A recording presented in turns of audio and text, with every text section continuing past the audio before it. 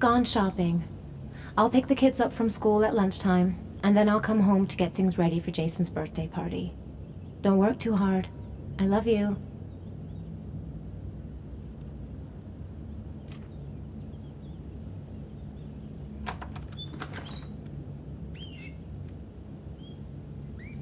I better take a shower and get dressed before I go downstairs.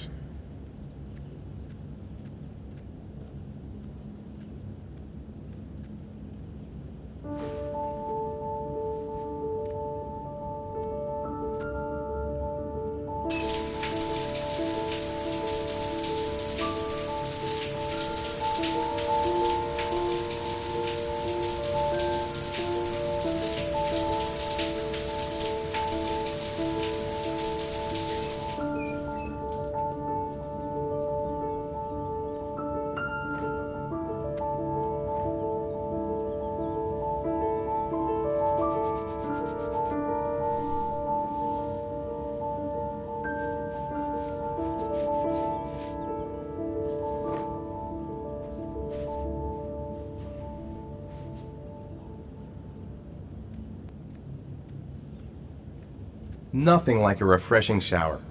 I almost feel awake. I'm as clean as a whistle. Time to get dressed.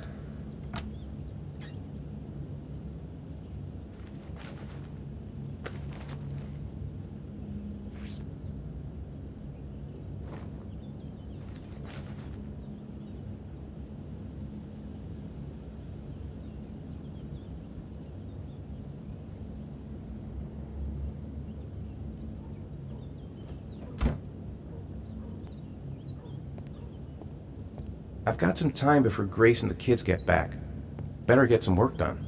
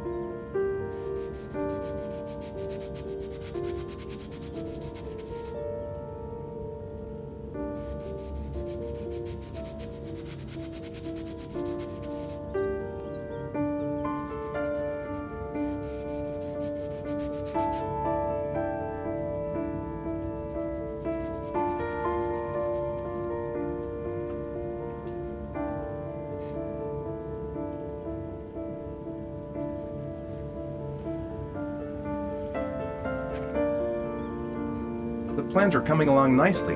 Should be finished by Monday.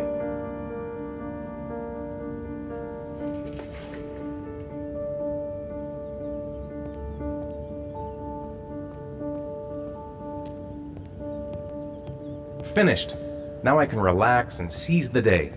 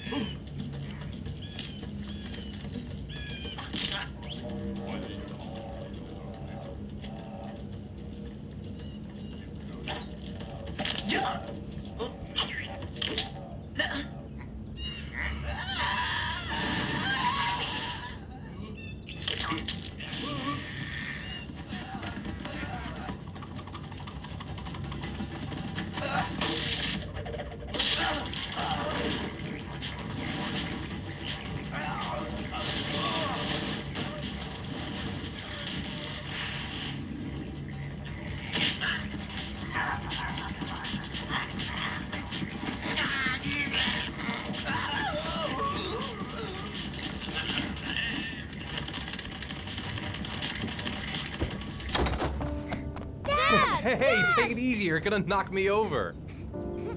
So this is your big day, huh? Am I grown up now? 10 years old. That's not exactly grown up, but you're getting there. Now, can I drive your car? And I think you're gonna have to wait a little while for that. Ethan, can you please help me? I'm coming.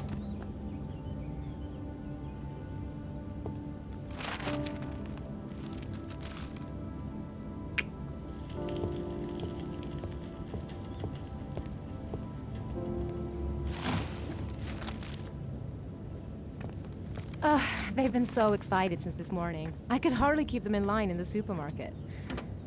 How's your day been? Managed to get any work done? I made some pretty good progress. I've just got to work on a few more details, and then I should be ready to present the plans to the client. I've got a billion things to do. It'll never be ready before Jason's pals arrive. Can you please help me? There should be plates in the living room cupboard. No problem. Leave it to me. That door's always sticking. Give it a big tug.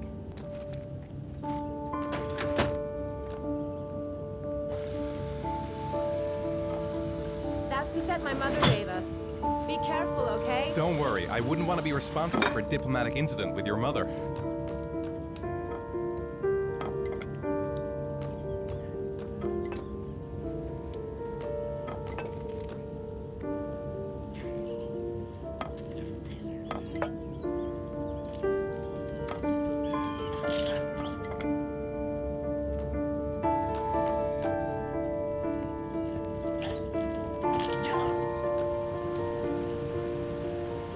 That's it. I'm free as a bird. Hey, 5 minutes, boys, okay? After that, we've got to eat because your friends are going to be here Okay, soon. we promise, Mom. Who wants to go first? Me first. No, me me first. Easy, fellas. You can both have a turn.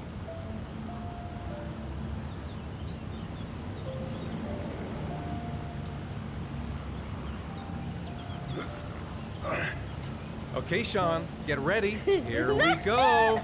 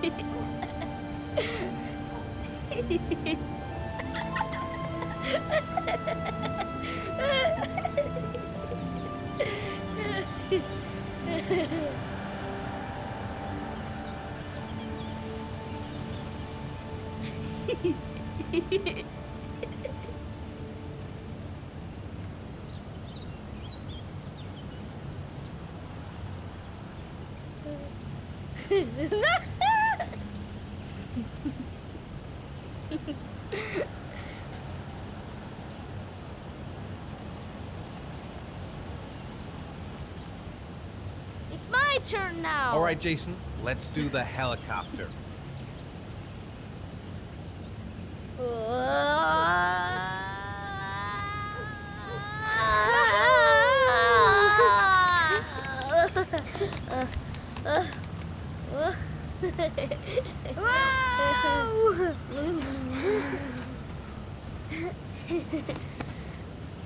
Come on, Dad. Show us how strong you are. Big muscles. Be careful, hang on.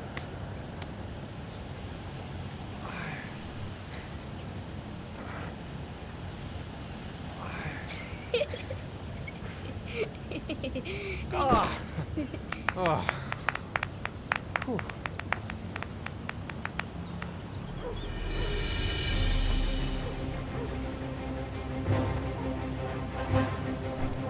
This time you're done for. You're gonna pay for all your crimes, evil one. Ah, surrender, weakling. Say your prayer.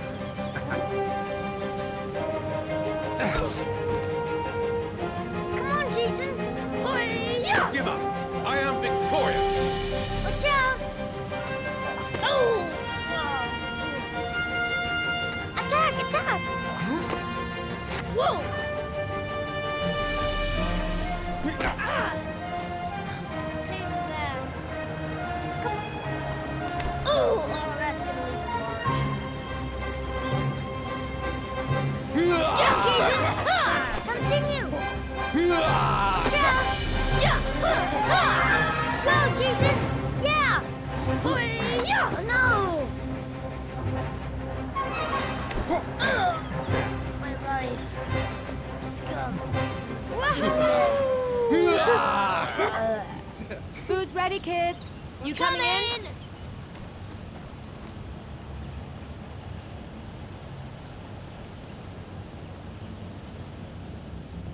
Shaun? Lunch is ready. I'll go get him.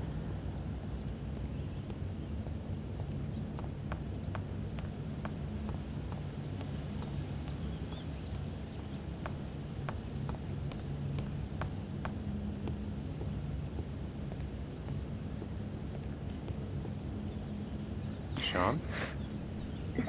What's up? It's Merlin. He's dead. He's dead and it's all my fault. No, it's not, Shaun. Of course it's not your fault. I'd give anything if you could come back to life. You know, Shaun, there's some things which just have to happen. Even if you don't want them to. It's not fair, Dad. It's not fair. I know. I know.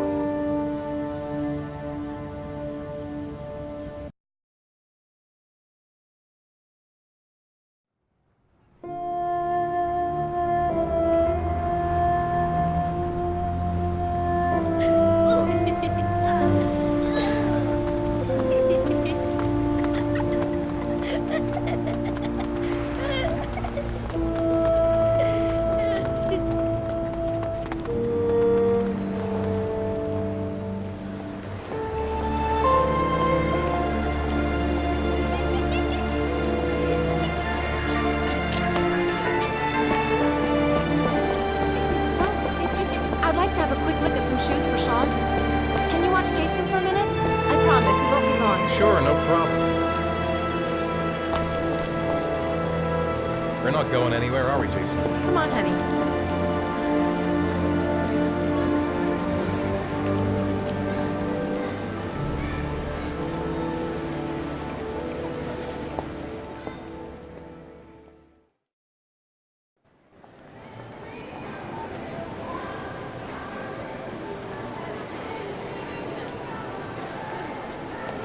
Jason!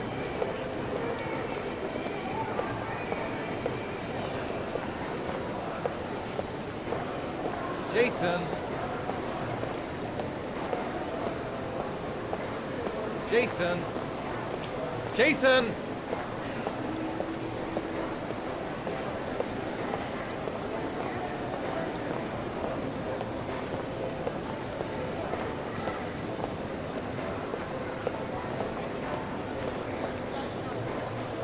Jason, you really shouldn't wander off like that, you know? There's an awful lot of people in here. Please, Dad, can I have one? I would really love to have one. Please, Dad, come on. Okay, let's go buy a balloon. Great! Hey, champ. What's your name? Jason, Which balloon would you like, Jason? the red one. Here you go.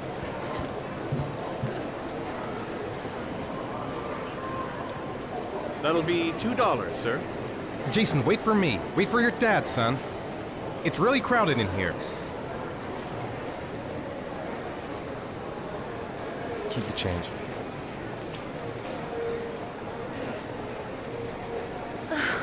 It is impossible to try on a pair of shoes with this crowd. Where's Jason? He was here a second ago. I bought him a balloon, I turned around and it just disappeared. Disappeared? What do you mean disappeared? Stay here. I'll go get him. Be right back. Jason!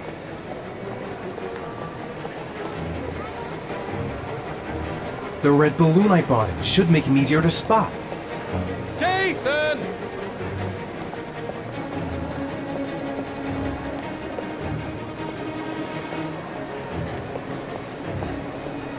Jason!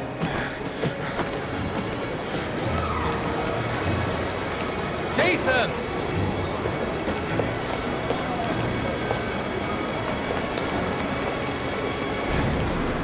Watch it! Jason!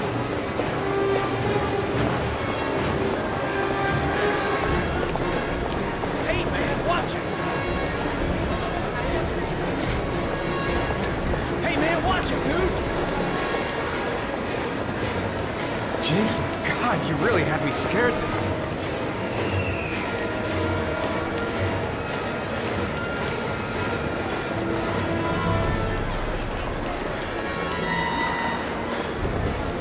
Jason!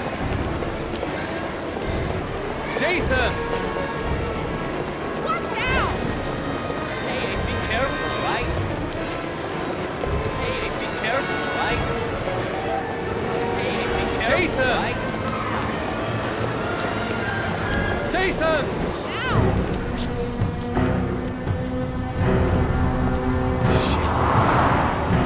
Shit!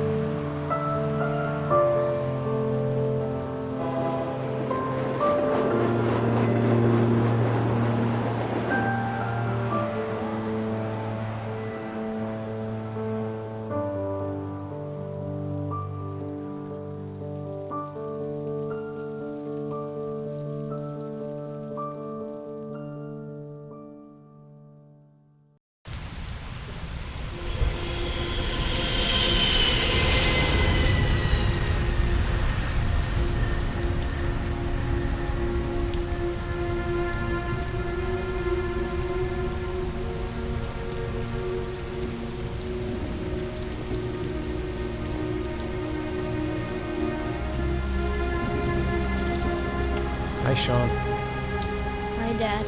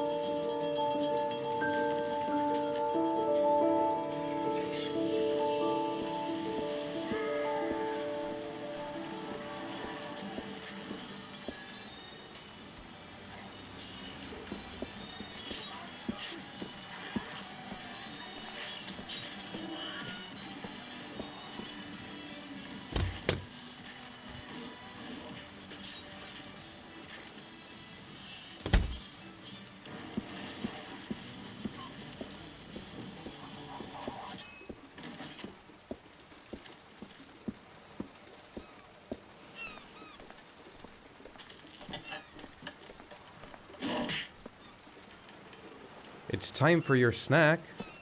Are you hungry? I guess, a little. Let's see what we can find in the kitchen.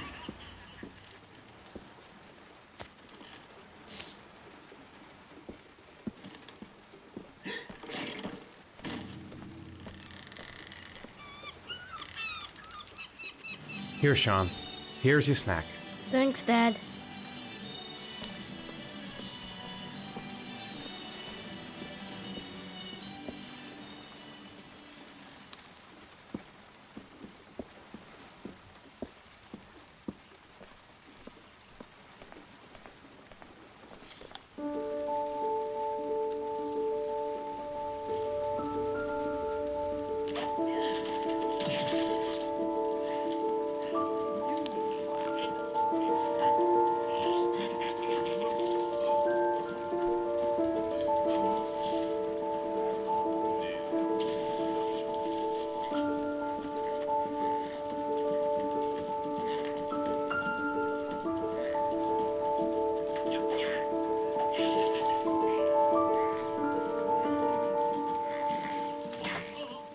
Grease has Shaun this weekend. Seems like he can't wait to get back to his mother.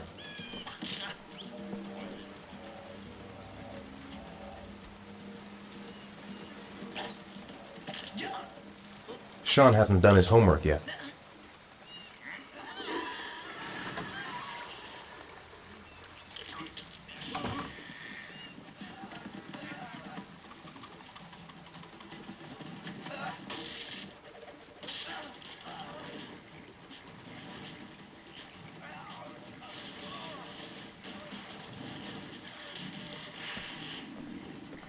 How are things at school?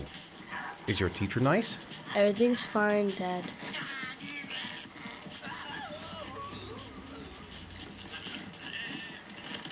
So, you want to talk a little? Talk about what? I don't know, about you, your friends, how things are going. Nothing special.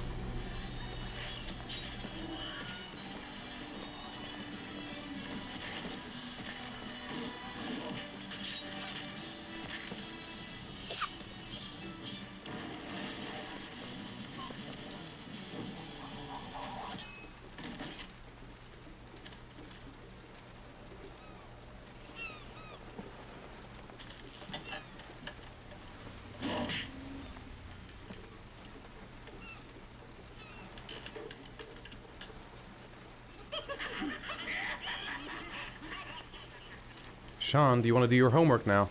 Please, Dad, let me watch TV a little while longer. We'll do it later, okay? I think we should just get right to it. Then it's done and out of the way.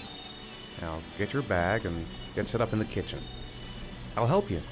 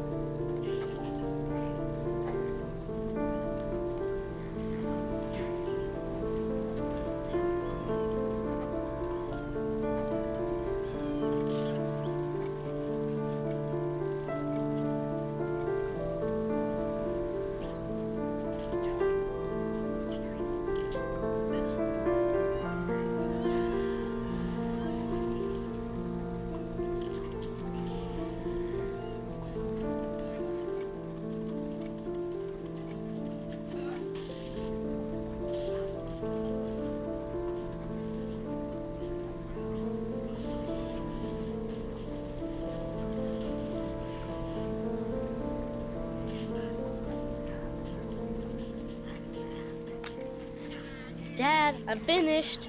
Can I go watch TV?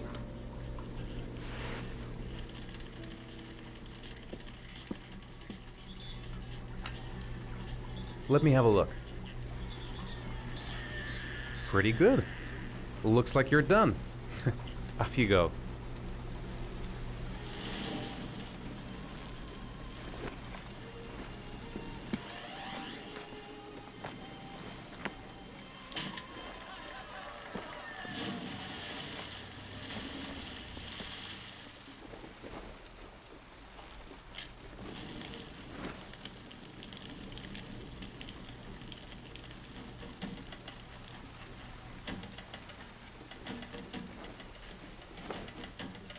It's dinner time.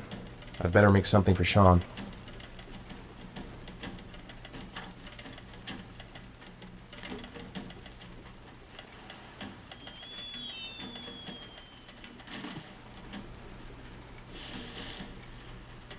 Do you want me to get your dinner? Oh yeah, I'm really hungry. Okay, I'll go see what I can find. I'll call you when it's ready.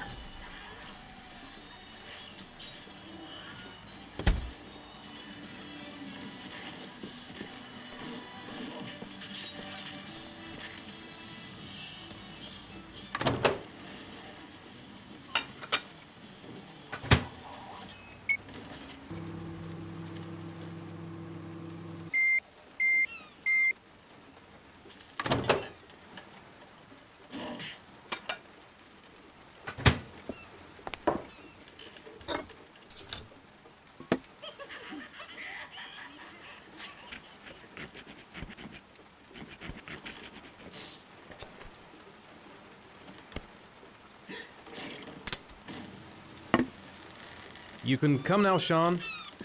Your meal is ready. I'm coming!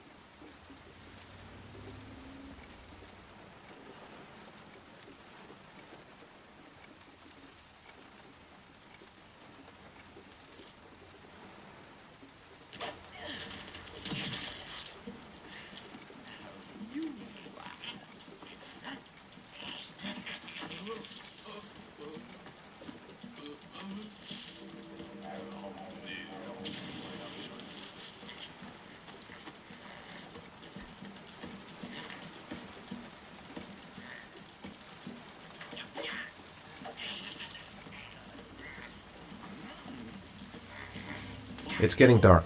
Better turn on the light.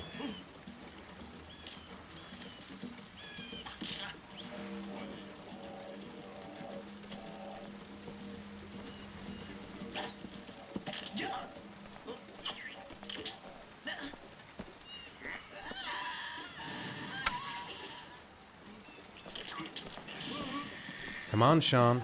It's time for bed. I'm not tired yet. Can I stay up a little longer? All right, we'll wait a little before going to bed. But don't say anything to your mother, okay?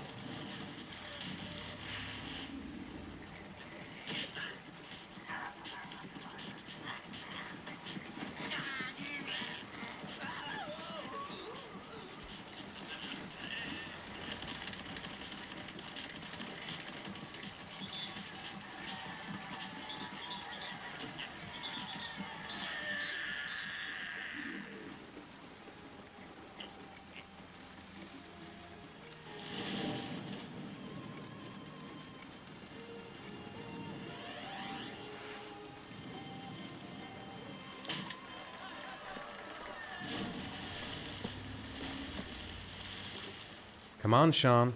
It's time for bed. I'm not tired yet. Can I stay up a little longer? Now, that's not very reasonable, is it? You have school tomorrow. You have to get some sleep. All right, I'm going. Are you coming with me? Go brush your teeth and put on your pajamas. I'll come up.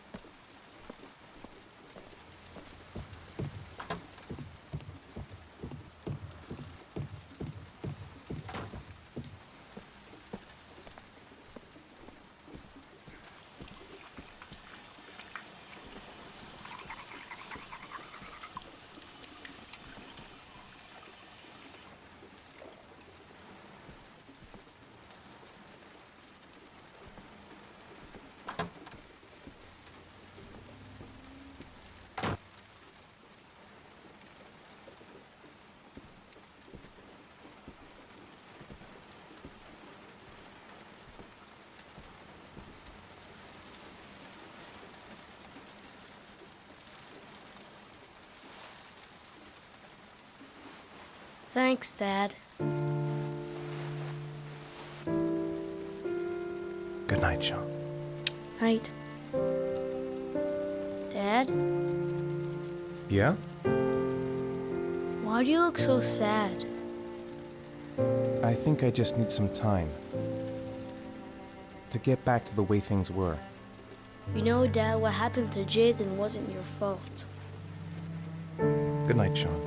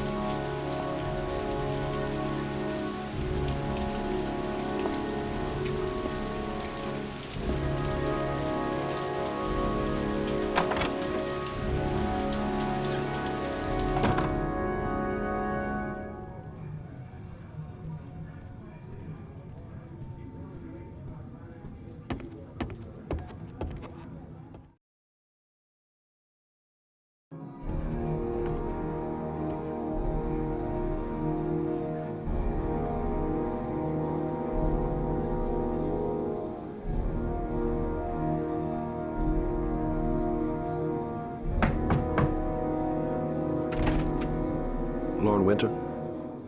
Sorry, I only see clients by appointment. Wait.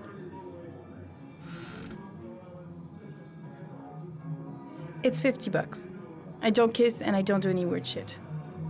Fine by me.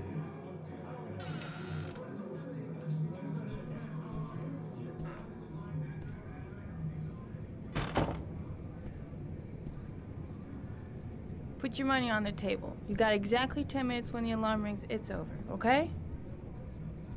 You should take your clothes off. We ain't got all day. Actually, I'm not a customer. Shit, a cop. I should have known. What do you want, a freebie? Is that it? My name is Scott Shelby. I'm a private detective. The families of the victims of the Origami Killer asked me to investigate the murders. I came here just to ask you some questions about Johnny. I already told the police all I know and I have nothing to add. Leave me alone. I understand, Lauren. I know what you're going through. Oh yeah? You know what it feels like to find your own son's body on a wasteland? I'm sorry, I don't believe you have the slightest idea what I'm going through, Mr. Shelby. There'll be other victims if we don't stop the killer. You have got to help me, Lauren. You may know something that can aid the investigation. Help you? There's nothing you can do. My son's dead, do you hear me? He's dead! If we don't find the killer, there'll be other mothers who find their son's body on a deserted wasteland. But you're right. Why should you care? It's not your problem anymore, right?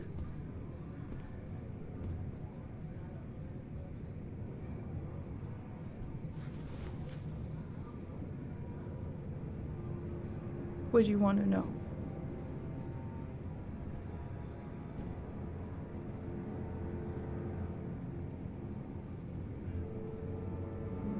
Tell me about Johnny. What kind of kid was he? Johnny was really a good boy. Sometimes he fought with other kids who called me you know. In his own way, I think he understood what was going on. Tell me about Johnny's father. A loser without a job who liked to beat me after a few drinks. He left the day Johnny disappeared. I ain't seen him since. Coward. Good thing he left.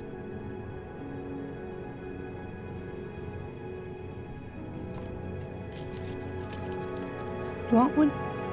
No thanks, I quit. That's brave.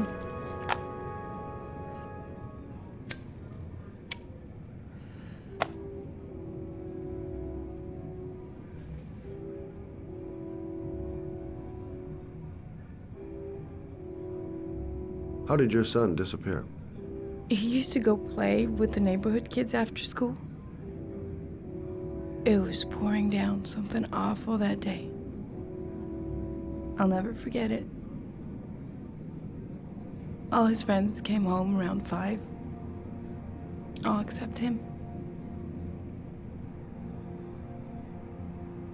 Did Johnny live with you? Yes. Of course, I made sure he never met any of my clients. I wanted to stop, you know. But we needed the money.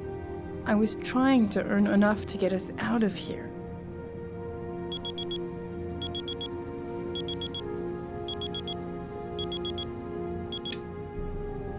Time's up, Mr. Shelby. I hope you got what you wanted. Now get out of here.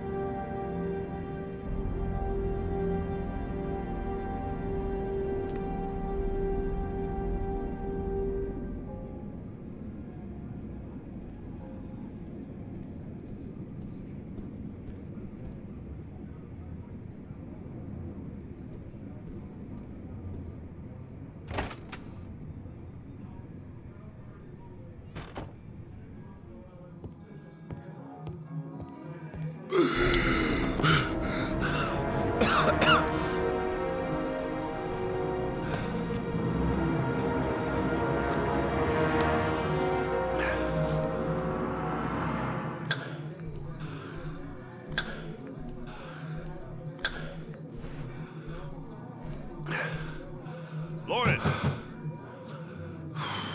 Lauren, open up, baby. It's me. Troy, what are you doing here? I already told you I don't want to see you anymore. Sorry, doll, but I really wanted to see ya.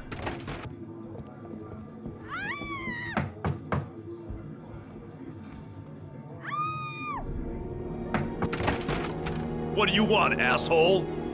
Lauren, is everything all right? She's just swell. Now beat it, loser! You again? If you're looking for trouble, you found it. I'm gonna beat the shit out of you. Oh!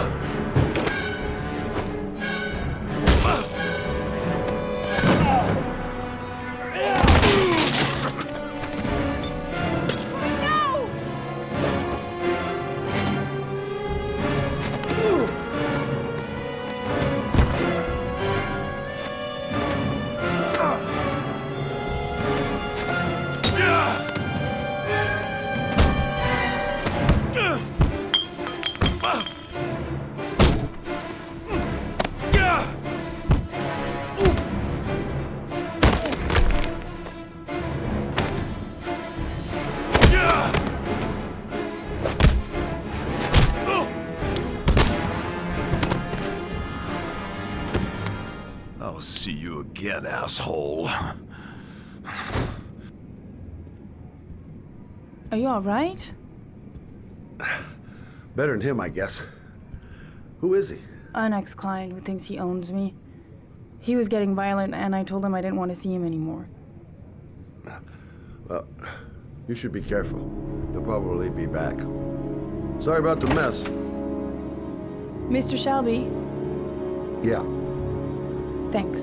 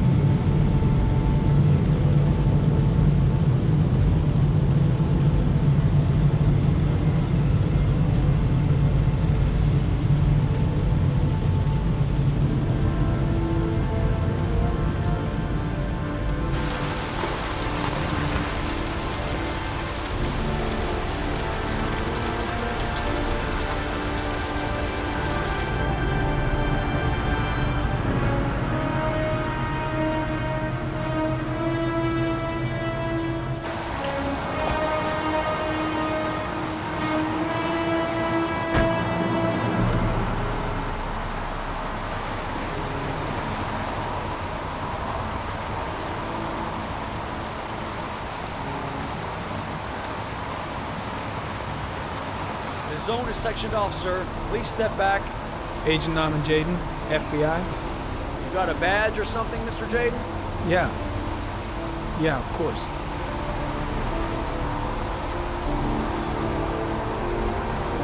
Check. You can pass. I'm looking for Lieutenant Blake. Is he around? I saw him arrive earlier. He's here somewhere. Thanks.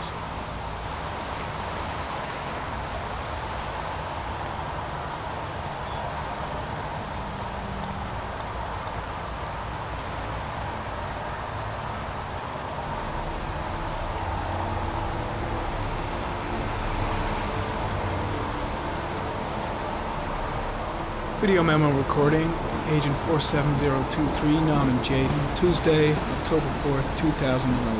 Time is 8:14 a.m.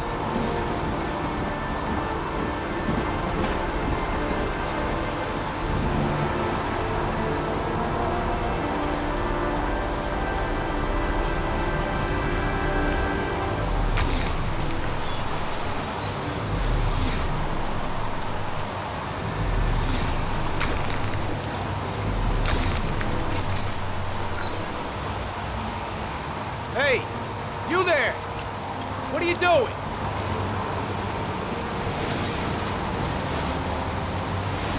Lieutenant Blake? I'm Agent Norman Jaden from the FBI. I went by your office this morning. They told me you'd be here. Now, if you're looking for rain, dead bodies, and highways, you come to the right place. Mike, will you tell that asshole with the bulldozer to stop for 5 minutes? I can't hear myself think here. Right away, Lieutenant. Well, are you coming, Jaden? So, what happened? Some guy taking his dog for a piss found a body about 6 o'clock this morning. We don't know much more right now. Based on what we've seen, looks like the work of the Origami Killer. Has the time of death been established? Based on the rigor mortis, must be less than 6 hours ago. We should know more once the coroner has had a look. Any news on the coroner? He's on his way, Lieutenant. We've been waiting for an hour, for fuck's sake. There are a lot of people on the crime scene. Aren't you afraid your men might destroy some clues? You don't find proof sitting behind a desk. And we're not in the habit of trampling things into the ground, even if we're not in the FBI. No, of course not. That's not what I meant. Has the body been identified? No, not yet. We should know more later today. Tony, I don't want to see a single shit-stirring journalist within a mile of here. You got it? Yes, Lieutenant. Do you have any leads? My men are going over the scene with a fine-tooth comb. The killer left anything behind. We'll find it. Listen, I'm a little busy here. Why don't we discuss all this a little later, back at the office? Oh, no problem. I understand. Do you mind if I have a look around? Be my guest. Hey, Jaden, you come and see me if you find anything, okay? We're on the same team now.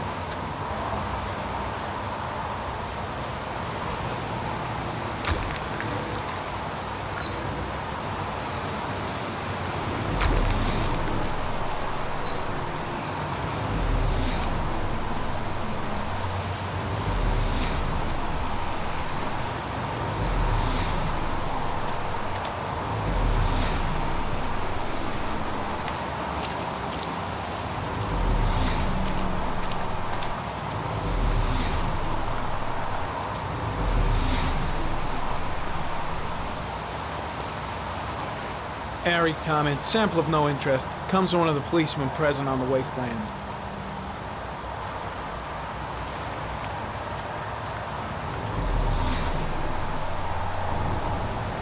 Harry comment, the victim is lying on his back. No visible signs of violence.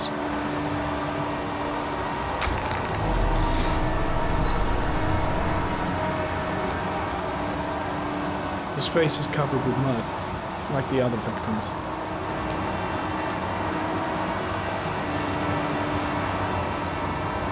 An orchid was placed on the victim's chest.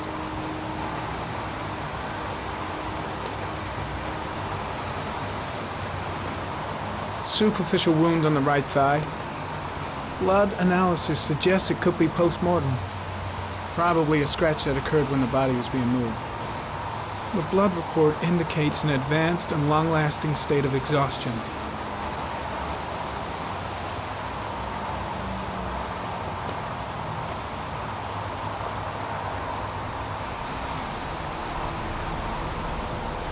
A small origami figure in the right hand. Fingers were probably closed after the time of death.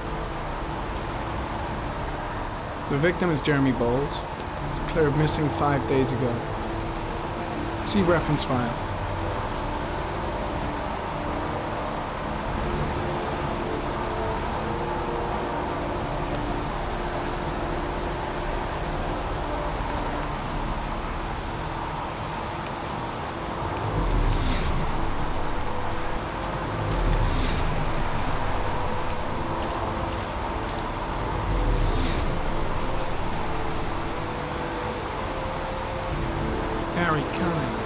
orchid pollen detected. Probably from the flower left on the body.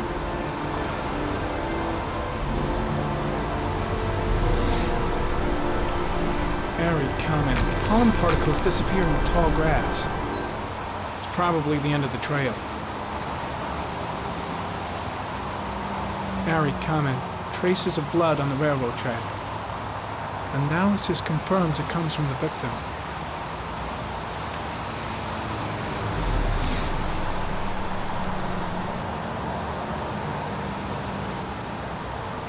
Footprints continue just after the pollen trail. There's a good chance that they're the killers.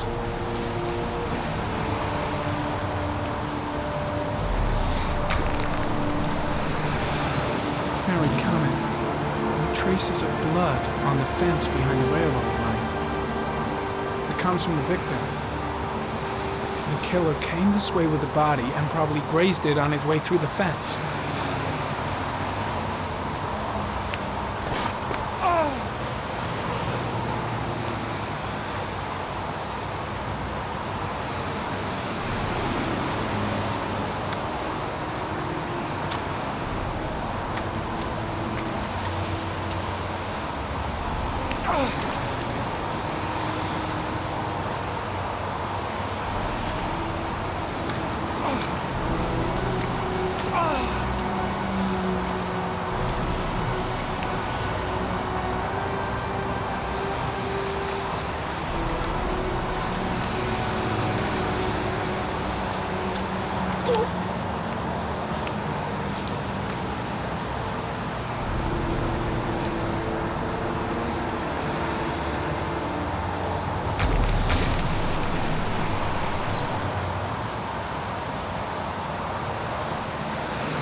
Good chance that they're the killers.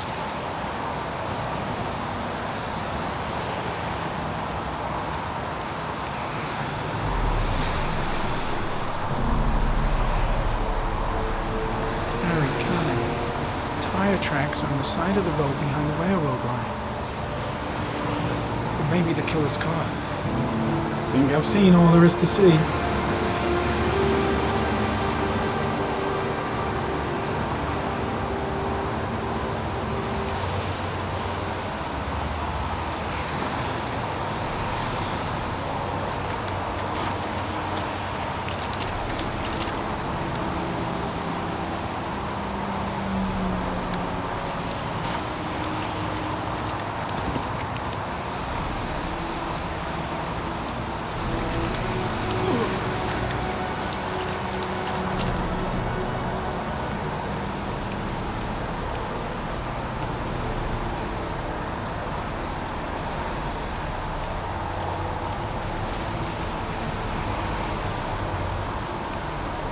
I'm heading back to the office. You staying? No, I've seen enough. I'm leaving too.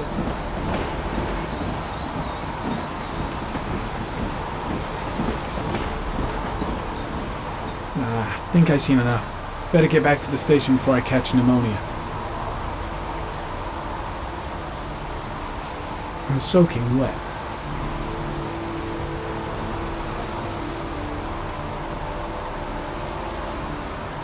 There's a railroad track near where the body was left. Same as all the other victims.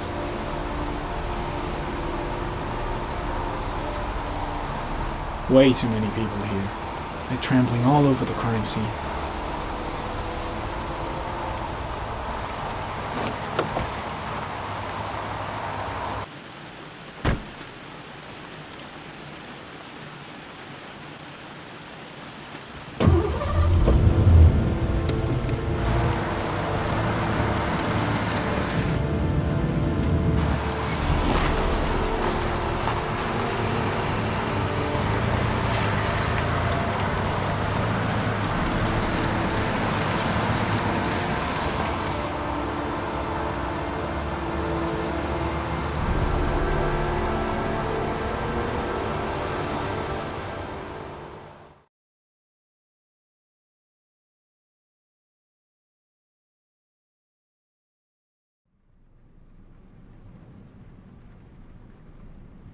A bat.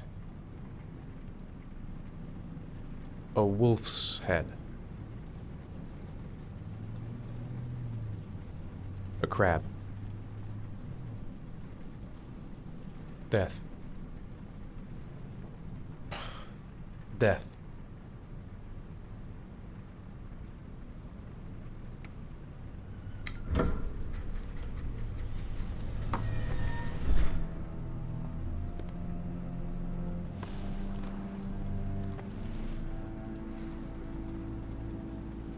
I have the results of your MRI scans. Everything seems to be normal. There is no physical damage from the accident. However, I am worried about your psychological condition. I know it's not easy, but you've got to start over, Ethan. You're not responsible for what happened. It's my fault Jason is dead. He'd still be alive if I'd been looking out for him. It was an accident. Accidents happen every day. You can't blame yourself forever for your son's death. How is Shaun?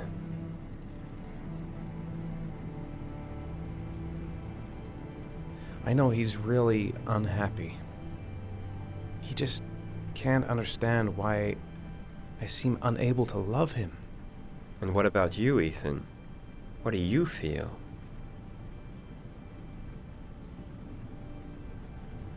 I no longer want to live. I have no reason to continue. Not even for your son, Shaun. I couldn't save Jason. Shaun doesn't need a father like me.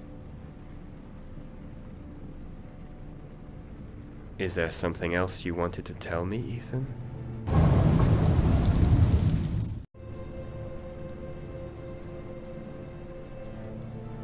No. No. That's the end of this session. We'll continue this conversation next week. You were lucky, Ethan. It's very rare to survive such a traumatic accident. I don't exactly feel lucky, Doctor.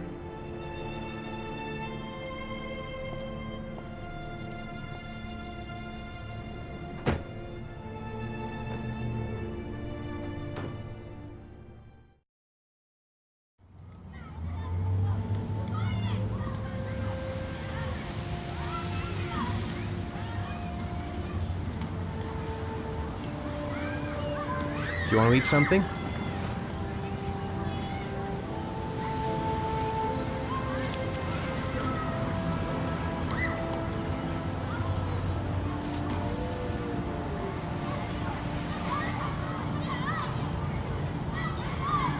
I'd like a packet of strawberry flavored chewies, please.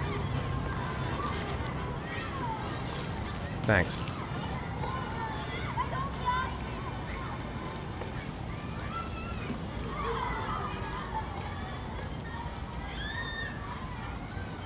Hey, I got you some chewies. I hate strawberry.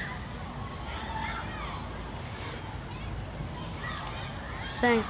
It was nice of you anyway.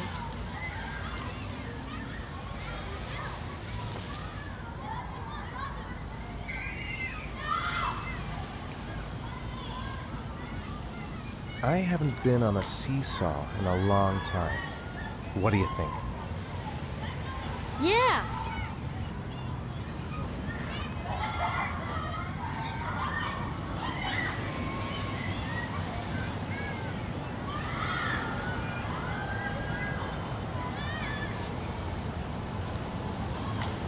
Come on, Dad, make me fly!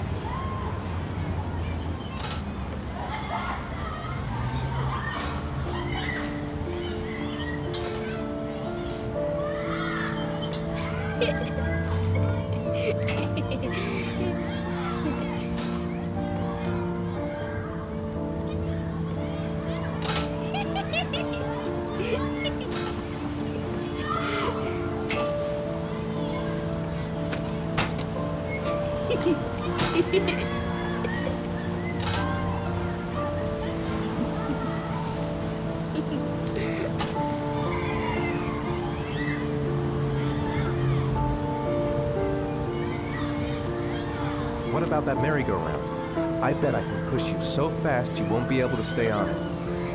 Great!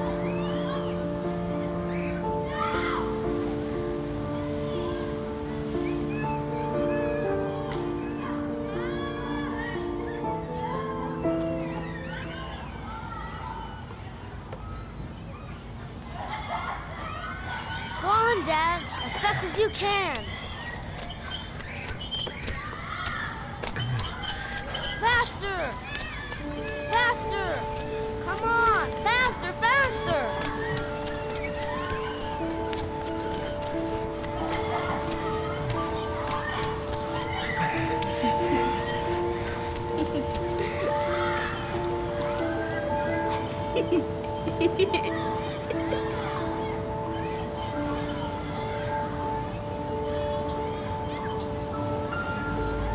Whoa! I think my head is spinning. Good training for astronauts, though.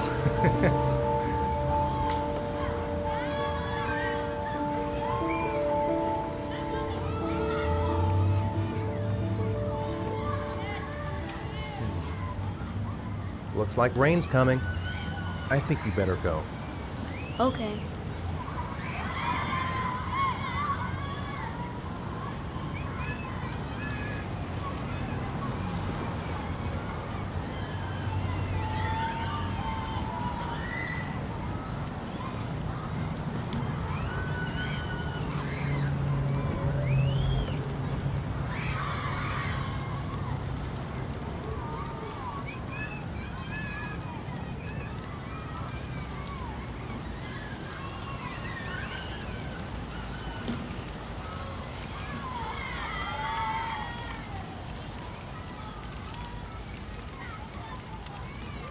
Hey, Dad, can I have a ride on the carousel? Can I? Sure. Go pick a horse and get on. I'll get a ticket. One, please. That's $1.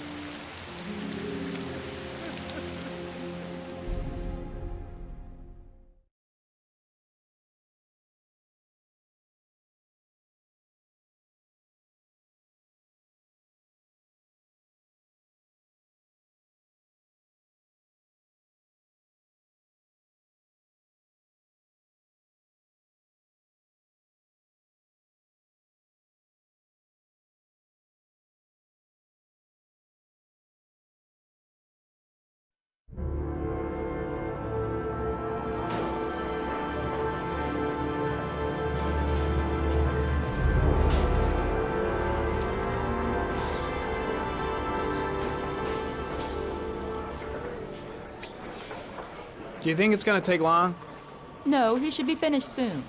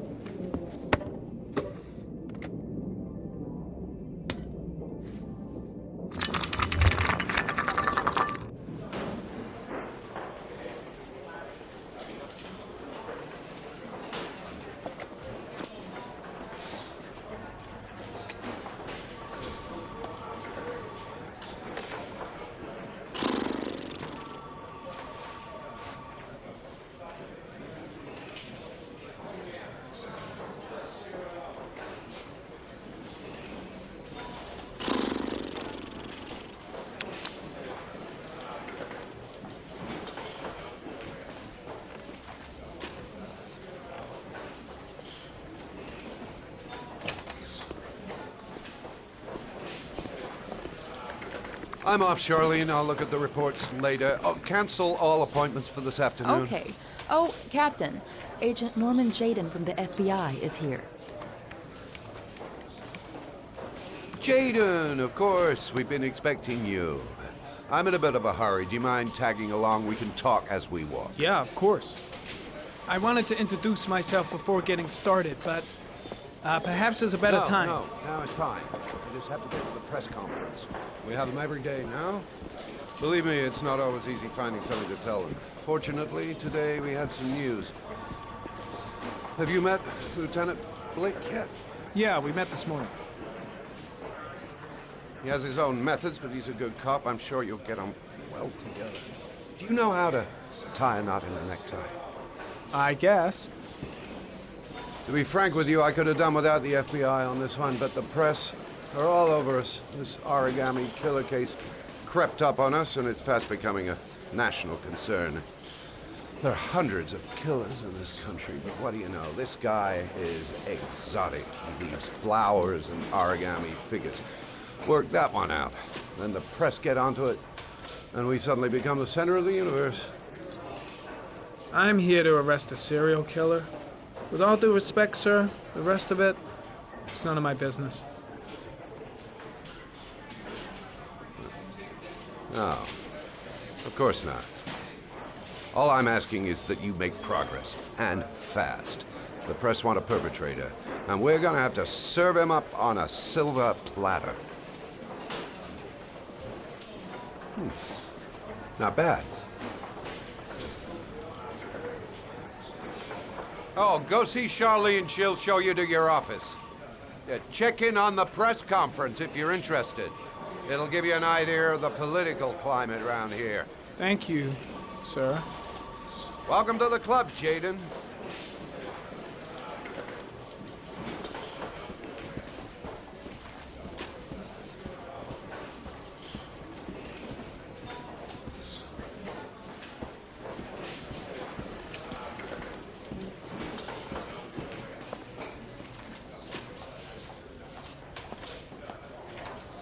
Nice watch. Oh, it's the present we offer to our new lieutenants.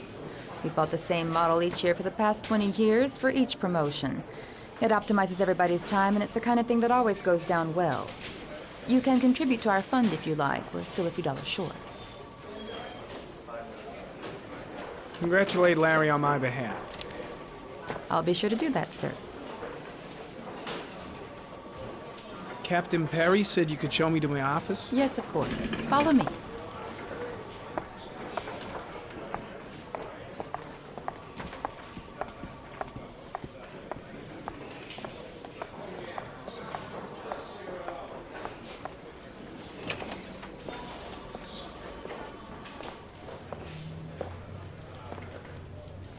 This is my office? That's where I was told to take you. If you need anything, you know where to find me.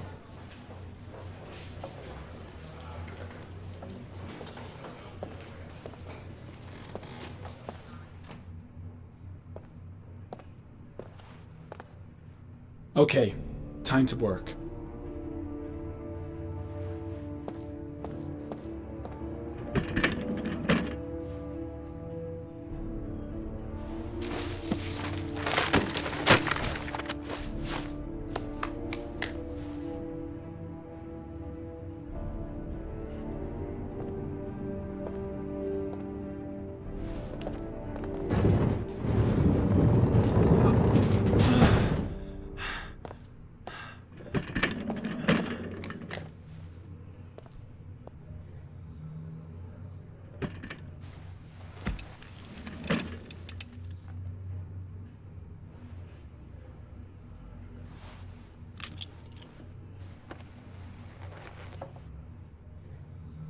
Step 1.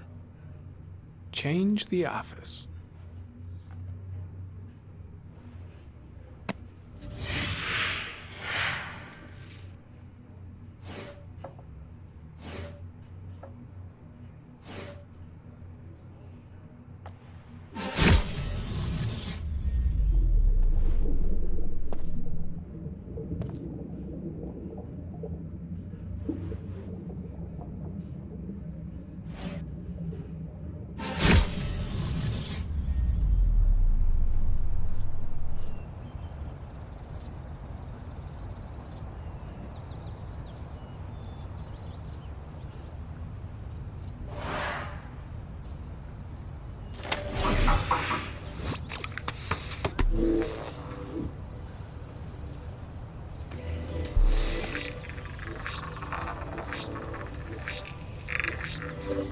The killer's car is probably a Chevrolet Malibu 83.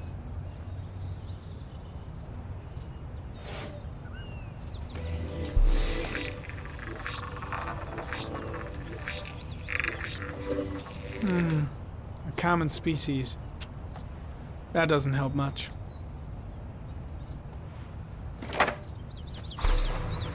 The orchid is a common species. It can be found at any flower shop.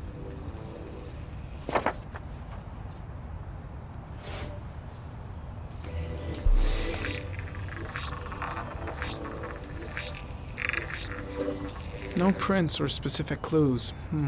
Nothing much to go on.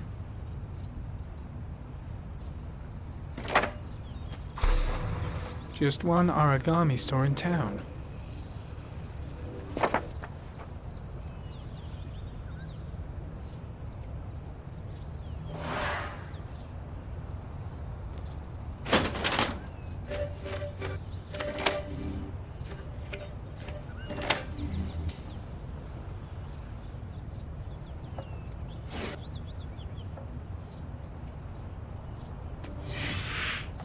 Always the same ritual. An origami in the hand, an orchid on the chest. The victims have always been dead for less than 6 hours when they were found, which means they remained alive for several days before being drowned. Over 3,500 people questioned. Over 100 suspects interrogated. Not a single lead to go on.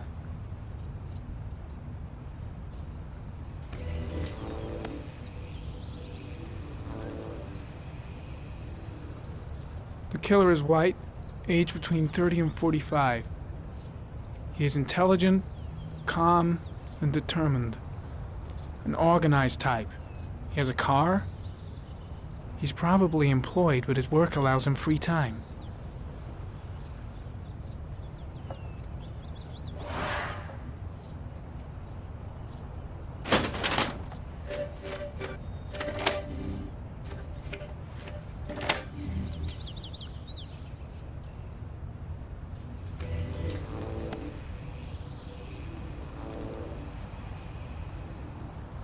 The killer is white, age between 30 and 45. He is intelligent, calm, and determined. An organized type. He has a car. He's probably employed, but his work allows him free time.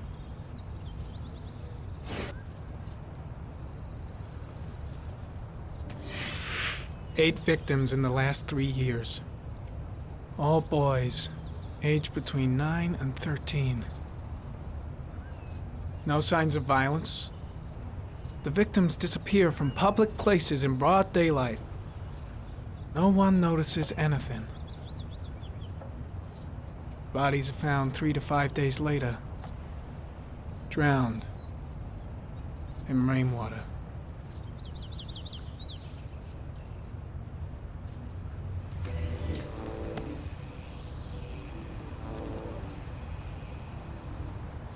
There is always a railroad line adjacent to where the bodies are found.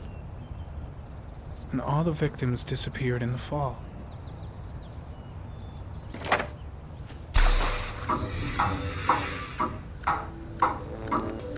The killer has a large comfort zone. He gained confidence rapidly and moved away from his base. This won't make the geoprofiling any easier.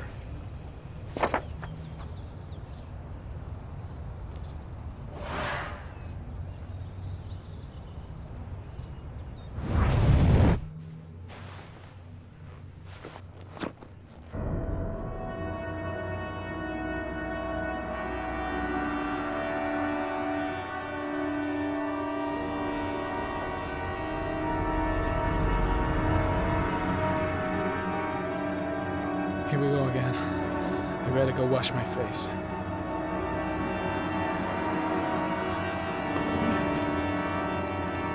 I need to take some. I'm gonna faint if I resist. That's alright. I know I can make it. I know I can make it.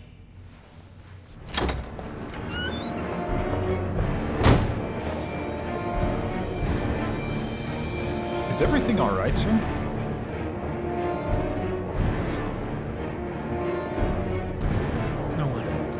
No one will see.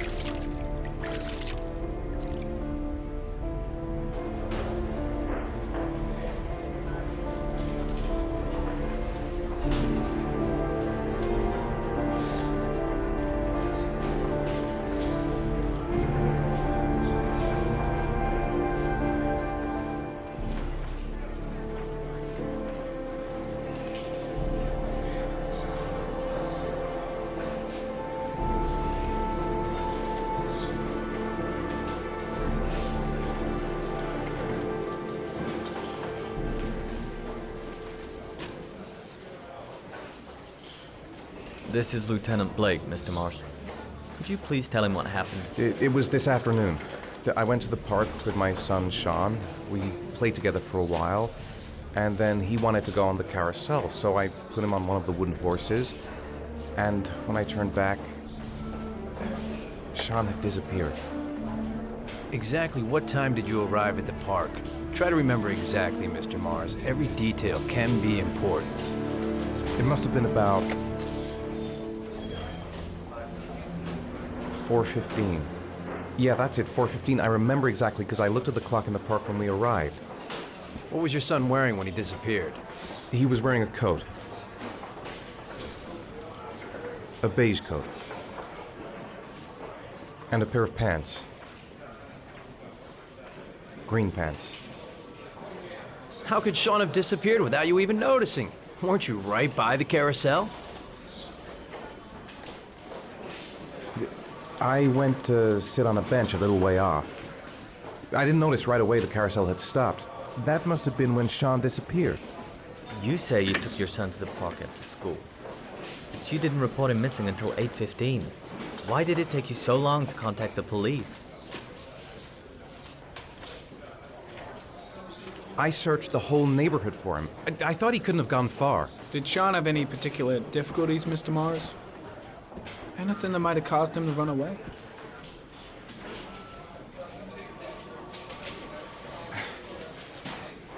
Shaun is a sensitive child. Our relationship has been a little difficult recently. Everything okay at school? Any particular problems between you and your wife?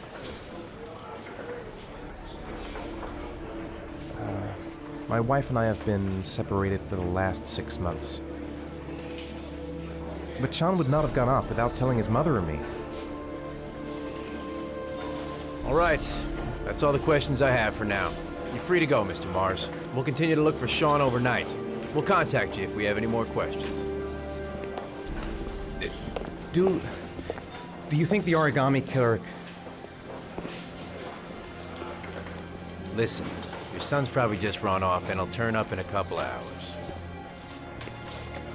But what if it is the Origami Killer? Well, then we have about 4 days to find him alive.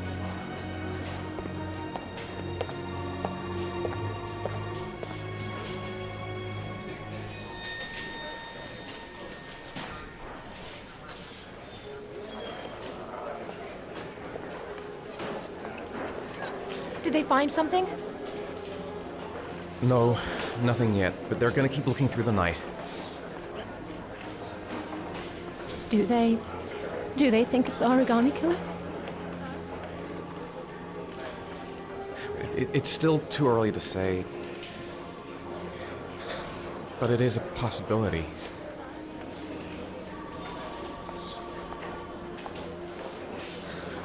What happened, Ethan? How could you lose Shaun like that? You should never have taken your eyes off him. I mean, for God's sake, how hard is it to keep your eye on a child in the park? Why did you leave him, Ethan? Why? Wasn't it enough losing Jason? I'm sorry. That's not what I meant to say.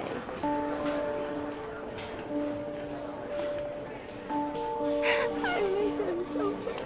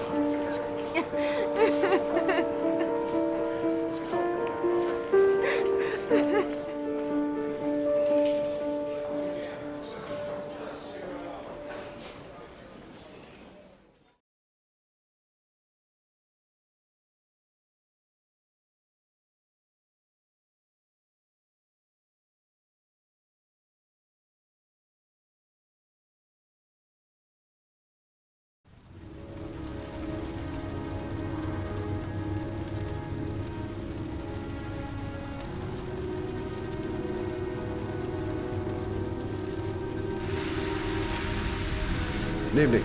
Good evening to you, sir. Can I help you, sir? Well, I hope so. My name's Scott Shelby. I'm a private detective. I'm investigating the case of the Origami Killer. I'd like to ask you a few questions. My son is dead, Mr. Shelby. I have nothing more to say. You may know something that could help save other people's lives. I was unable to save the life of my own son. I do not see how I could save the lives of other people. The killer has kidnapped another victim.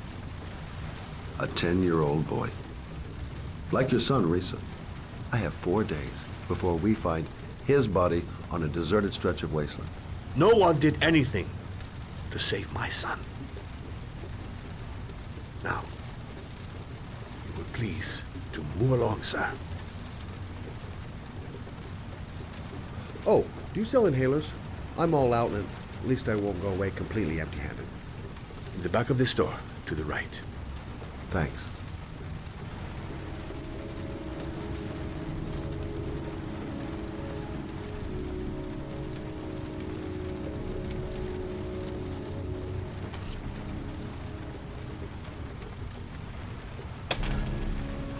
Good evening, sir. Are you looking for something in particular? Give me what you got in the register. Don't fucking try anything. Open the register, you dumb fuck. Put the money on the counter. Shit, you deaf or what? Are you gonna open that fucking register or not? No, sir. You do not have the right to steal that money from me. I have worked very hard to earn it. You cannot have it. What did you say? You're out of your fucking mind, man. You don't get it, do you? I'm gonna put the fucking bullet right between your eyes. Hey, you! Come here! I said come here now! Don't move! Hands up! Put your fucking hands up or I'll shoot!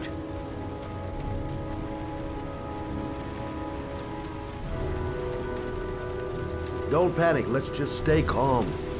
Nobody here wants to hurt you.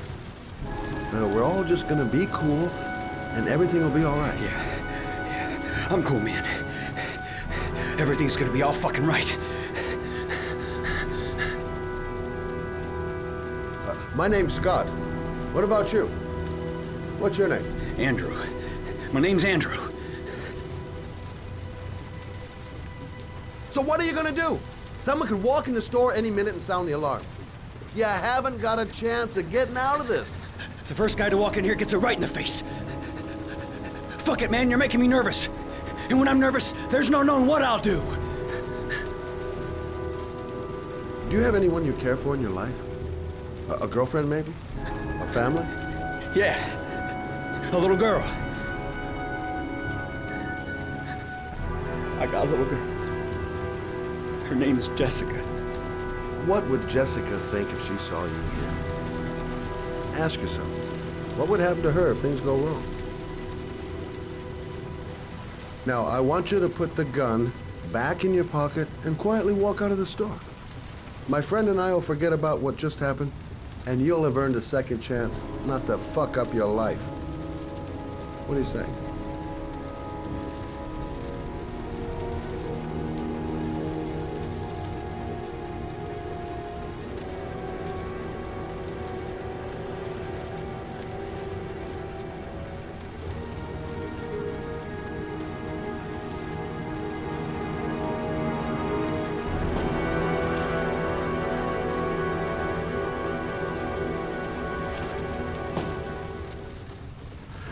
Thousand thank you, sir. I don't know what would have happened if you had not been here. Well, at least I didn't come by for nothing. Have a nice day. When my boy, Reza, disappeared, I received a letter with a locker ticket inside. Inside the locker, I found this box. I do not understand what it means, but I think it must be a sort of message from the man who took my son from me. Can I?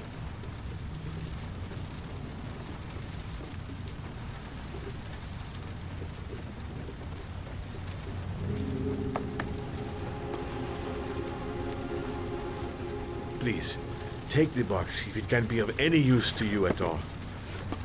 It did not help me to save Reza, but maybe it will help you find the other little boy.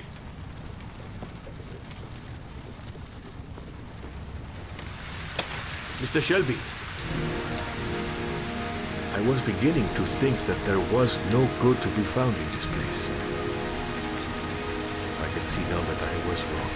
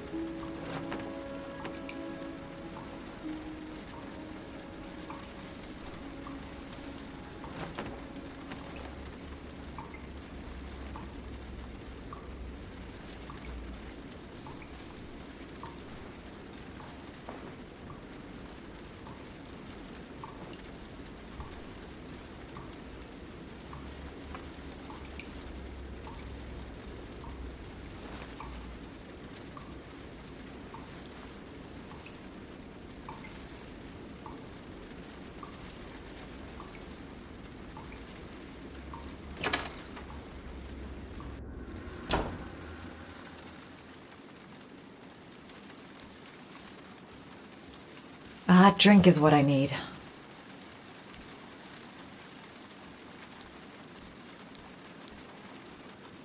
If I try to stay busy, it might actually help me get to sleep.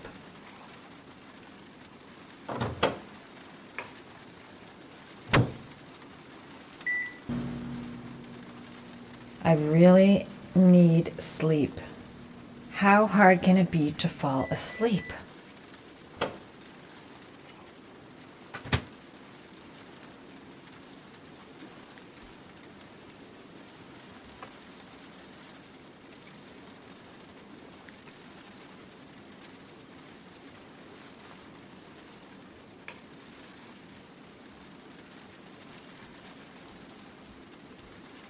Goddamn insomnia. I'm totally exhausted, but I just can't sleep.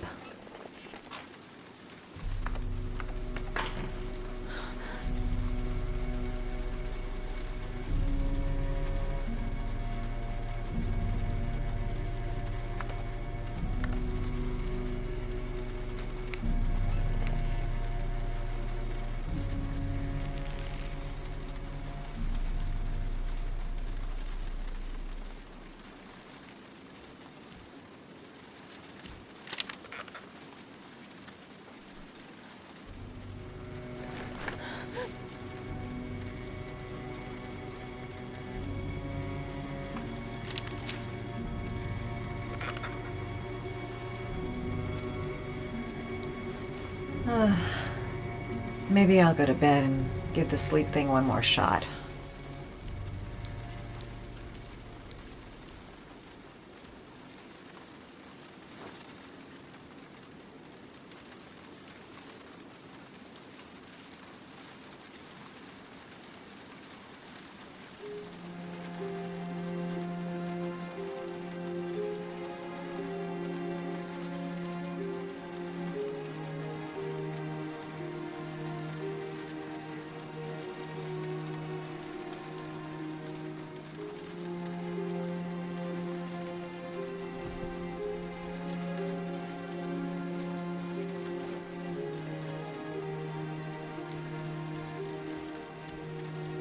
I swear that shadow just moved.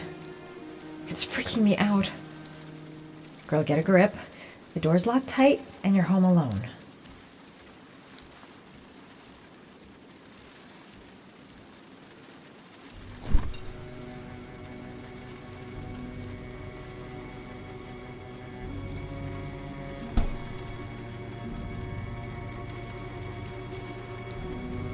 I shouldn't take those damn pills again.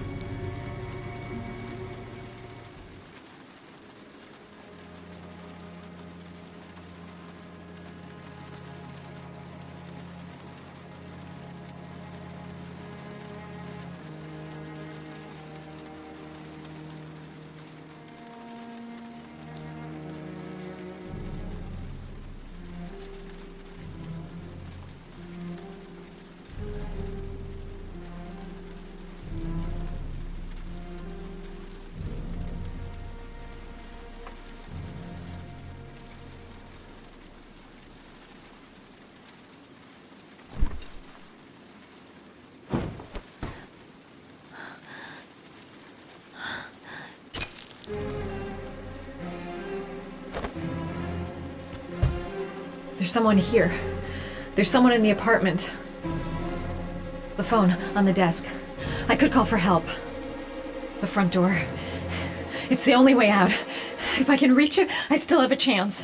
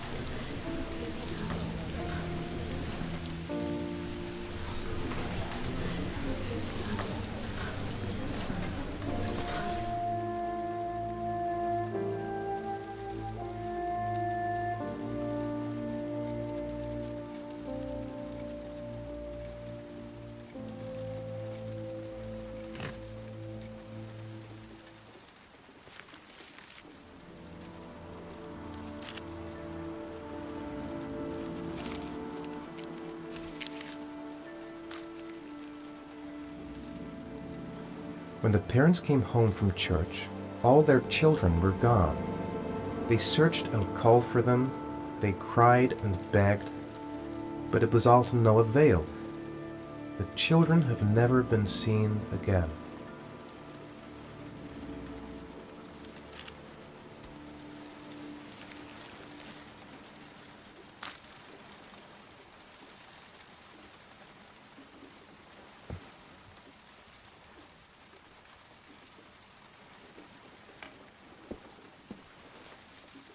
I have to get out of here and find out what this ticket is about.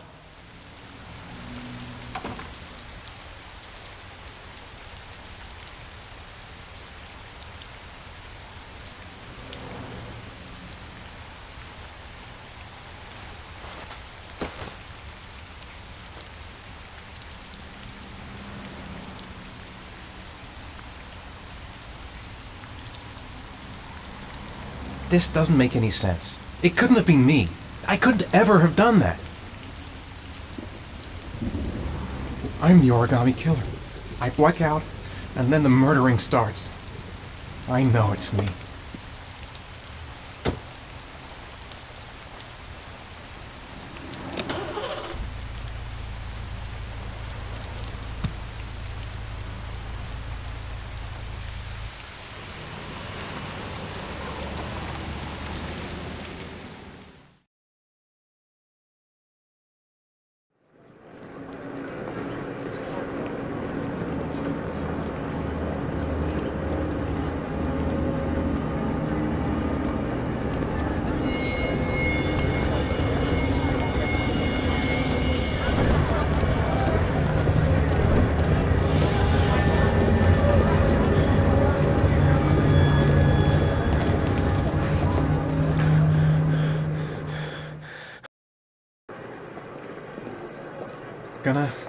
Gonna have to make it through the crowd. I can't take crowds. Just can't handle it.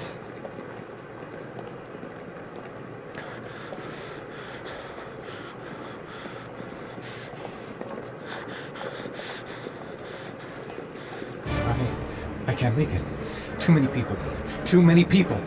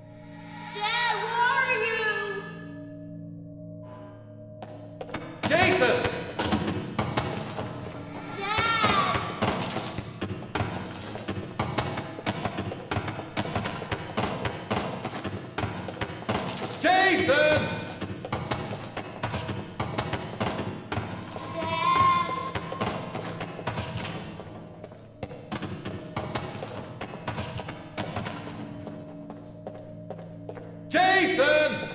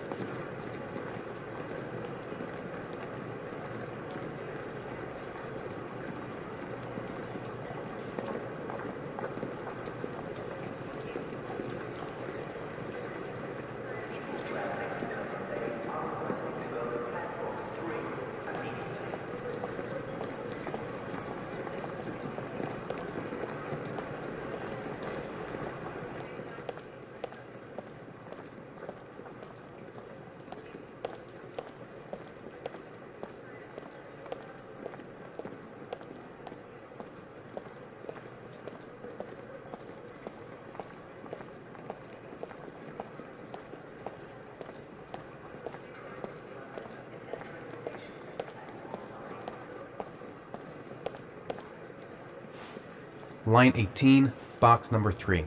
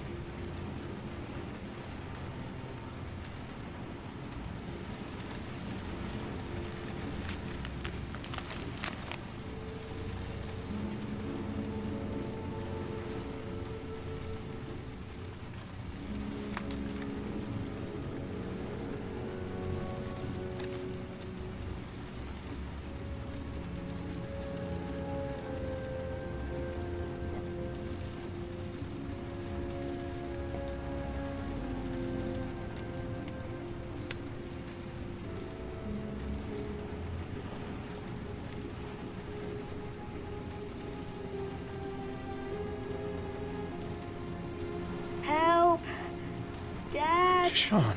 Where are you? I'm so cold. Dad! Dad!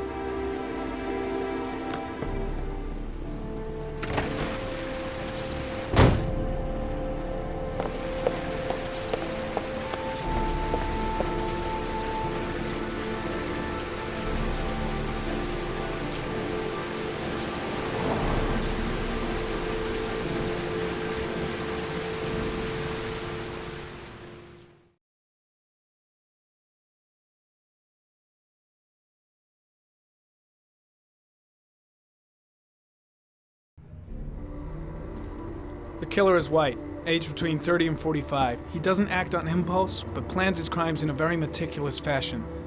He doesn't have anything personal against the victims. That's why he covers their faces with mud, to make them anonymous. Why does he kill them if he doesn't have anything against them? For him, they're more of an image, a symbol. That's probably why he gives them an origami figure and an orchid as gifts, to apologize for what he's done to them. Very interesting. And where does all that get us? The best way of tracking a predator is to be familiar with his behavior. That may be true in novels, but there's a child's life at stake here. Continue, Jaden. One detail attracted my attention. The interval between the time when a victim disappears and the time when the body is found ranges from 3 to 5 days. but the rainfall is always at 6 inches, give or take 10%. What on earth does that mean? All the victims were drowned in rainwater. The killer kills only in the fall when there is plenty of rain. It could be that he puts them in some sort of well or tank that is open to the skies and that fills up with rainwater. The more it rains, the less time the victim has to live. Then I studied the geographical distribution of the murders. Generally, a killer commits his first murder near to where he lives, so he has a safe place to flee to if any complications arise. The more confident he becomes, the further he roams from his base. By analyzing the locations where the victims disappeared, I was able to isolate a zone where the killer might live. And what size is this, zone?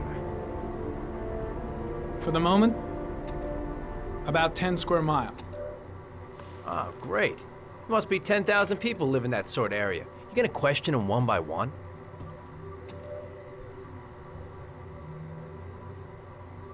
The more clues we get, the more we can reduce the zone. We can then cross-check it with our list of suspects and identify the killer. So what's next? There are 2 suspects whose psychological profile might fit and can be connected to the comfort zone. I'd like to question them. Ah, damn it. We're wasting our time with this bullshit. The killer's out there somewhere, and we gotta get off our asses and find him.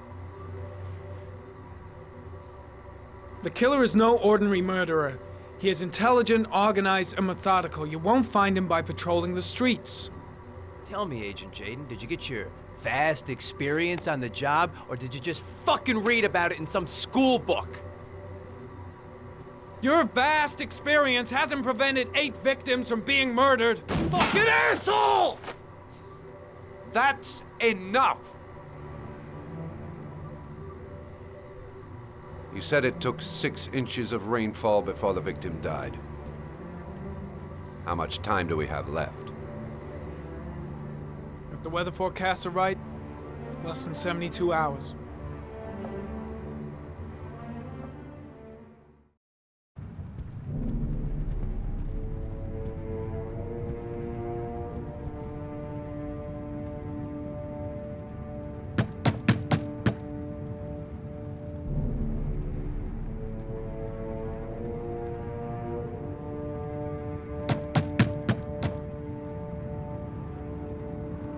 No answer. We waste our time coming here. Maybe we should have a little look inside anyway. There's nobody home.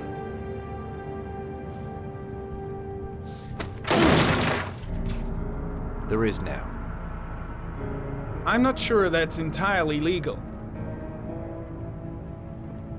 Call the cops.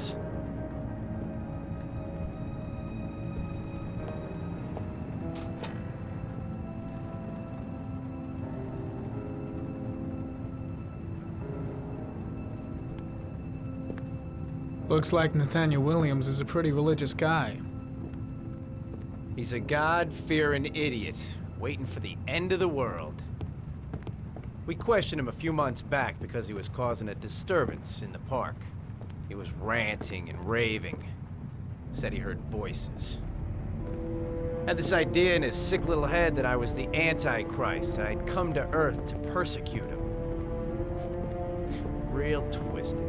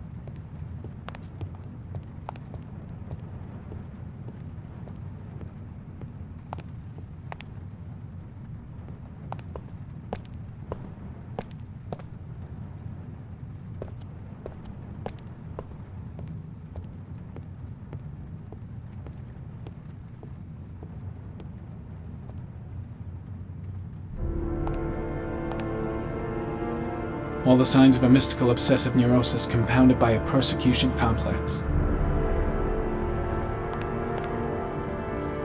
You don't have to be a profiler to see he's not a killer. We're wasting our time here. It's stifling in here. Those windows haven't been opened in years.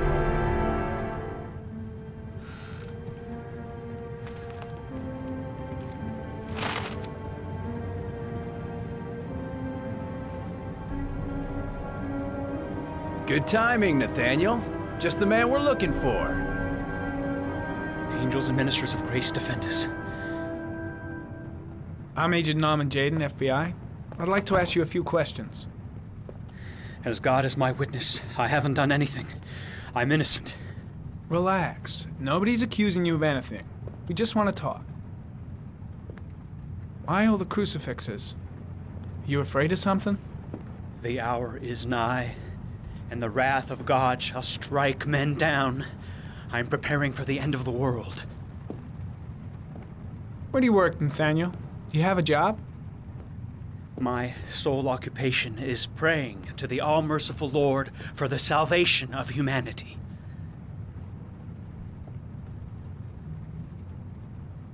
Nathaniel, do you remember where you were last Tuesday at 4:30 p.m.? Here? I was here. I was praying all day. Was there anybody with you? No. No, I was alone. What about the voices, Nathaniel? Do you still hear the voices? We know who talks to you, don't we, Nathaniel? Or we both know who talks to you. Don't speak that name. What does he Blake, say to you, Nathaniel? What are you doing? I can't talk about it. You mustn't talk about it. He orders you to go and find new prey, That's enough. doesn't he? Leave him he needs alone. more and more. No. No. You mustn't mention him. You'll bring him here. He told you to go and find that kid in the park. Carter, the voice shit! tormented Are you out of your all mind? night long. You wanted them to stop, didn't you, Nathaniel? Stop. Stop. That's enough. So you obeyed them to make them stop. You took that boy with you and you drowned him. Isn't that right? No! Stop! Stop! You killed them, didn't you, Nathaniel? Are you going to confess, you bastard? You are the Antichrist. Put down the gun, I shall Nathaniel. smash you to your father in hell. He is the son of Satan. He was sent to earth to destroy us. For Christ's sake, shoot! You're not going to kill the Antichrist with a revolver, Nathaniel. He's much too powerful for that. Antichrist, my ass! Get that gun out of my face! Keep calm. Everything is going to be fine, Nathaniel. Demon, you shall regret confronting the emissary of the Lord. You shall know divine power. Concentrate on my voice, Nathaniel. Listen only to my voice. Christ all powerful, defend us in our battle with the forces of evil. Protect us from the cunning and wiles of the demon. May God Almighty manifest the power of His empire, and may divine power cast Satan and all the other spirits that prowl the world in search of souls into the darkest depths of hell. I'm here to help you, Nathaniel. To get rid of the voices in your head, but you have to trust me. Back away, slowly.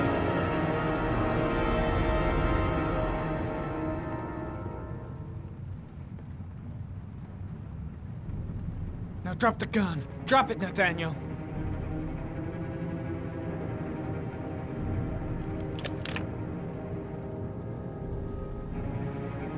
Put your hands on your head.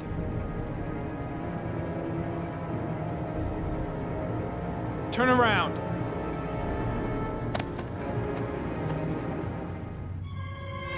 Motherfucker! In the name of the Lord, I exorcise thee, Satan. Okay, freak, the show's over. You're under arrest. Pretty damn cool under the circumstances. I would have just shot him. A gun isn't the answer to every problem, Blake. Maybe not, but most of the time it helps.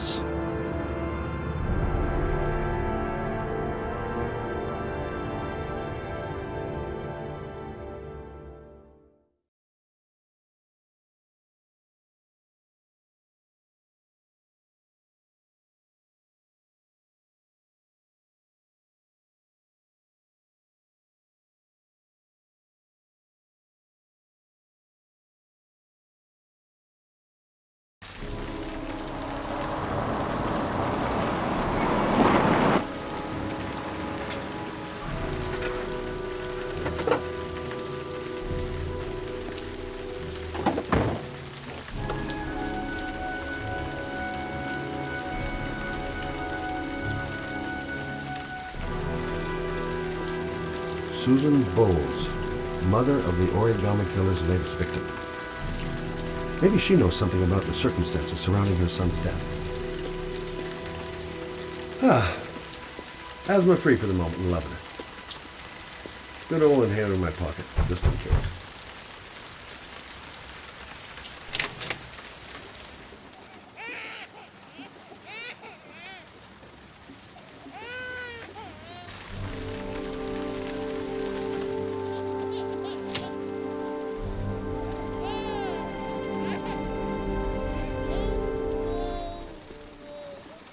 Mrs. Bowles? Anybody home? Oh, Jesus.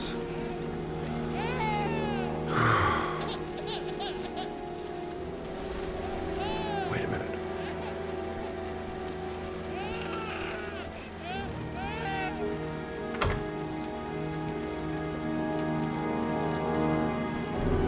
Mrs. Bowles? Mrs. Bowles, are you there?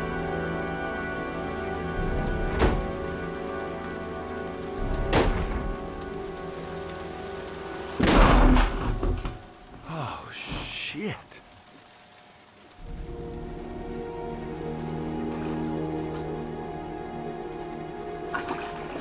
Mrs. Bowles! Mrs. Bowles, can you hear me? Wake up! Wake up!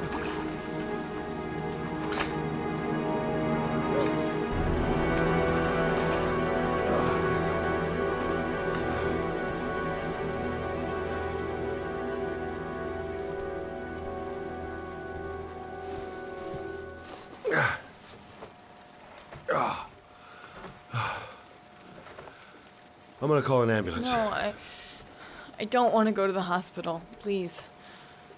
Okay. You got something around here I can dress this wound with? Yeah, I think so.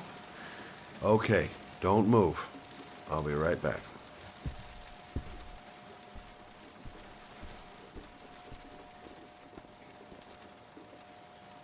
Let's see. I need this, and this, and this.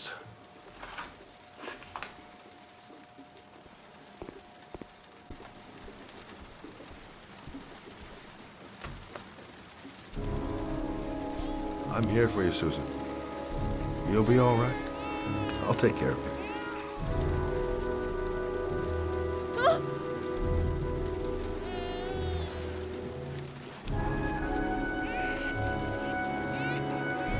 Stay with me, Susan. Susan, do you hear me? Susan, stay with me. Can you hear me? Stay with me. Okay, come on.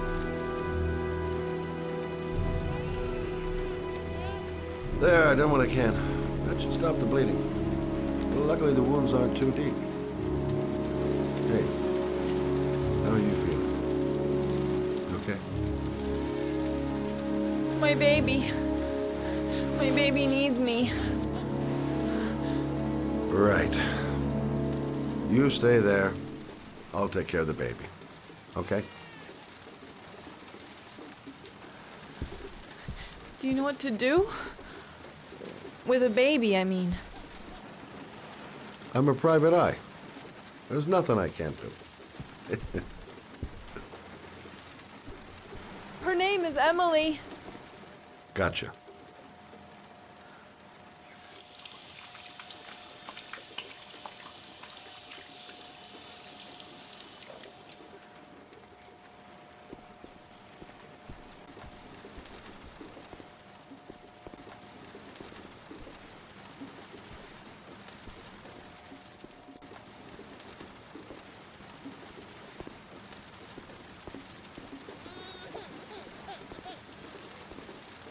Hi there, Emily. So, what seems to be the problem, huh? Oh! Going by the smell, I got a pretty good idea.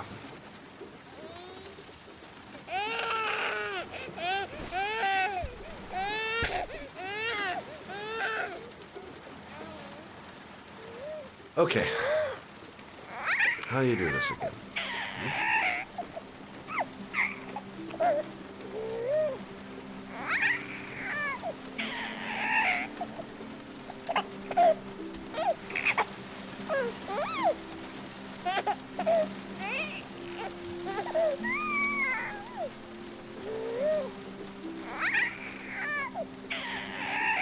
There you go, fresh new baby. That should feel better. Right, Emily?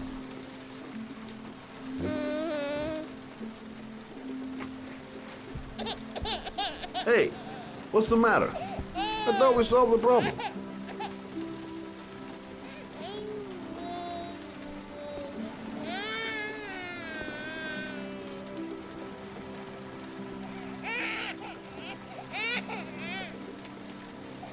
I guess I better warm this thing up.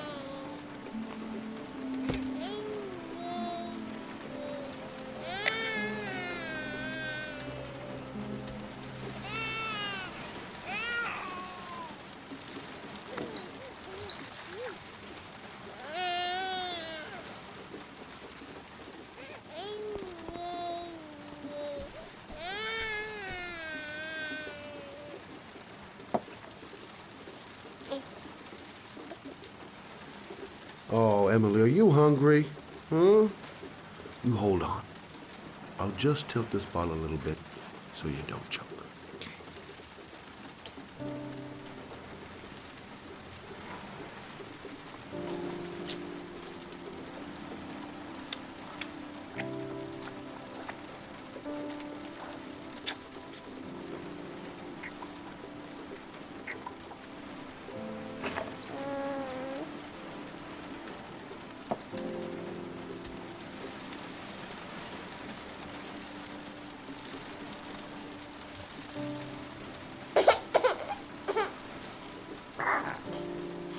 Oh, good job, Emily.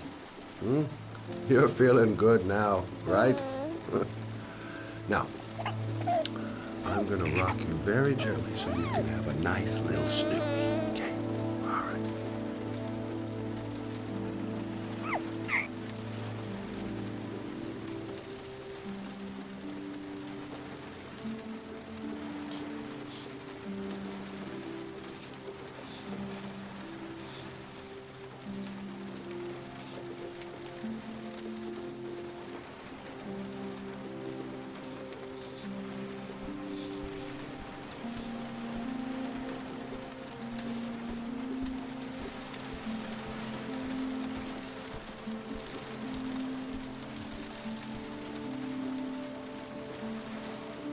Thanks for looking after my baby.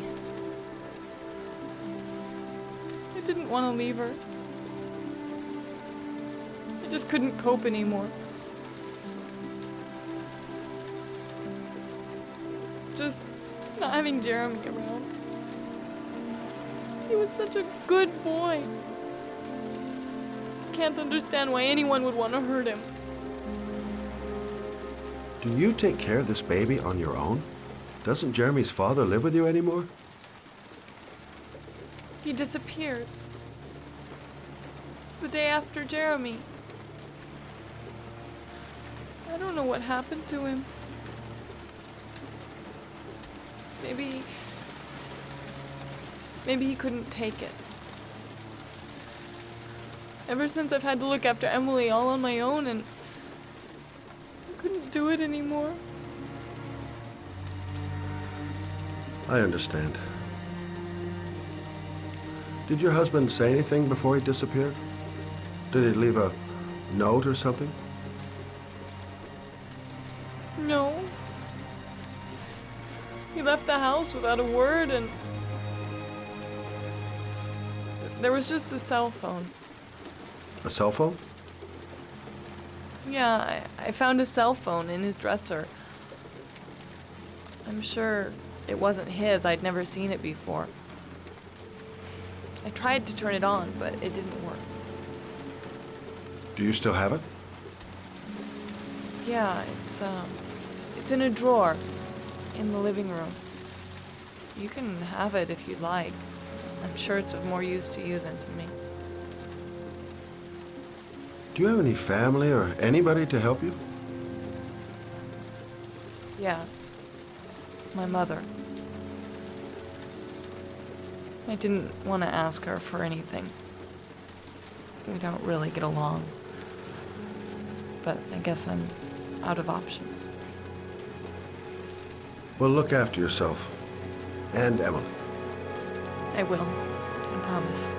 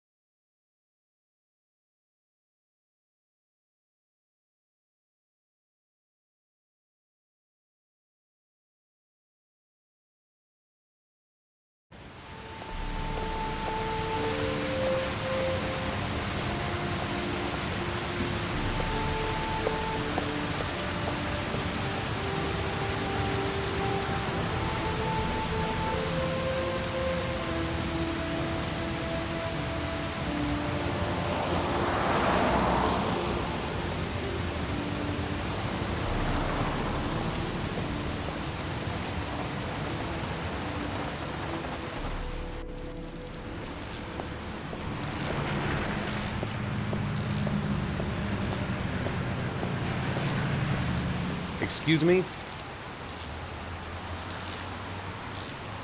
Hey! Oh! Huh. Sorry. Didn't see you. What can I do you for?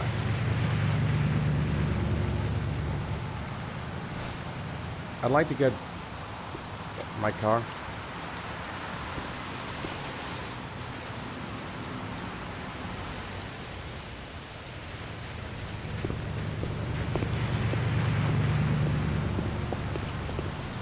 Hey, you're a pretty patient guy, you are. That car's been there for 2 years.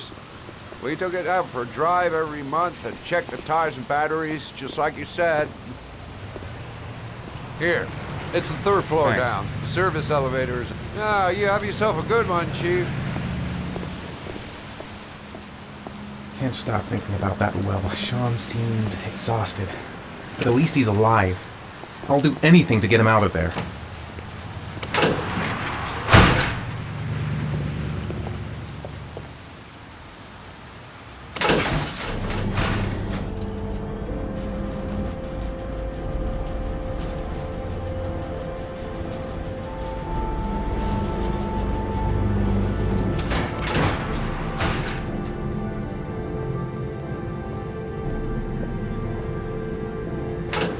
Dozens of cars, but which one am I looking for?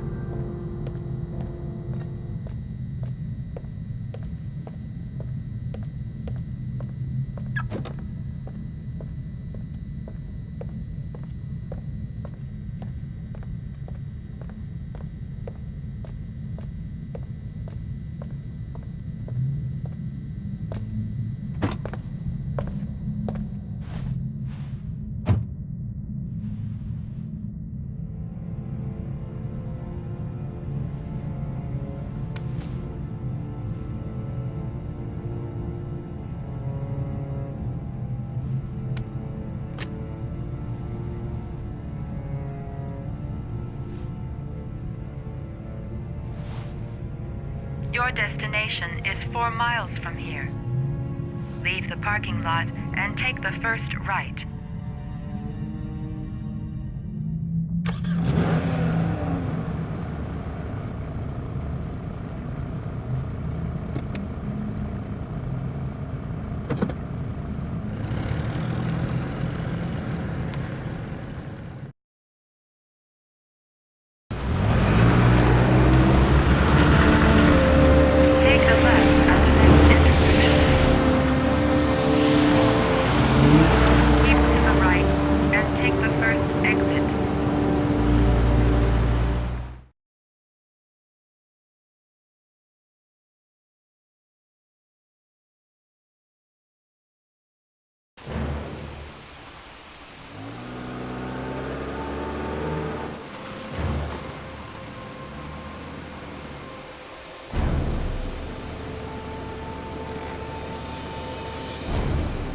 Reached your destination. Are you ready to show your courage in order to save your son? Listen carefully. Take the highway and drive against the traffic for 5 miles. If you haven't reached your destination in 5 minutes, you will have failed. I can do it. I'd do anything to save my son. If I succeed, I'll get more letters for the hangman. It's my only lead. No turning back now.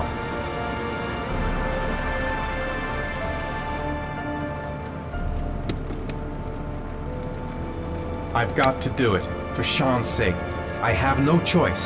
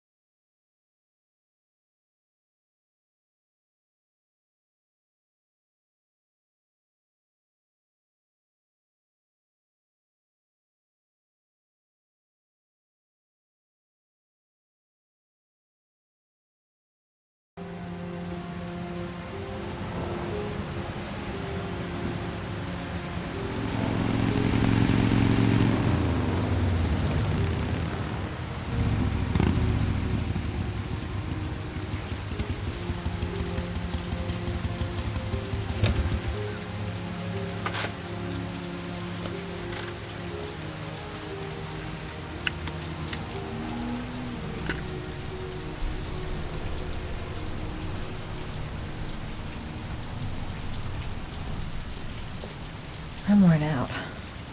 I've got to sleep. The reception. Let's hope they've got a room left. Still no news of 10-year-old Shaun Mars, who disappeared yesterday. The police are now treating this as another kidnapping by the Origami Killer. If this information is confirmed, he may still Hello there, sweetheart. What can I do for you? I'd like a room. For you? Anything. Feeling the register.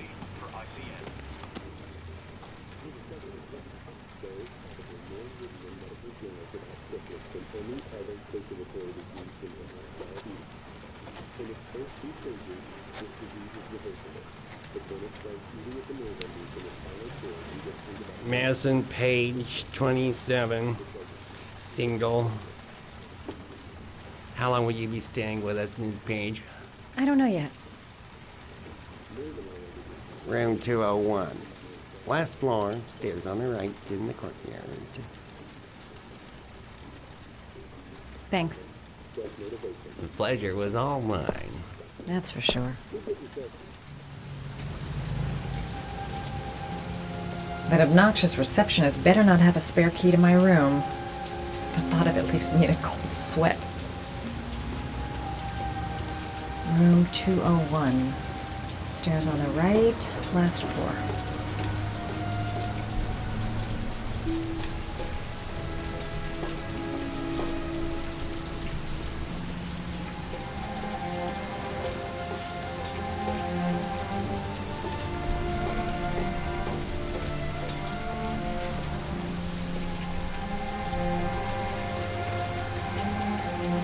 Sir?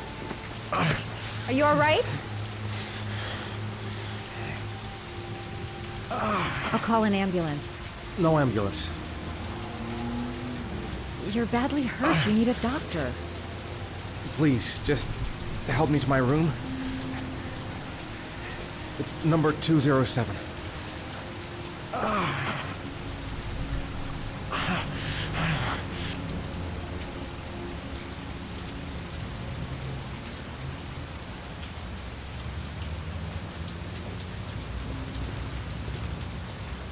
He doesn't want to go to the hospital. Why? Have you got the key?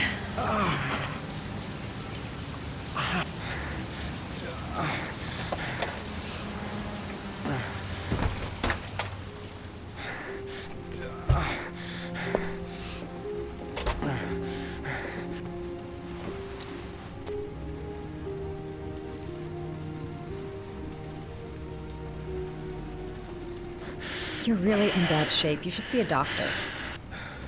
Must have one, maybe two broken ribs. It's not fatal. But it's sore as hell. Your head is bleeding. It looks deep.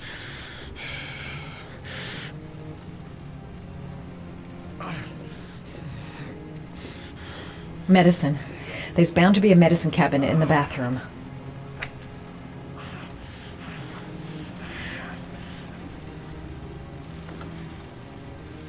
I should disinfect his cuts.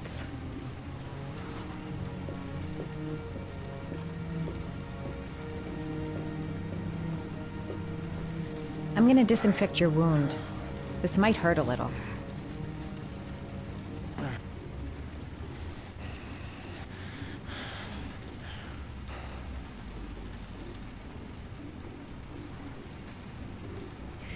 There. At least it won't get infected. Thanks. He's in trouble. I can't just walk away and leave him like that. Paracetamol painkiller. Administer in cases of intense pain. Do not take more than one. He's in a lot of pain. That'll help him. Here. Take this. It should do you some good. It? It's a painkiller. It'll help reduce the pain. It says on the box to take one every 24 hours. I don't think it's a good idea to exceed the dose. I can't afford to wait. I wouldn't move around for a few days if I were you. I'm gonna take a shower. All right, let me help you.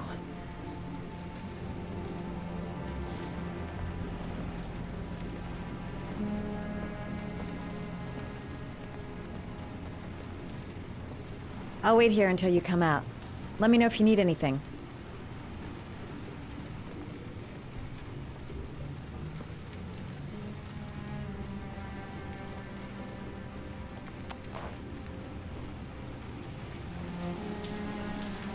Talk to me. That way I'll know if you pass out. What's your name?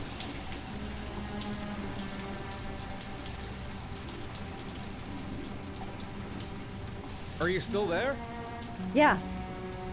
I'm sorry. Madison. Are you staying in the hotel? No, I live in town. I suffer from chronic insomnia. I seem to only be able to sleep in motels. Don't ask me why. Whenever I get too exhausted, I come and spend a night here. I'm just passing through. And what else do you do, Madison? Apart from fixing up strangers. I'm a photographer. I take pictures of furniture for fashionable design magazines. And you? I'm an architect.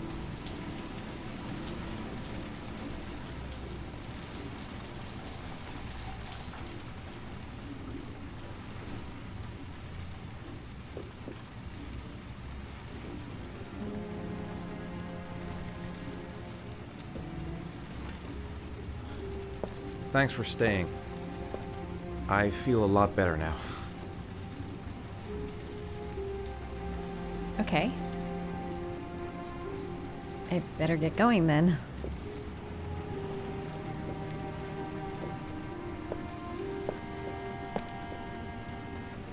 By the way, you never told me your name. Ethan. Be careful, Ethan.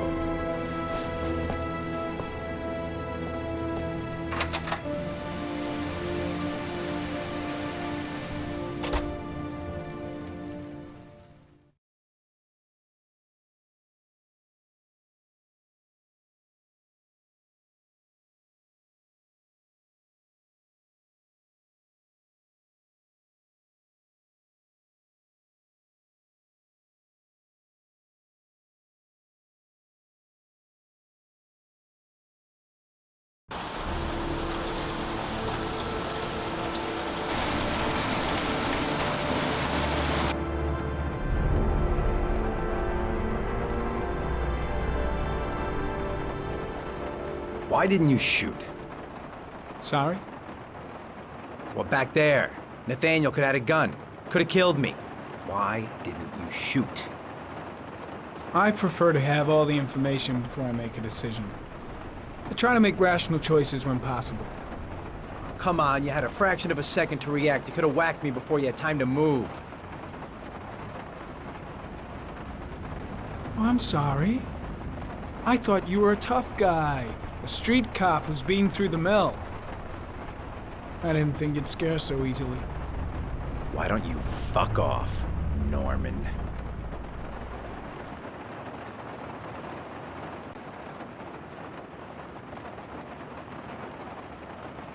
That's him.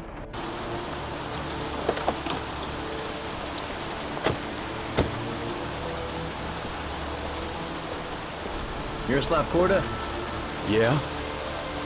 Lieutenant Carter Blake, I'd like to ask you some questions.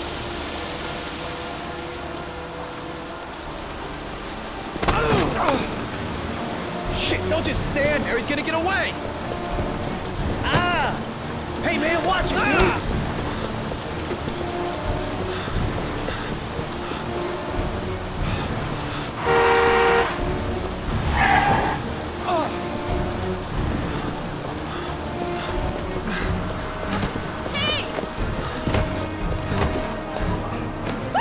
Hey, watch it, man! Whoa!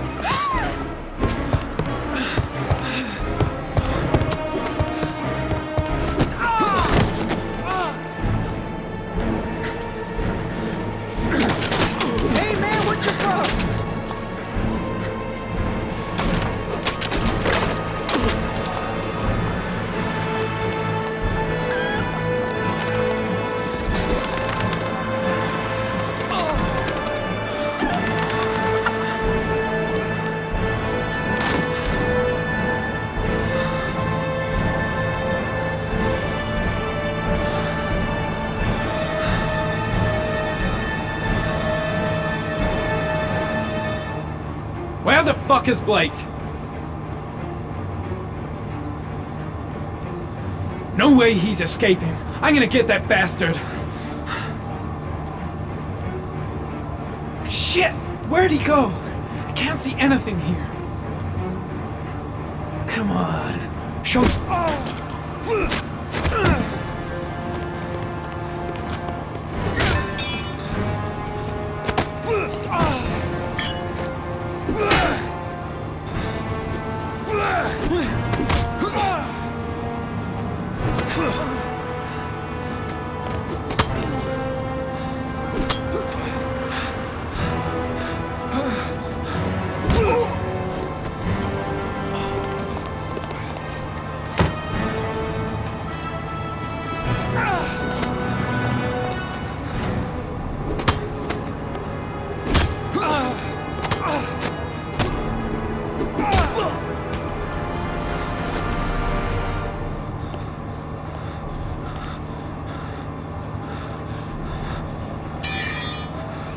This time it looks like we got our Origami Killer.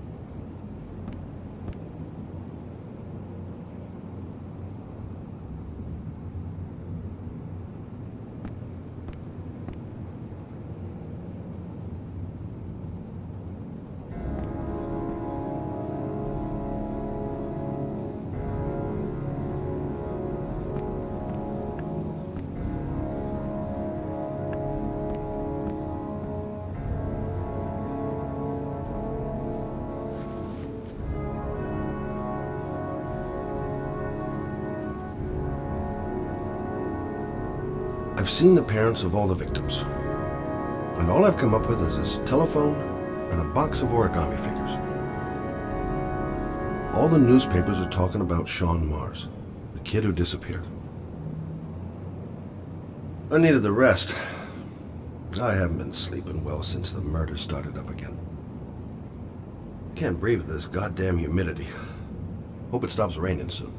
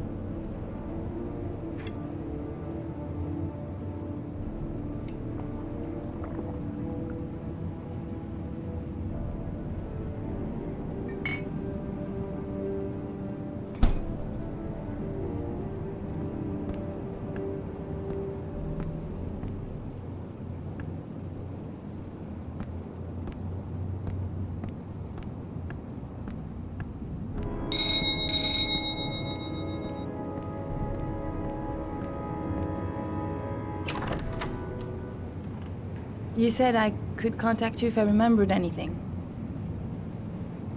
Can I come in? Sure.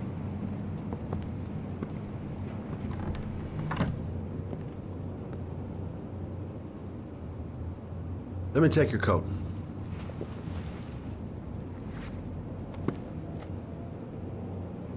You want a drink? Yes, glass of water, please. Take a seat, I'll get it.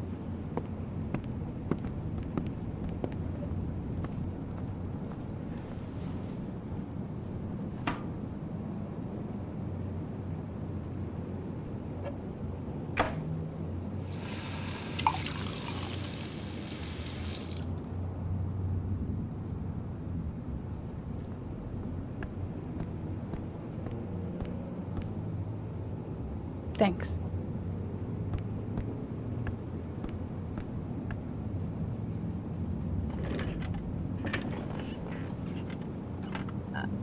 I just remembered something. Maybe it's not important, but a letter arrived in the mail the morning Johnny disappeared. A letter? What kind of a letter? It was addressed to Johnny's father. I don't know what was inside it, but he read it and then he left. That's the last time I saw him. And you think there's a connection between that letter and Johnny's death, is that it? Do you remember anything else about the letter? Well, I don't know why, but I kept the envelope.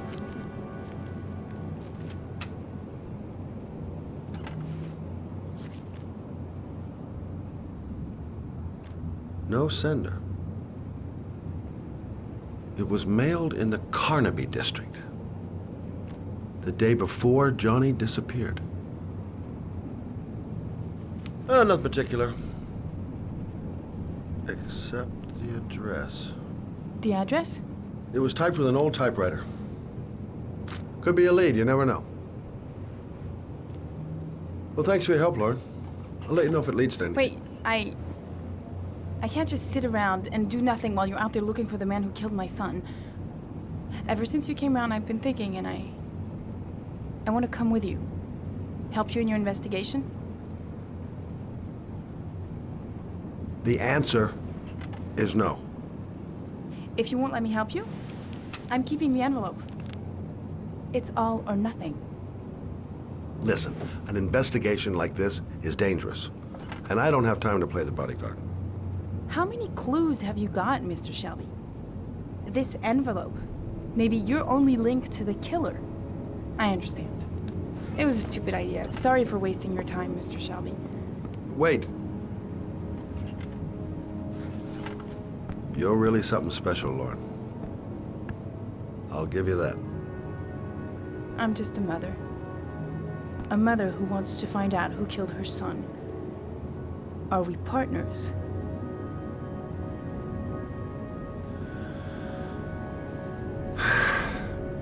We're partners.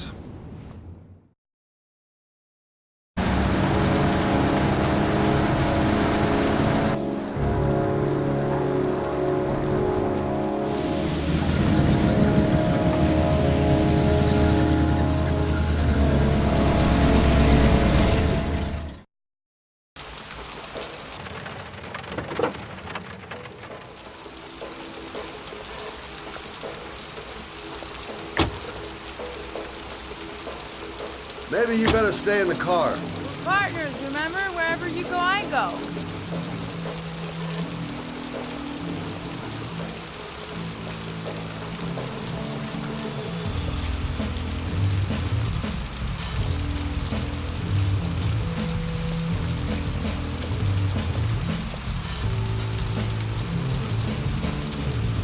What are we doing here? We come to see Gordy Kramer. Kramer? The bigwig tycoon from Kramer Construction? No, his son. You think maybe he's the Origami Killer? For now, I just have a few questions that need answers.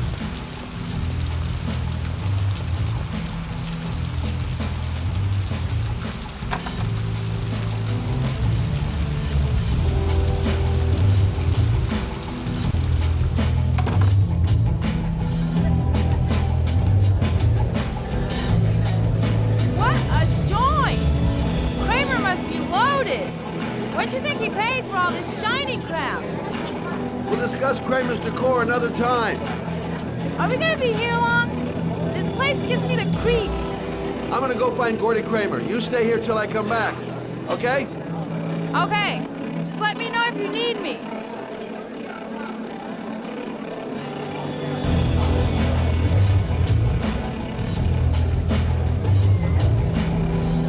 Hi. I'd like to see Gordy.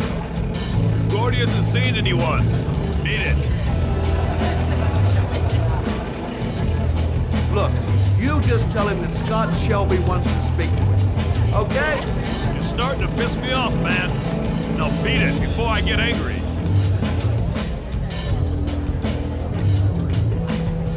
If I want to see Gordy Kramer, I'm going to have to go about it some other way.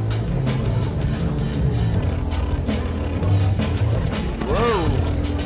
You see that guy over there? Do you know what he said about you? What'd he say? The bastard! Sort him out! You motherfucker!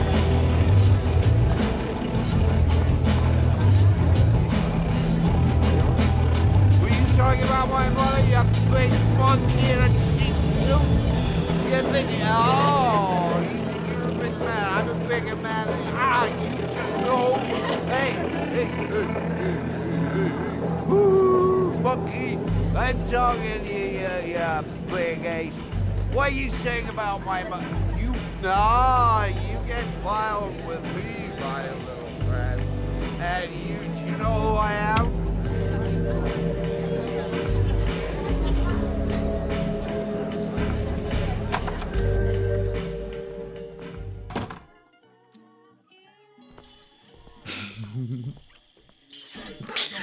Mr. Kramer?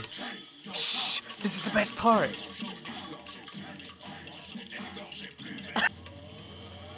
My name is Scott Shelby. I'm a private detective. I'm investigating the case of the Origami Killer. I'd like to ask you a few questions.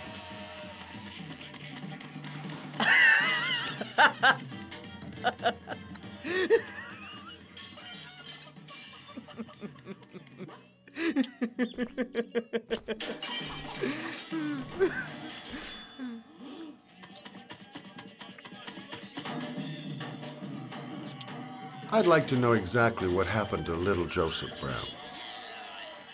Beat it. You hear me? Get the hell out of here.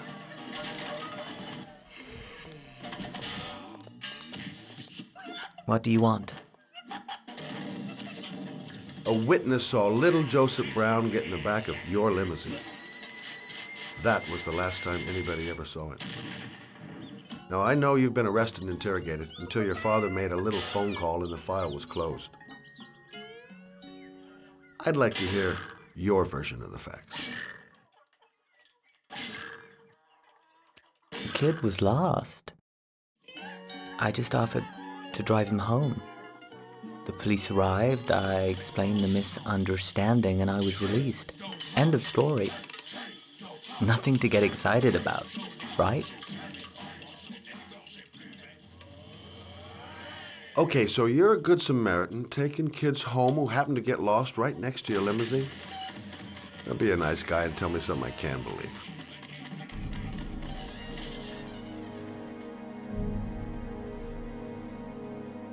Very well.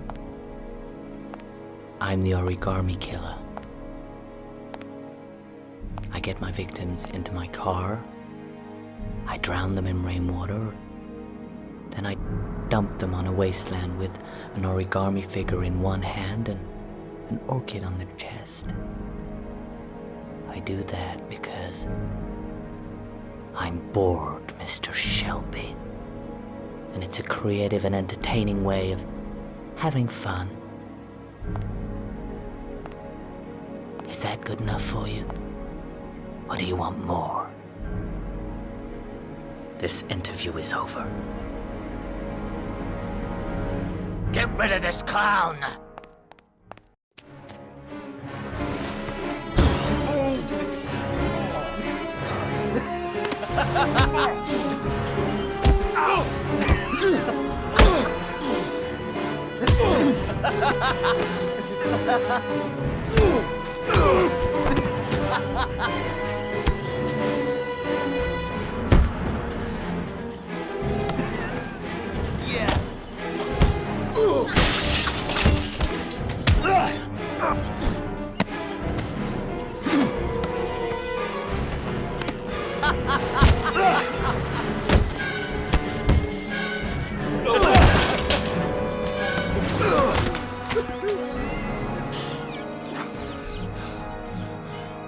It's a dangerous game you're playing, Kramer.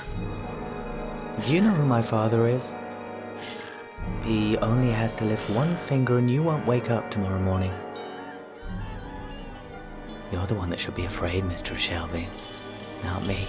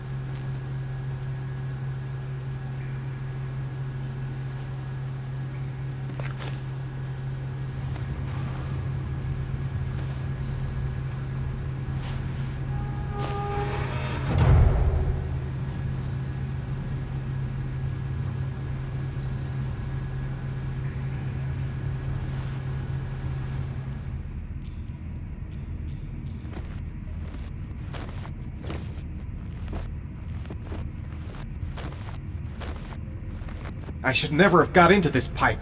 It's suicide. Whoa!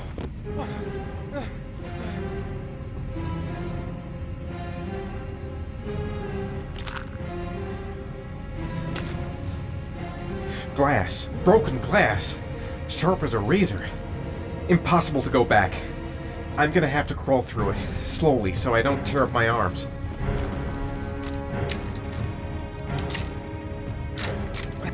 Stupid fucking pipe! And Shaun is gonna die because of me!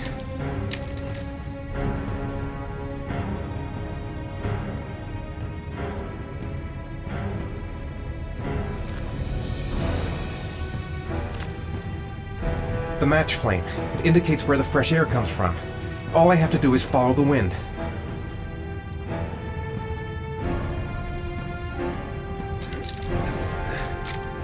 Keep it together, Ethan. Come on!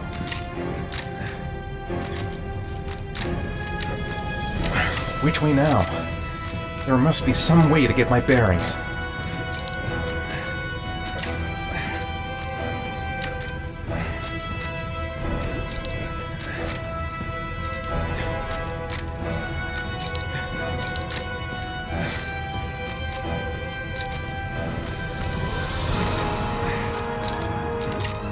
I will not give up. I'm in this all the way to the bitter end if it saves my son.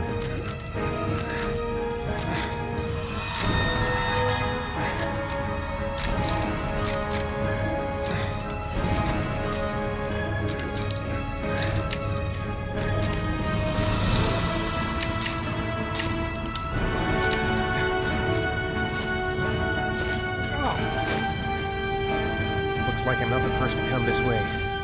And this guy never found the way out.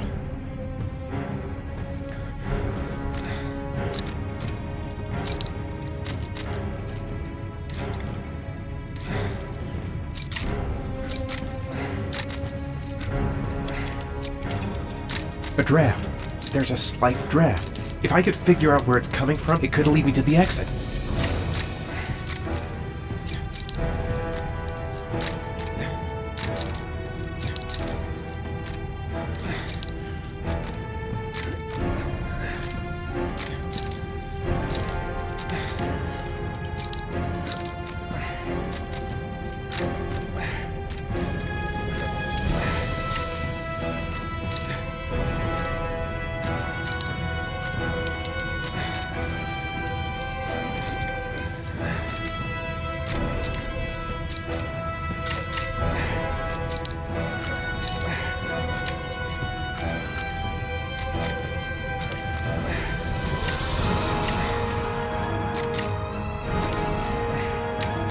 Keep it together, Ethan. Come on.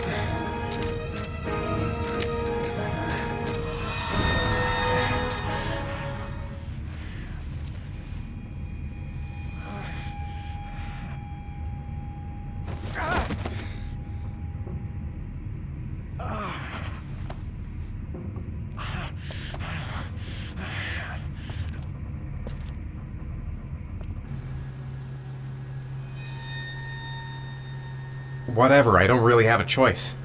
There's no other way out. Right. I guess I don't really have any choice.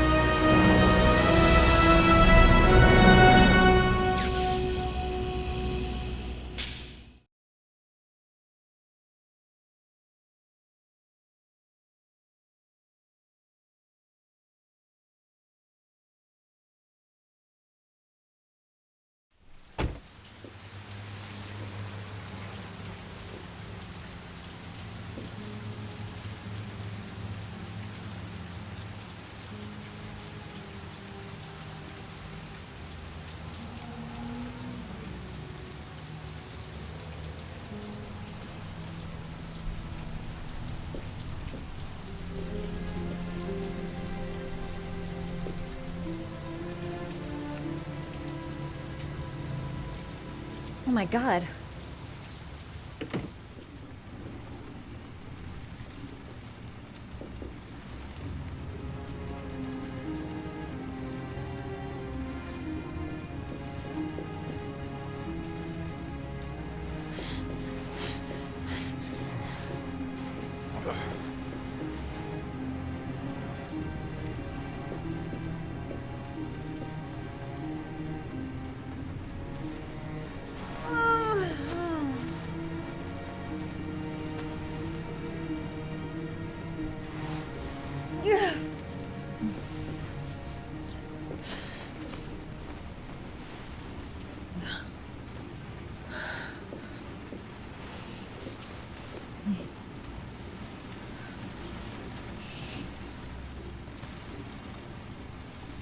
Ethan. Ethan, can you hear me?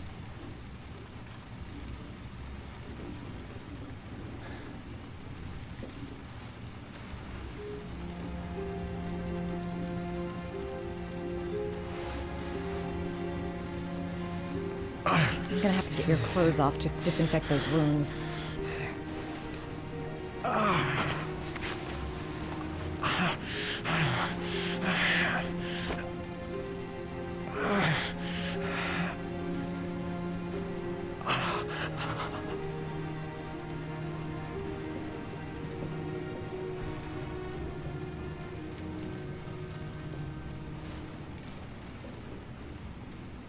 You've got a hell of a fever.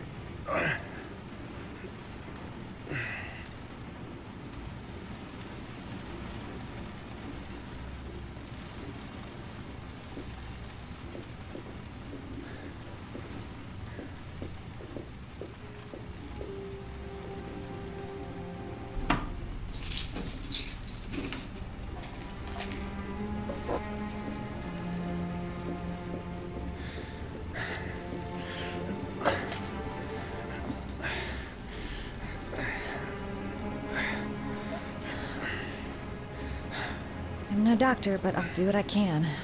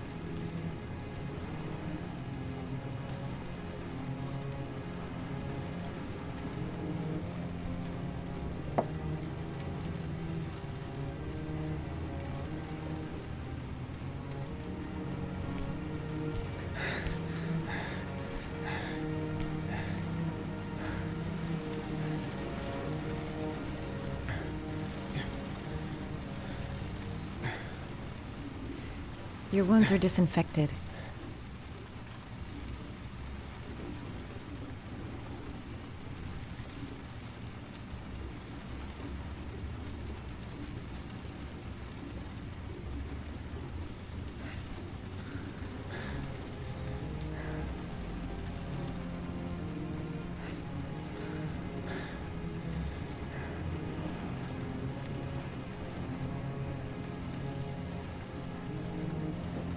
He's unconscious.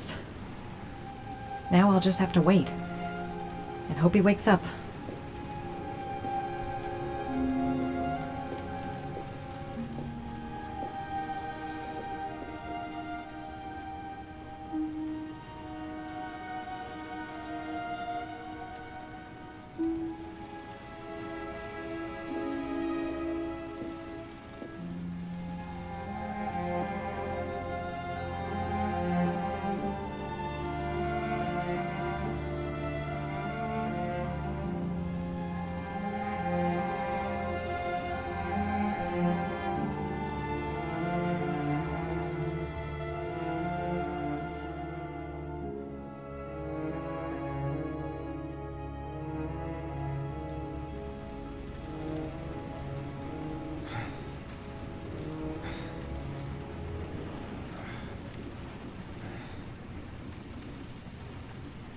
How do you feel?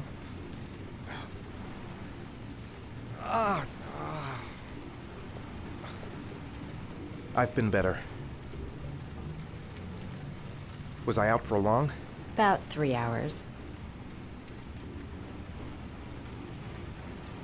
Why the guardian angel act? You don't even know me.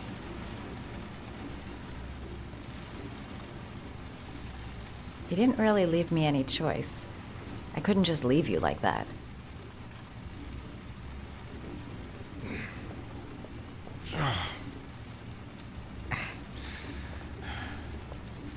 You said you were here because you're an insomniac?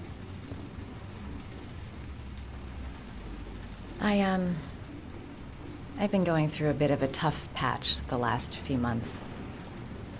The kind of stuff you prefer to forget. I do what I can to live with it, but it's not easy.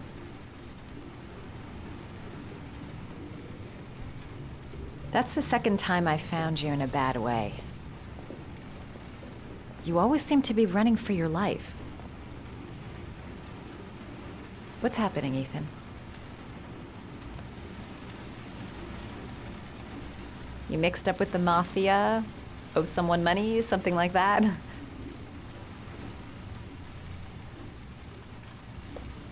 Listen, I'm truly grateful for your help, but for your own sake, I think it's better if you don't ask any questions. Maybe I could help you. No one can help me. You've already done a lot, Madison. Right.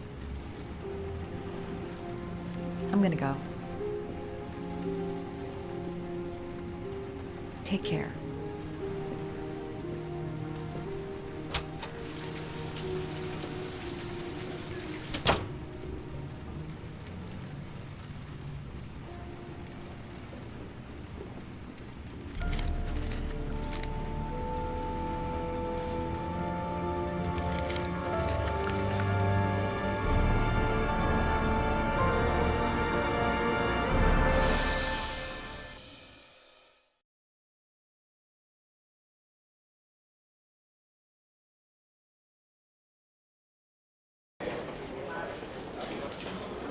I didn't do it. I swear I didn't do it.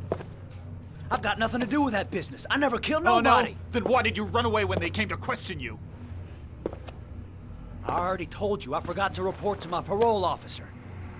I didn't want to go back to prison. When I saw the cops, I just bolted. I wasn't thinking straight. We checked out his statement. He has an alibi for at least 3 of the murders. Fuck, that bastard was a perfect fit. Shit!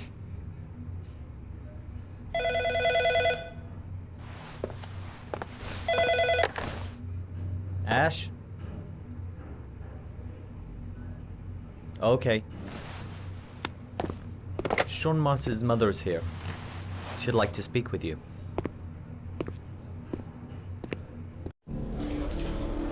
It was a few months back.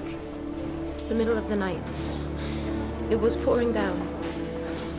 Ethan came home completely drenched at about 3. I asked him where he'd been. He spoke about drowning, the rain. He didn't make any sense. There was something in his eyes. As if it wasn't really him. There may be no connection, but the next day there was that announcement about another victim of the Origami Killer. Find my son. I'm begging you.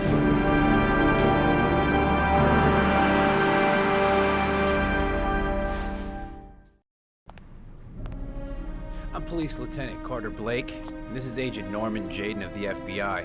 According to our information, Ethan Mars is one of your patients. We'd like to ask you a few questions about him. I'm sorry, that's impossible. I beg your pardon? I'm bound by an oath of secrecy. Under no circumstances may I discuss my patients. My job is to find Shaun Mars alive, and I don't give a damn about any bullshit oath.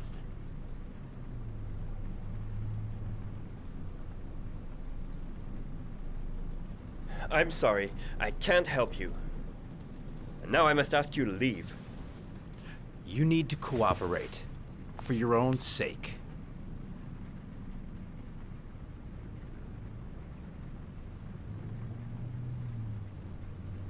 Are you threatening me? I'm just giving you some free advice, Doc. I suggest you take it. He's right. Legally, you gotta tell us what you know. I am going to call the police and make a complaint about your behavior. Doctor, you are really pushing my buttons. The only thing I'm interested in is saving that kid's life. So, you're gonna be a good boy and tell me what I want to know, or I am really gonna lose my temper. You out of your mind? Back off, Jaden. This guy knows something, and I'm not leaving here until he tells me what it is. You have no right!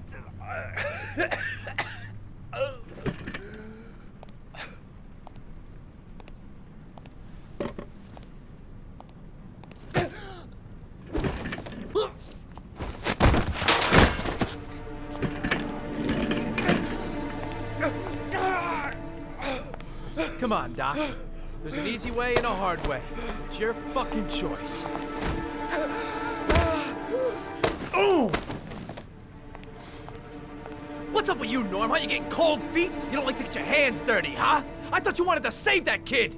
I want to save Shaun Mars just as much as you do, but that doesn't give me the freedom to do what the hell I like, so you're gonna stop this shit right now!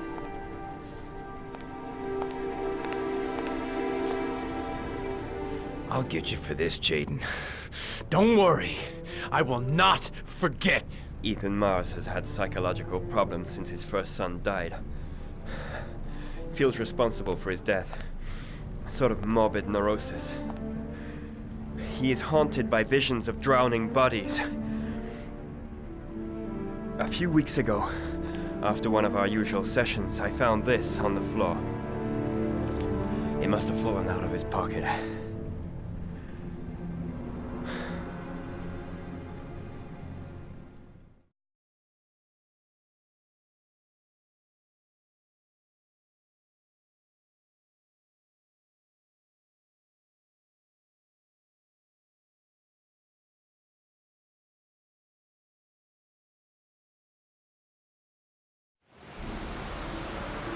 Ash, I want you to assign every available man to finding Ethan Mars. I want a man outside his place day and night.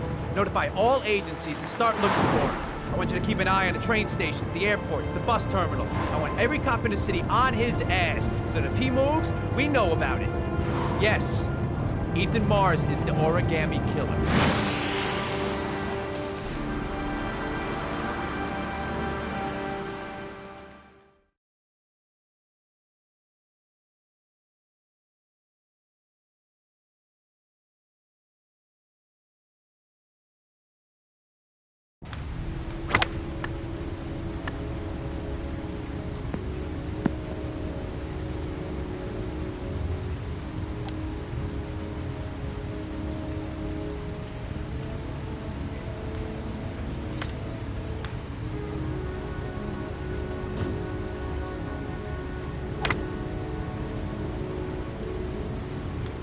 Big stick, little ball.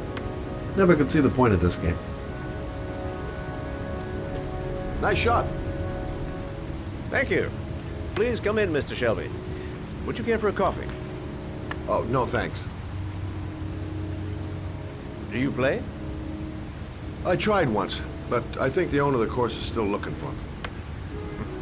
It's an interesting sport.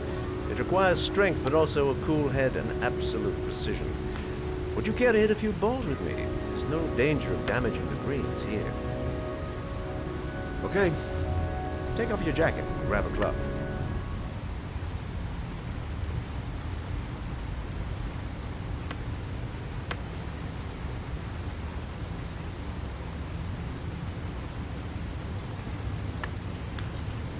The balls are in that basket.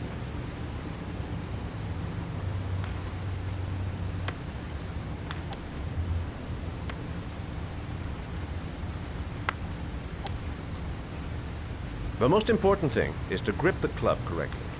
When you feel ready, you swing.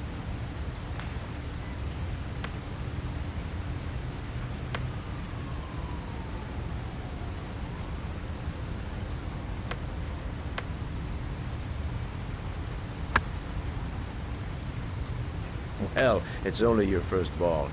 You should try to strike it a little harder next time.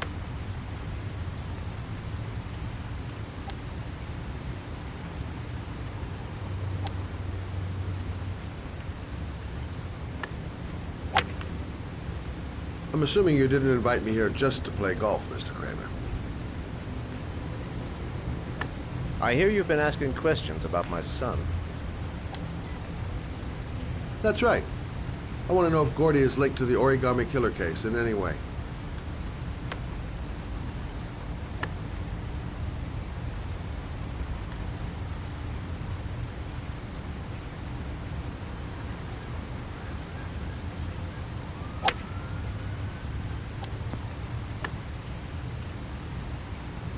My son had nothing to do with that sordid case.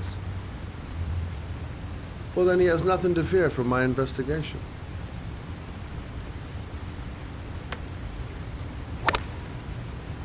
You have no business investigating my son. I told you, he had nothing to do with it.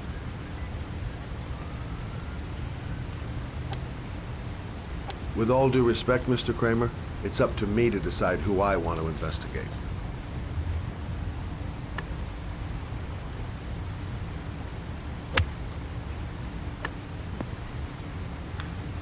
I'm an influential man, Mr. Shaun, and I pay very well for loyalty. Are you trying to buy me? Let's just say I'm trying to show you where your interest lies. How much do you want to leave my son alone? I think you misunderstood me. I don't play that game. Don't go near my son, Mr. Shaun. If you do, you'll regret it. Have a nice day, Mr. Kramer.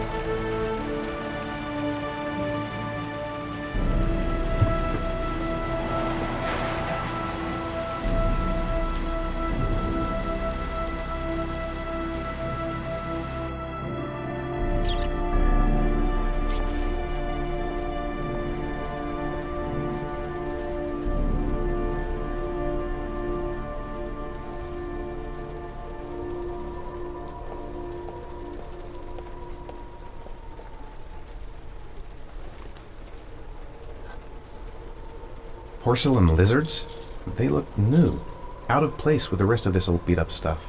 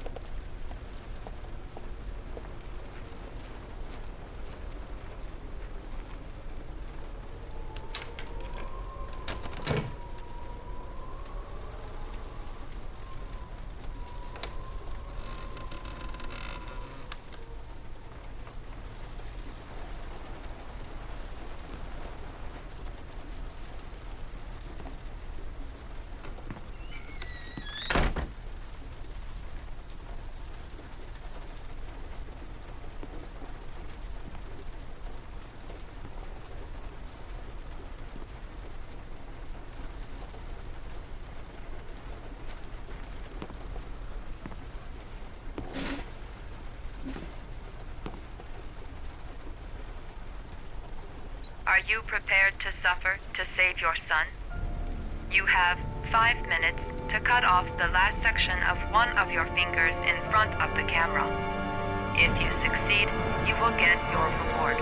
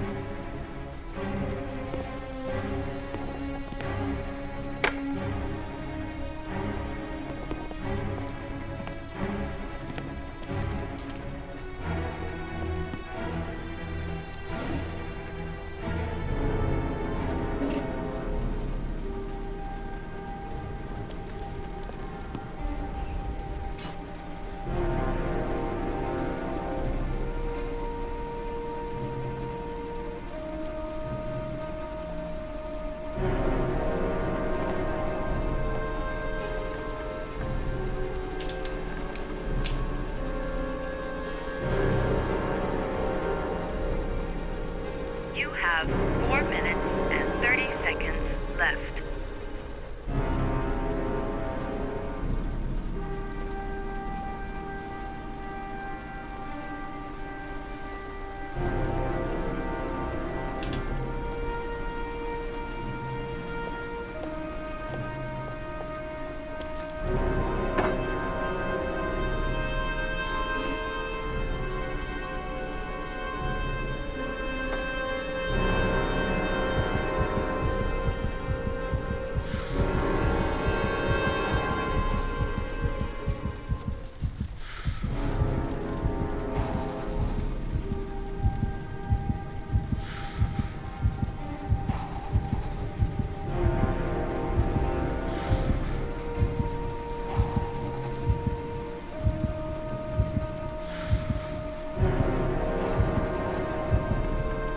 You have 4 minutes left.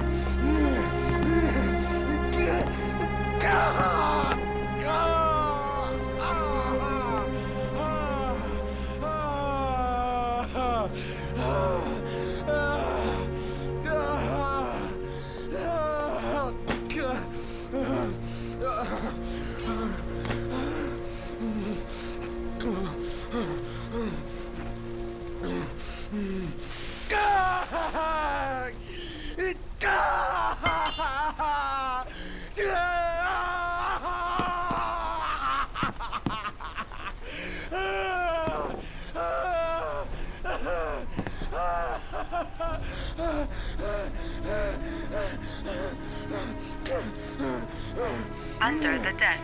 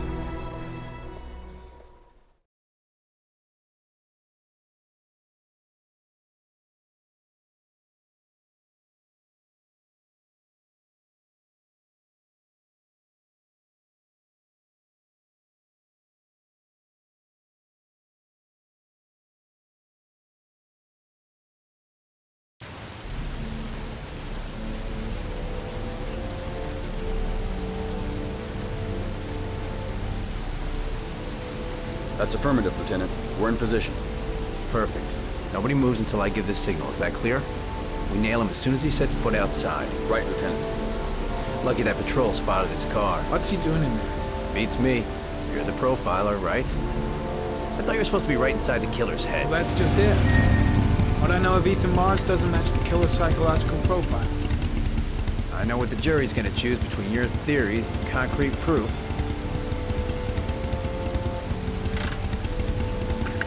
What the fuck is that girl doing there? If Mars comes out now, she's gonna be in trouble. What do we do, Lieutenant? Want to get her out? No, stand down.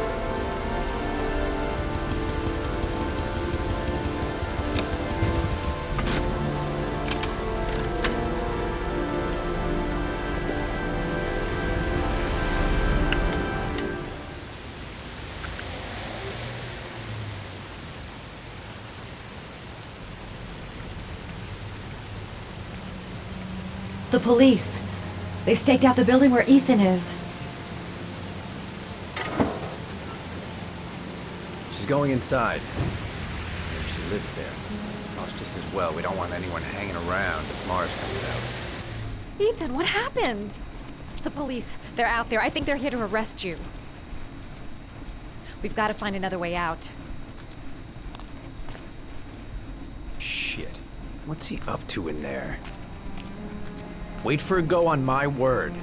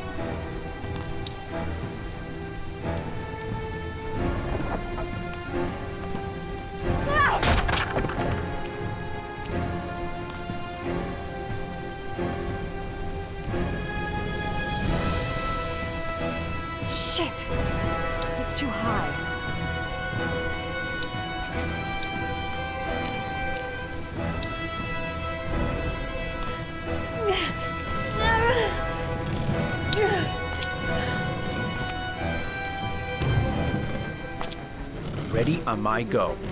Stay here, Jason. Out of the question. I'm coming with you. 2 men at the door, hold your positions. It's a go.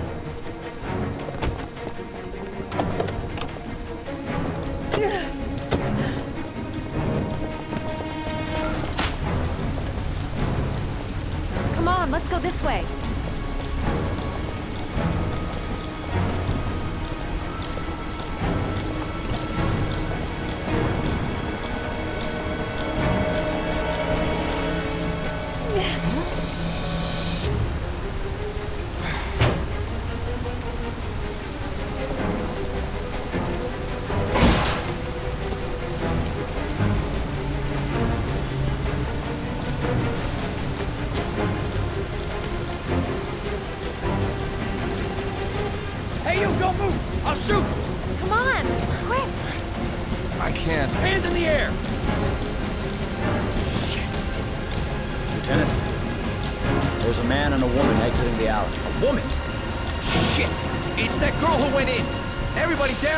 They're in the alley. Follow them. The subway.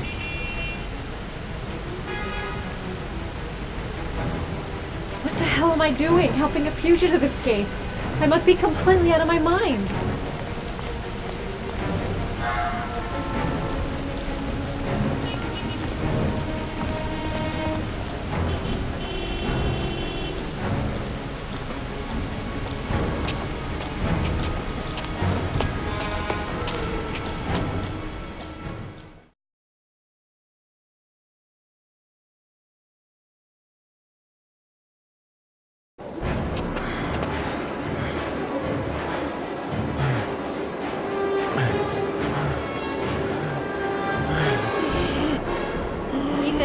Ethan, what's the matter? We've got to keep going. Ethan, they're coming.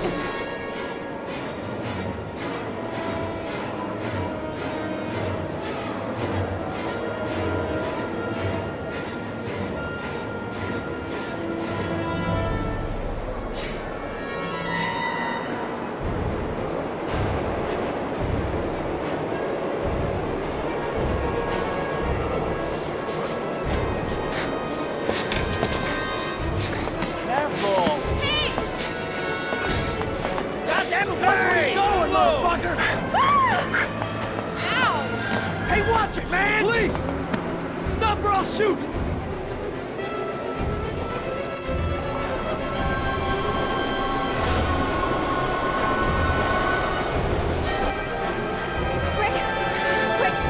Quick, he's gonna hit us!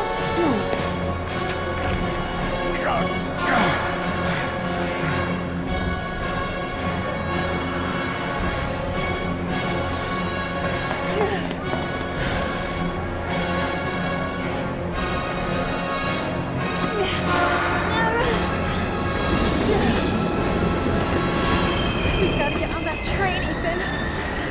It's our only chance.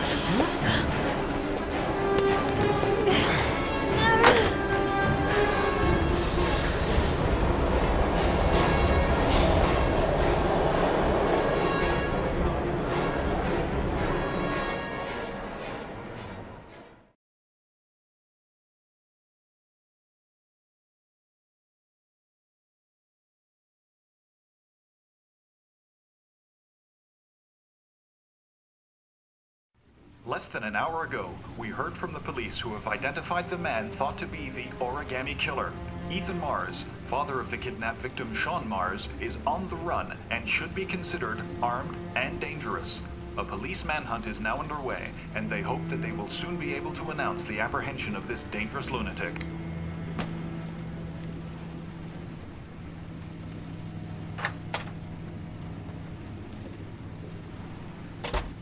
I brought some food.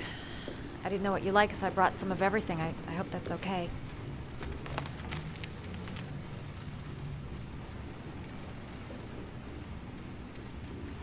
You followed me. I wanted to know. You're all over the news reports, Ethan. Every cop in the country will be hunting you. They say you're the Origami Killer. Is it true? Are you the killer, Ethan?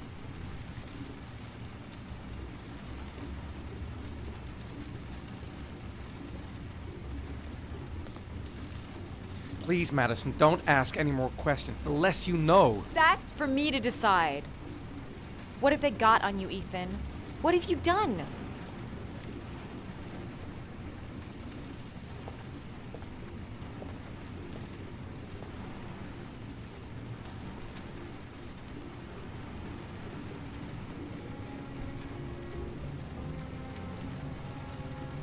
I sometimes have these blackouts. Times where I don't know what I'm doing. As if I'm someone completely different. The only thing I remember afterwards is the bodies. The bodies in the water. Why are you hurt, Ethan? Why were you in that apartment? I think my other self is testing my love for Shaun. He wants to know if I love my son enough to save him. That means there's some part of me that knows where Shaun is. But the only way to find him is to go through these trials. Why can't you tell that to the police? And tell them what? That I'm a schizophrenic who drowned his victims and has kidnapped his own son? They'd never let me go, and I have to stay free to save Shaun. I have no choice. I'm his only chance. When Shaun is out of danger, I'll turn myself in, but not until then.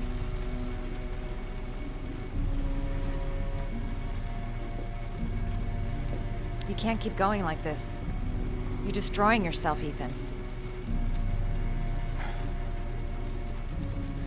Finding Shaun is the only thing that matters.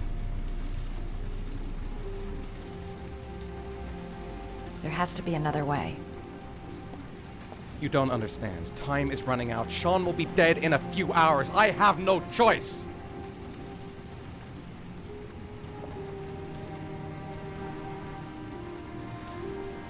Please, Madison, leave. Forget everything that's happened. There is nothing more you can do for me. If you want to help me, leave.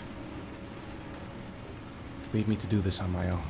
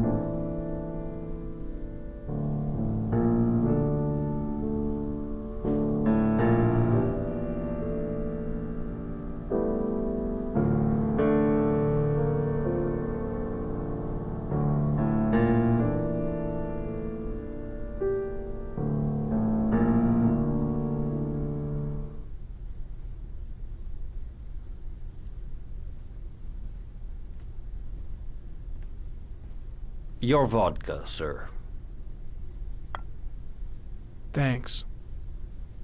You look preoccupied, if you don't mind my saying so. Problems with the investigation? Blake is convinced that Mars is the killer. Not you. I thought there was some evidence to that effect. That's true. But it just doesn't make sense. His psychological profile doesn't fit. Neither does the geolocalization. I can't see this father drowning 8 victims before kidnapping his own kid. Mars is not the Origami Killer. I'd stake my life on it. Then who is? I haven't the faintest fucking idea. Maybe you should review the evidence in your possession. That's just what I was thinking of doing. Oh, one last thing, sir. You should be careful not to overindulge in you-know-what. It can be dangerous. Very dangerous. I'm trying to keep a handle on it, but that's difficult. It gets more and more difficult. It'll end up killing you if you're not careful. That would be most unfortunate, sir.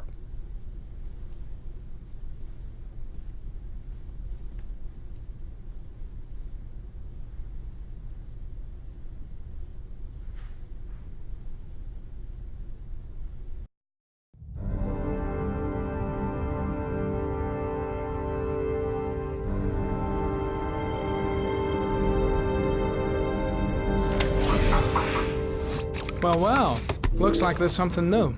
The video recording from near the park on the afternoon Shaun Mars disappeared. I doubt there's anything on it, but you never know.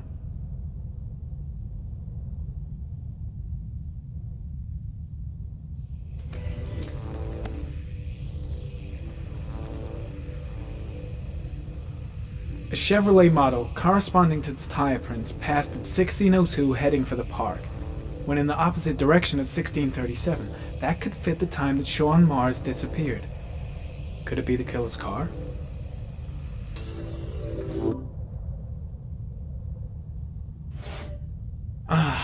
Pity we can't see the driver's face.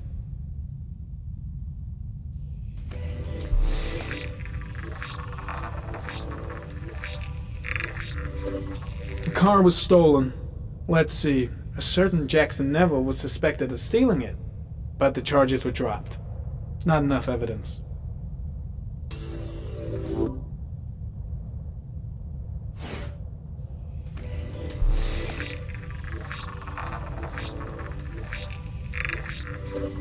Jackson Neville, aka Mad Jack, involved in several cases of buying and selling stolen vehicles.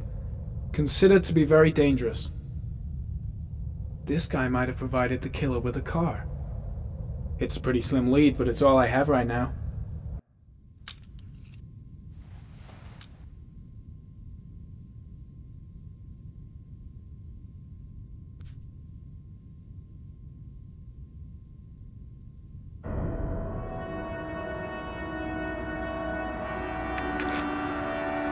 Oh, one last thing, sir. You should be careful not to overindulge in you-know-what. It can be dangerous. Very dangerous. Shit. It's coming. Trypticane. The tube is on the bedside table. All I need is to take some, and the pain will go away. I should resist. This is gonna kill me. I know I can resist. I just need to stay in control and do something until it goes away.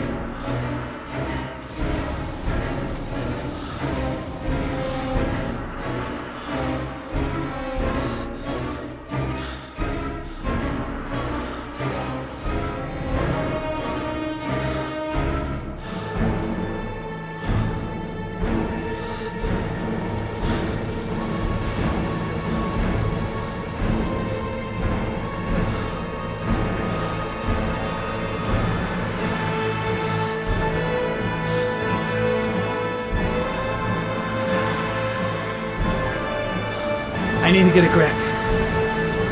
Give it some time to pass.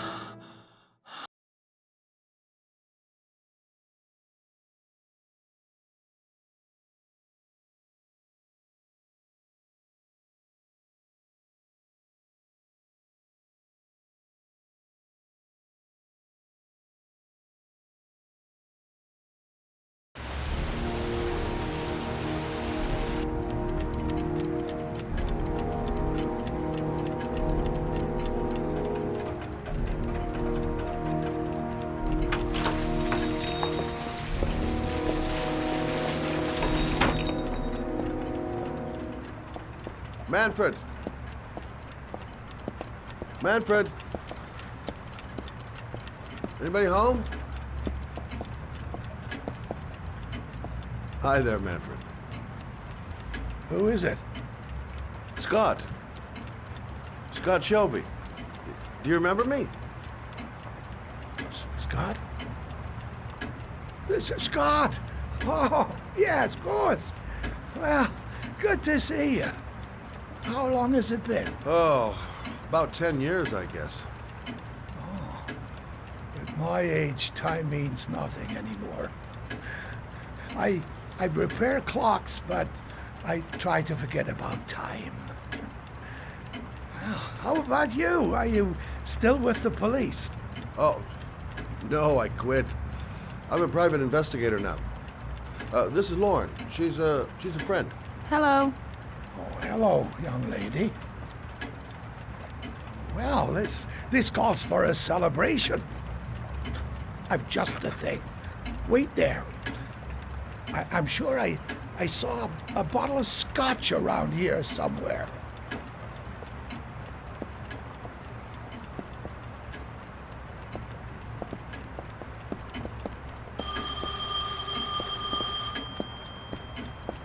do an old man a favor, would you, Scott? Tell them to call back this afternoon. Sure, no problem. Hello? Yeah, this is Manfred's. He's not available right now. Could you call back later this afternoon? Thanks.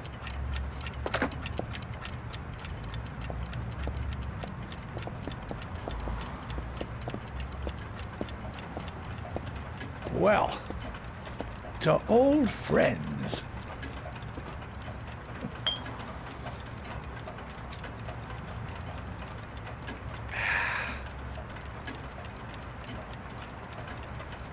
I'd like you to have a look at an envelope. I thought maybe you could tell me about the typewriter that was used to type the address on it. Well, let's have a look.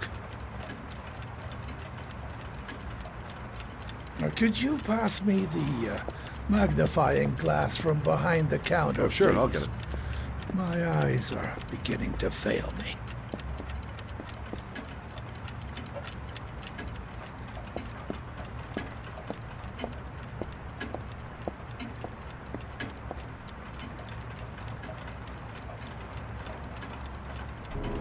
Thanks. Well, let's see what this envelope has to say for itself. The Royal 5. And yes, the shape of the T's and the F's is typical of that model. Produced between 1907 and 1924. Yes. No doubt about it. It's a Royal 5.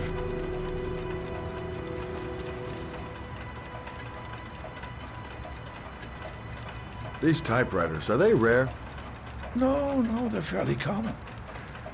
I'd say many folks have one gathering dust in an attic or in their cellar. Do you keep a record of all your clients? Oh, yes, indeed. At least the ones who pay. Any chance I could get a peek at that? Yes, of course. I keep my account books in the office.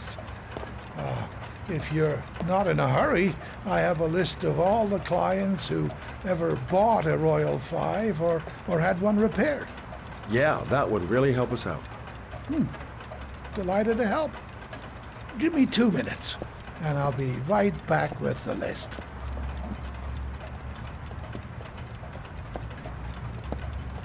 You think the killer's been here? If he has a 1920s typewriter, he may have needed Manfred's services to get it fixed. We'll know when we get the list.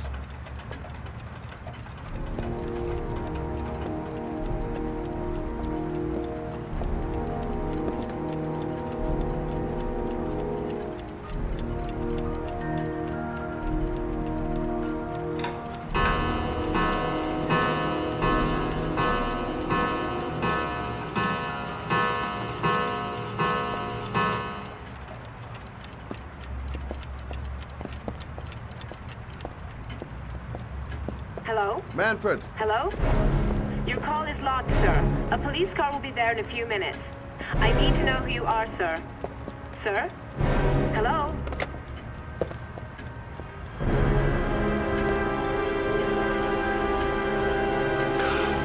Oh my God! He's dead. Oh, God.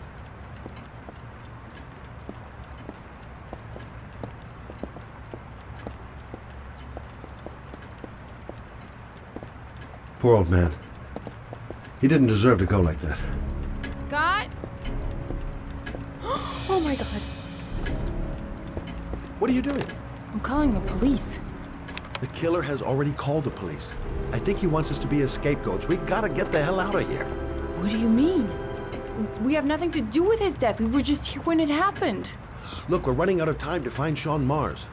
The last thing we need is 24 hours in a police station explaining this whole thing. Well, so what do we do?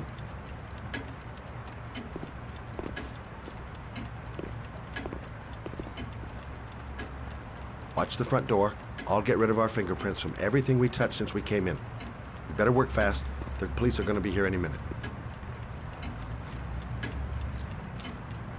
What are are you doing, Lauren? If someone comes in, we're going to be in trouble. These are Manfred's account books. He must have been looking for owners of Royals when he was killed. Forget it. We got to get out of here fast.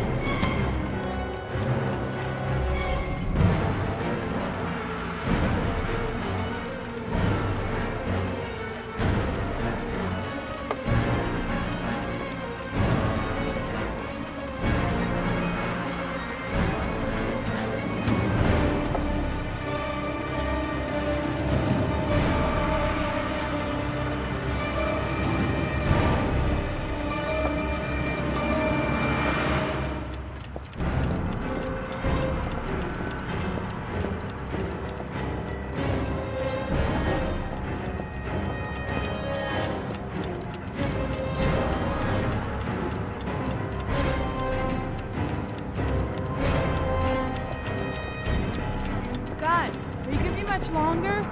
The police will be here any second. I'm almost finished.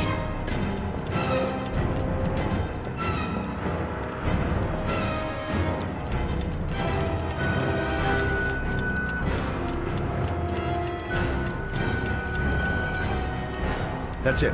We're done. You get all the prints?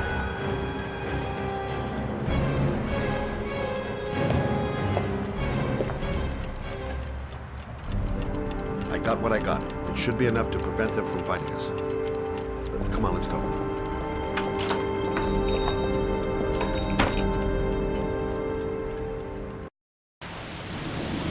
Where are we going? I'm taking you home. This is getting way too dangerous. No way. We're partners, remember? We had a deal.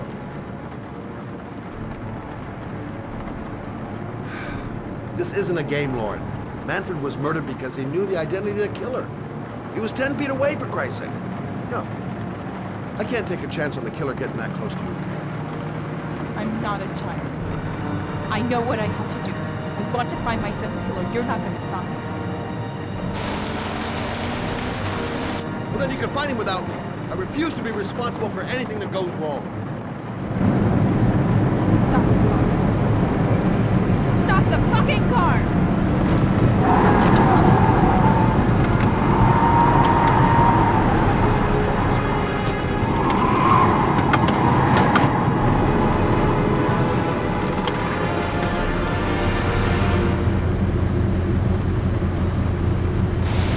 You're not gonna help me find back and kill my Johnny. I'll do it on my own.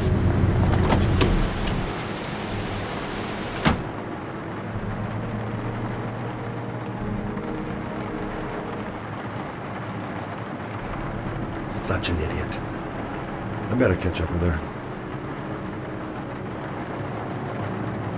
This girl's stubborn as a mule. She doesn't let up, with or without me. Lauren!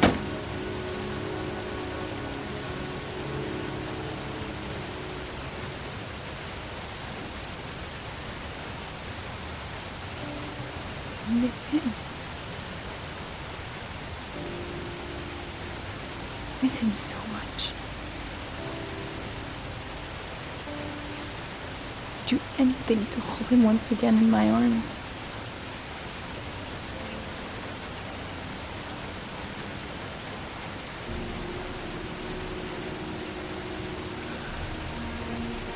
I'm sorry. I shouldn't have talked to you like that. It's just that I wouldn't want to see you get hurt.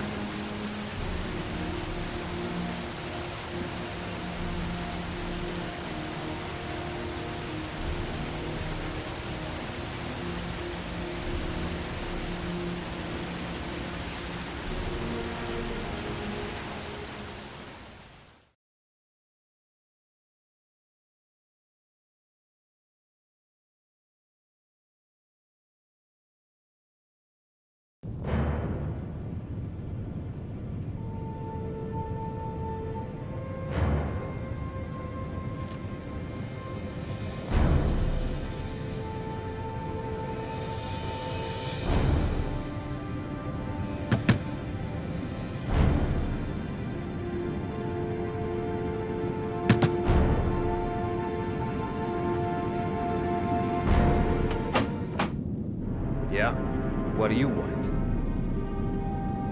Oh, fuck it. I said 1,000 times that I don't want any trouble. Hey! Take it easy, man, huh? Keep cool. What do you want? Dope? Money? Tell me what you need. Sure we can make a deal, huh? Gosh, I'm gonna blow your brains out, you son of a bitch! You think you can come into my house and steal my dope? You're gonna be shooting up in hell, motherfucker! Will you stop fucking moving?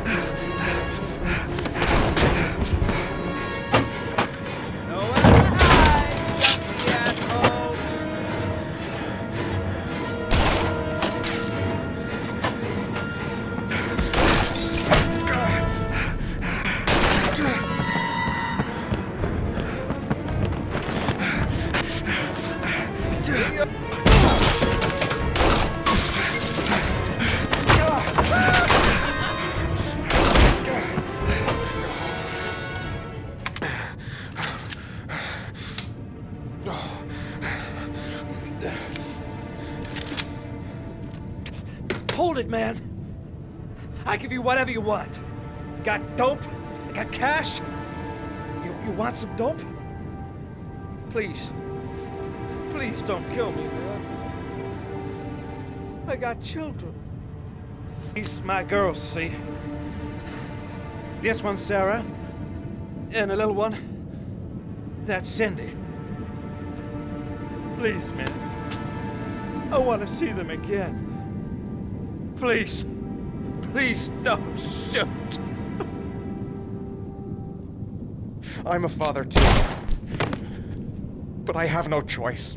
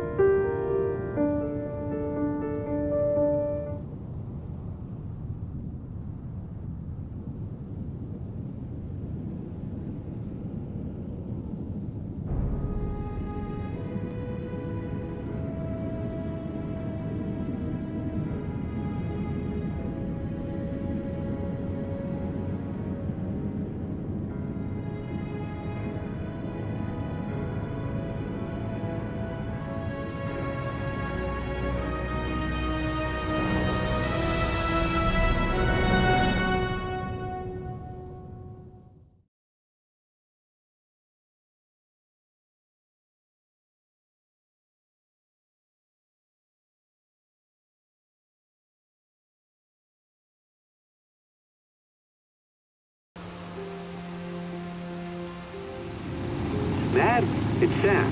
I got your information. The owner of the apartment in Marble Street is a Dr. Adrian Baker.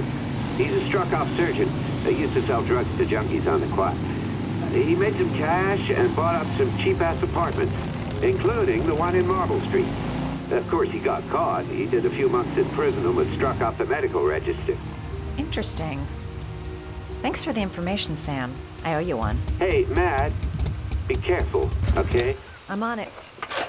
Talk to you later.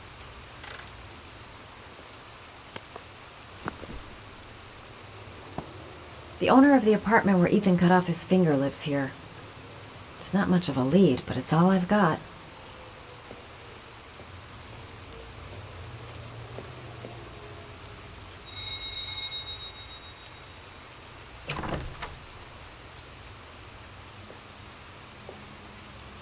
Hi. I was told that you could get Bitropin without a prescription. Sorry, you were misinformed. Goodbye. Hold on. I really need your help here. I can pay. Well, why didn't you say so? Please come in.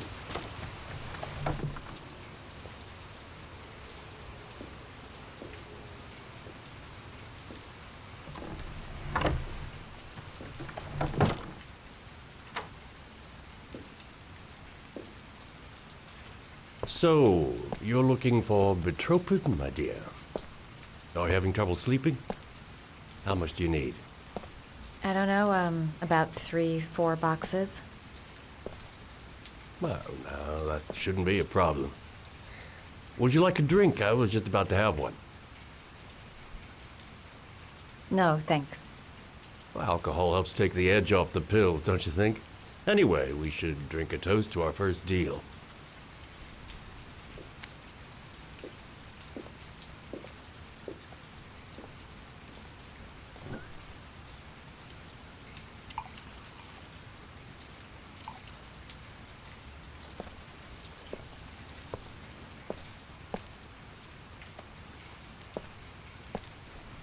I haven't seen you around here before. Who told you about me?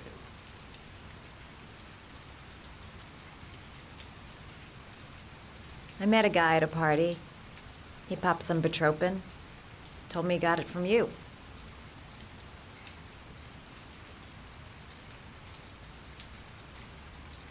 Do you have many clients?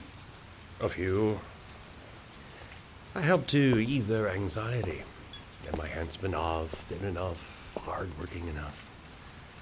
I reassure those who find the system too difficult. I'm like a safety valve that keeps society from imploding.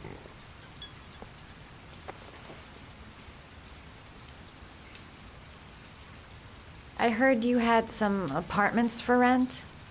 I'm looking. Sorry, darling. Those are all booked up. Shame. I was looking for something around Marble Street.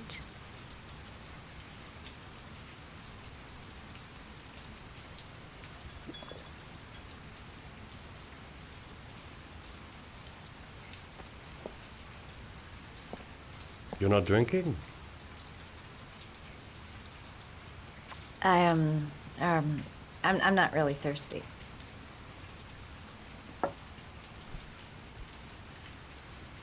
I'll get your prescription. It won't be a moment. Wait here. That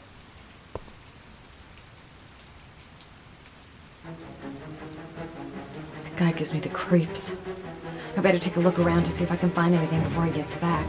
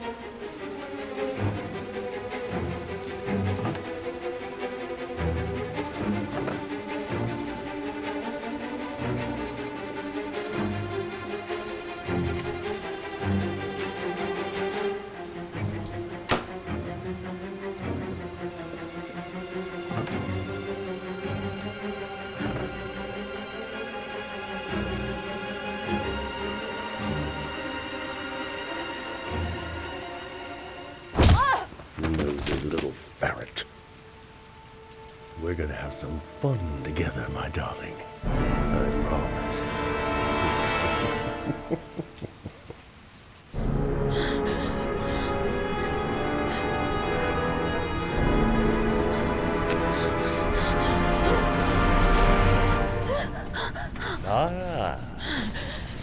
spoke to Matthew. He claimed he had come to the senses. Another one of those goddamn government spies. So, you're interested in my Marble Street apartment. I rented to my friend Paco, if you must know. I have no idea what he does there. Maybe that's where he fornicates with his dancers from the Blue Lagoon. To be honest, I don't give a damn. Just as long as he pays his rent, he can do whatever he likes. But enough with the chit-chat. I miss surgery, you see, so I take every opportunity to practice. I don't have any instruments here, so I use whatever comes to hand. I hope you won't hold that against me. Hold up. Feels like singing.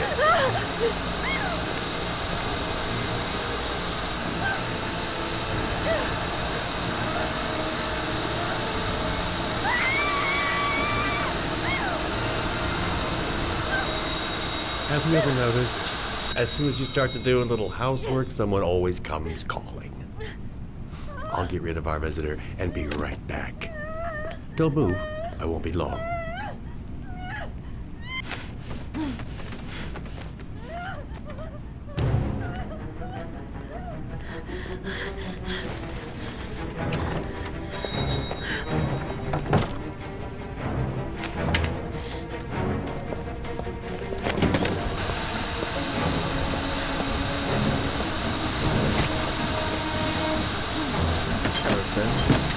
I come bring the word of the Lord and inform you some magnificent Bible, which I will gladly leave with you.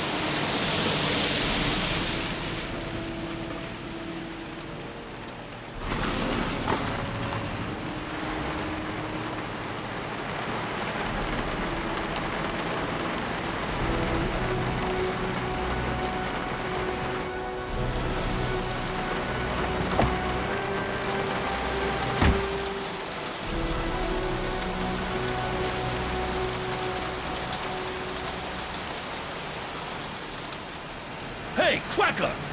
What you doing in there? Norman Jaden, FBI. Can we talk for a minute? Yeah? I'm looking for the owner of a blue Chevrolet Malibu 83. I don't give a damn how the car got here, or whether you stole it or not. I just want to know who bought it from you. Sorry, man. Don't ring a bell. I got a real bad memory for names. Perhaps I can help you to remember. If we find out that you sold the car to the man we're looking for, you're looking at some pretty solid time inside, Jackie boy. You trying to scare me with your big talk? I never saw your damn car. Now take a walk.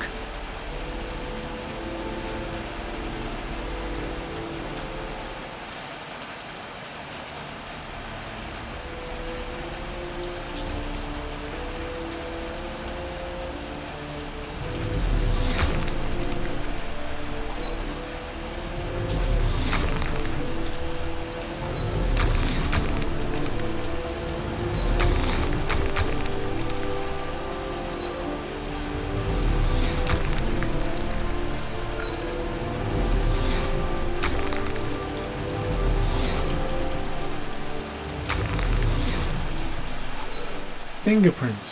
Probably Matt Jack's.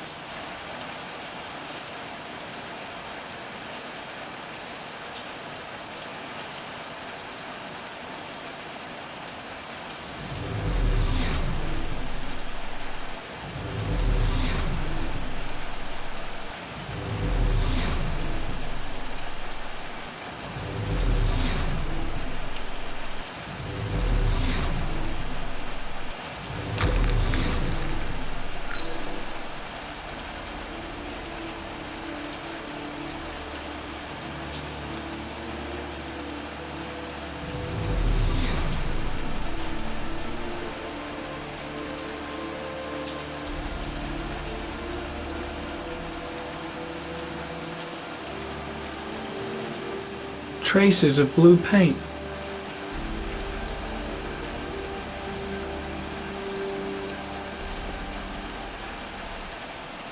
Harry, comment. Traces of orchid pollen in the air inside the garage.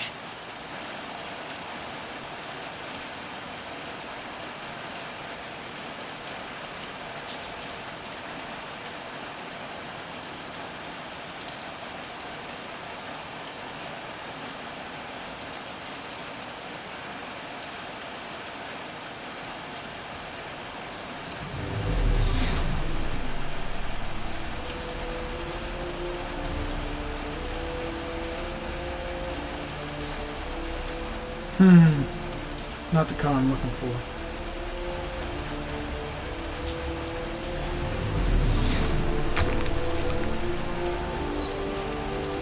Size 10. Most likely a visitor.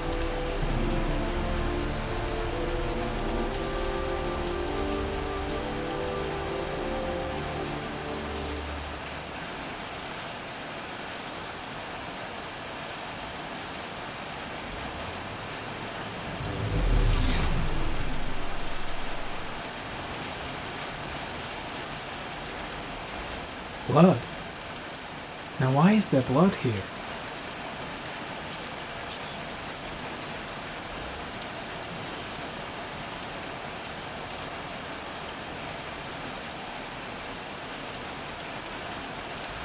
The blood tracks lead to the acid bath.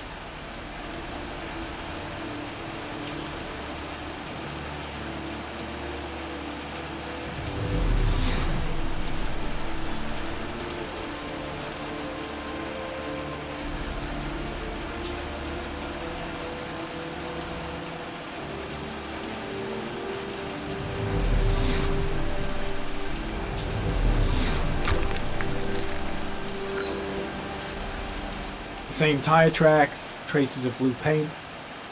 Killer's car definitely came through here.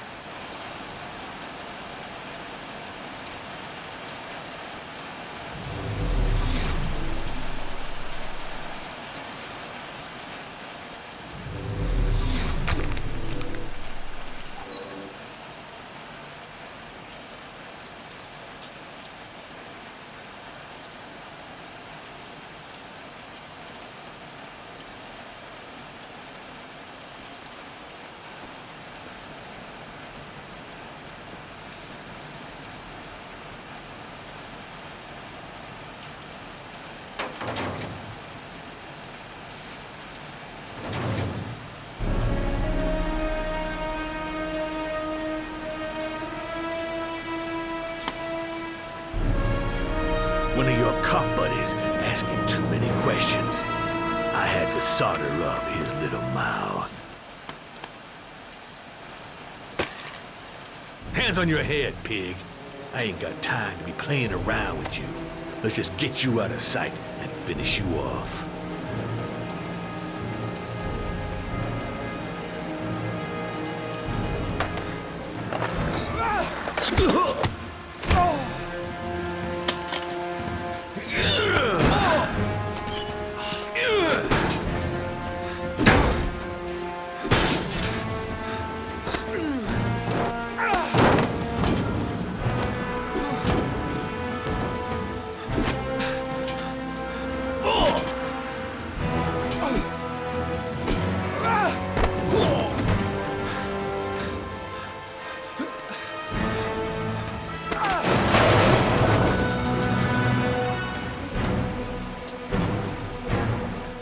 Enough fucking around. You're gonna tell me about the man with the blue car. Go fuck yourself in the ass. Damn! You out of your motherfucking mind, man? Oh, shit, Jack. Ain't nothing to it. Just a little bit of self-defense. Page 1 of the police manual. Kill or be killed. Whoa. Stop. Enough. I'm starting to remember some things. You be cool. I'll tell you the tale. No, I don't know nothing about the guy. He wanted me to get rid of his dirty car, get him a new one with false plates. He paid cash, and I ain't the questioning kind. Said I was supposed to drop the word to a guy named Paco down at the Blue Lagoon when the car was done. Now, that's all I know. We'll continue this discussion down at the station. You're under arrest. You have the right to remain silent. Anything... Shit, not now. Anything you say can and will be... Hey, you look like you got a problem, man.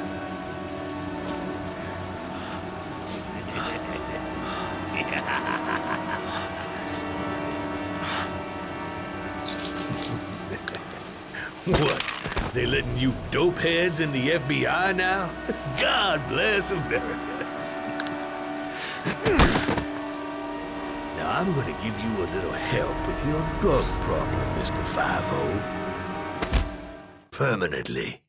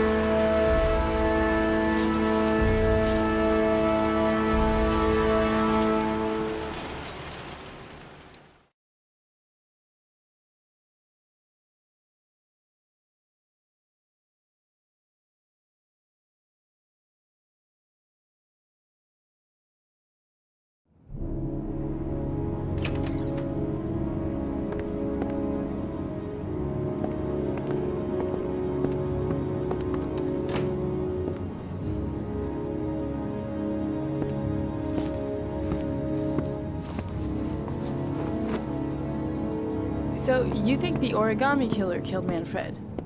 That makes sense. Didn't want him spilling his guts to us. And you suspect Gordy Kramer, right? Oh, him or one of his men. Gordy has the time and the means, not to mention the fucked up attitude to go along with it. He's only a suspect, but he's a pretty guilty looking one. Are these your files on the case? Yeah, I've been working on him for a couple of years. I built up a mountain of paperwork. Magazines about origami? You think the killer could have subscribed to one of those? If he was even remotely interested in origami in the last 30 years, his name may be in there somewhere. Trouble is, there's over 500 names. That gets us squat. I'm starving. Do you have anything to eat? Well, I'm no chef, but I should be able to make some scrambled eggs if you like. Great. I'm soaking wet. I need to warm up a little. Is it okay if I take a shower? Be my guest. Go in my bedroom. It's the next door. Oh, I'll cook up the eggs while you're under the shower.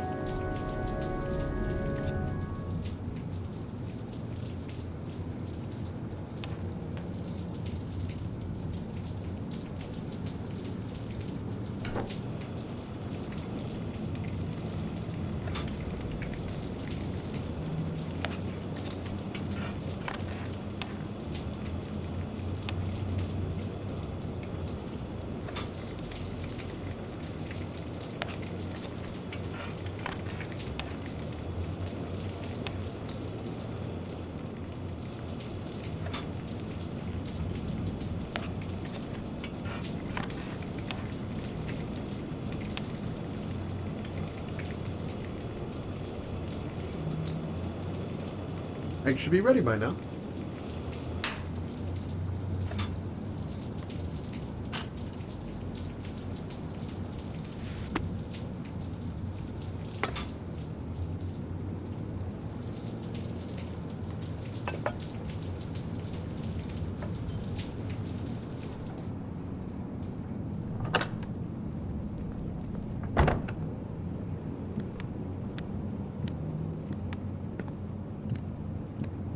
I took the liberty of borrowing your bathrobe. Looks better on you.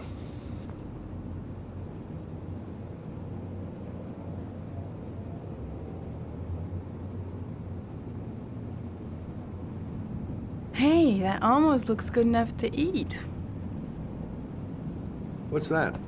The notebook I took from Manfred's place. According to this, about 30 clients bought spare parts for Royal machines in the last 10 years. The killer may be one of them. Oh, you know, checking out the alibi of 30 clients one by one, that's a lot of legwork. Except that if we cross-check them with the list of subscribers to Origami magazines, you still got that, right? Yeah, of course. Lauren, wait.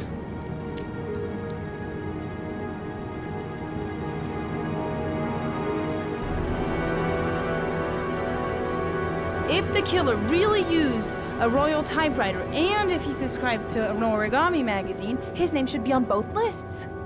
Well, Lauren, I mean, that's just an assumption, but yeah, I suppose. His name is here somewhere. Help me. We're gonna find him.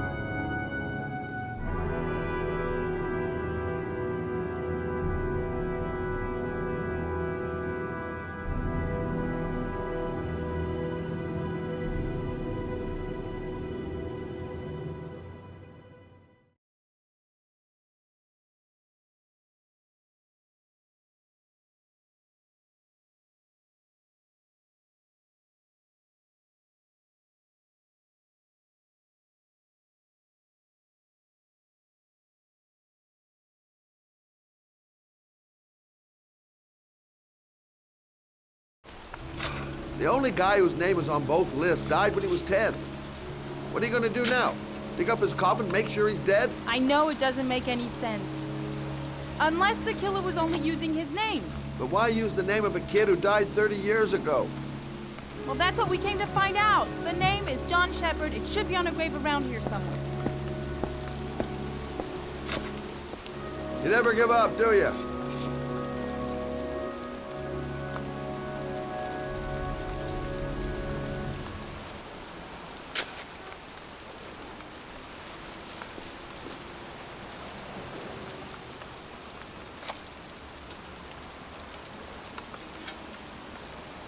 Excuse me. I'm looking for the grave of a boy named John Shepard. Straight ahead, a little further on. Thanks.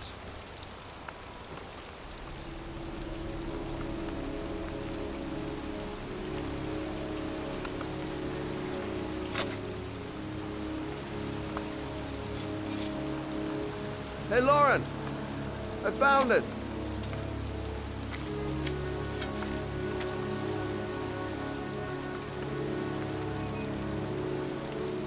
Origami figures. That's one hell of a coincidence.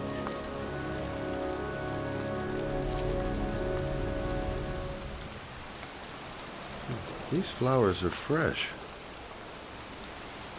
Looks like someone's still tending the grave. Oh, youngin'. That one I knew well. You knew John Shepard? I've worked this graveyard nearly all my life. I remember what happened. It was in 77. October, I think.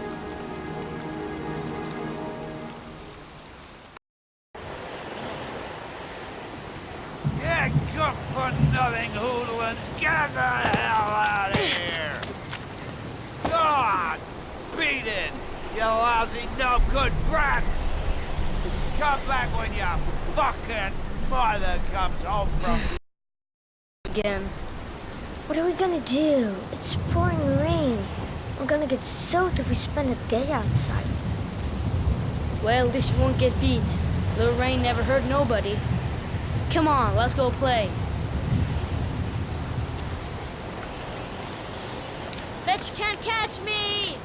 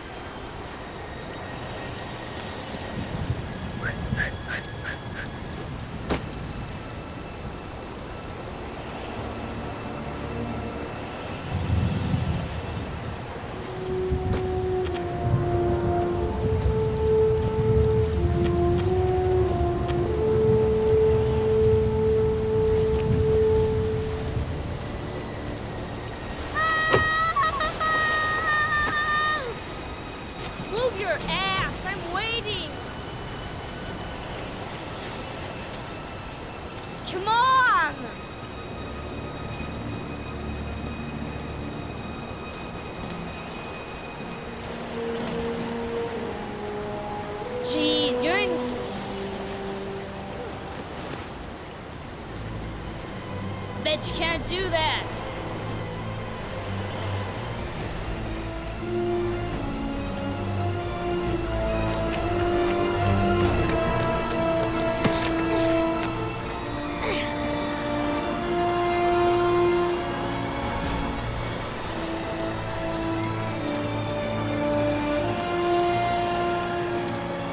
Jeez, you're nothing but a slowpoke.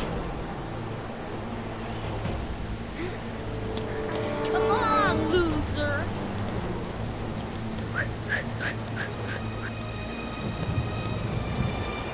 What you doing? You're coming or not?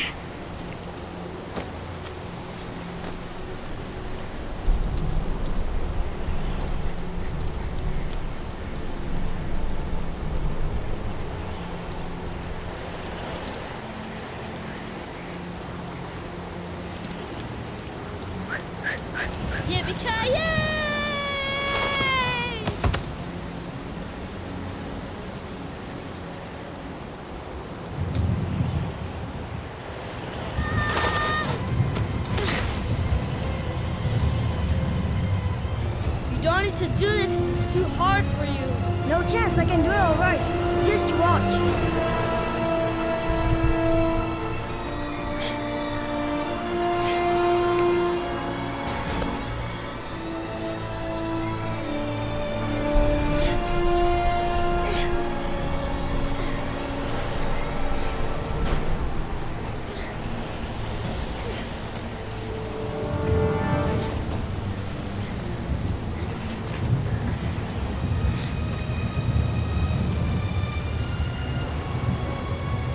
Wait for me! Get a move on!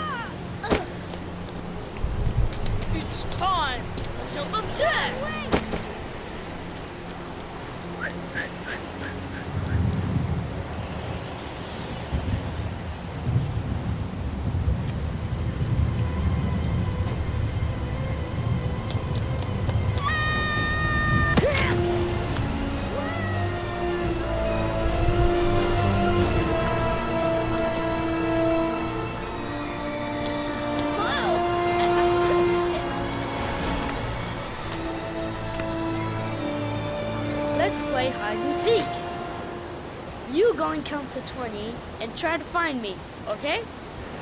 1, 2, 3, 4, 5, 9, 13, 17, 20.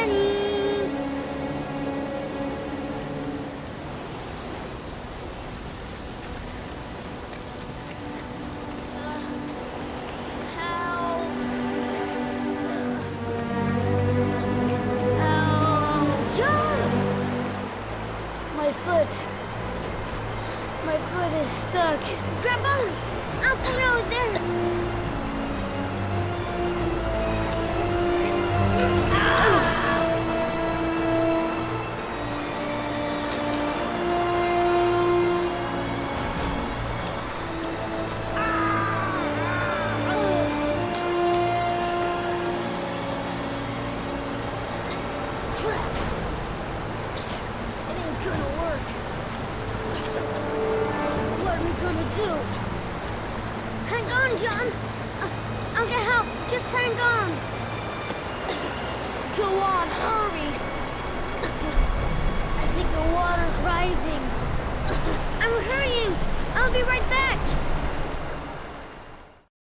But the poor kid never did find any help. And his brother drowned in a pipe full of rainwater.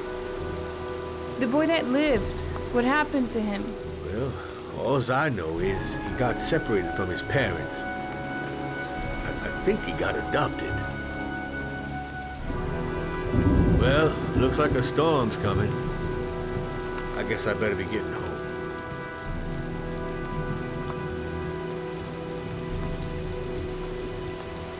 Christ, what a horrible story. John Shepherd drowned in the rain while holding his brother's hand. Do you think he could be the Origami Killer? Come on, let's get back in the car.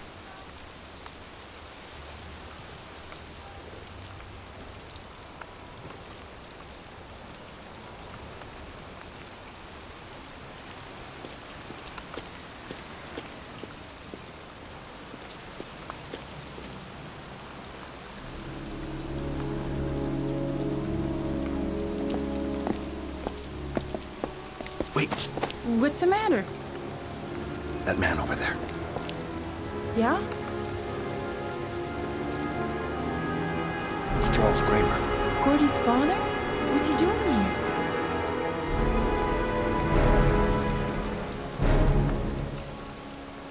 He's putting flowers on John Shepard's grave.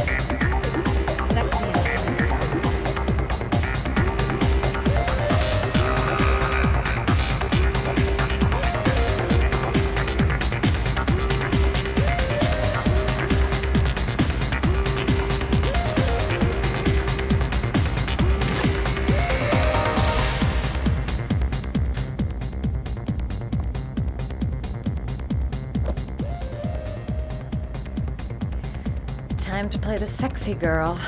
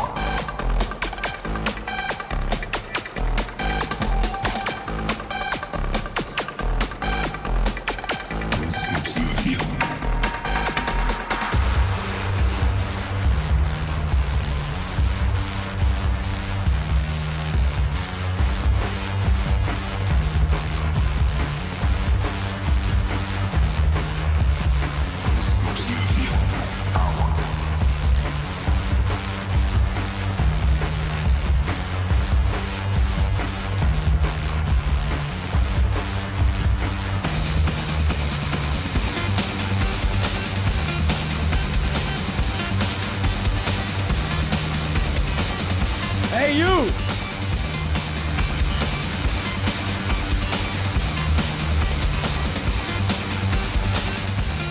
It's your lucky day, sweetheart. The boss wants to invite you to his table. Hey, thanks for accepting my little invitation. You new around here, honey? I think I would have noticed you before. My name's Paco. And you? Madison. I'm Madison. Ah, I like the way you move, Marita. You're making me all hot under the collar. Maybe we can continue this conversation somewhere more private. Oh, cool, baby. Yeah, come with me.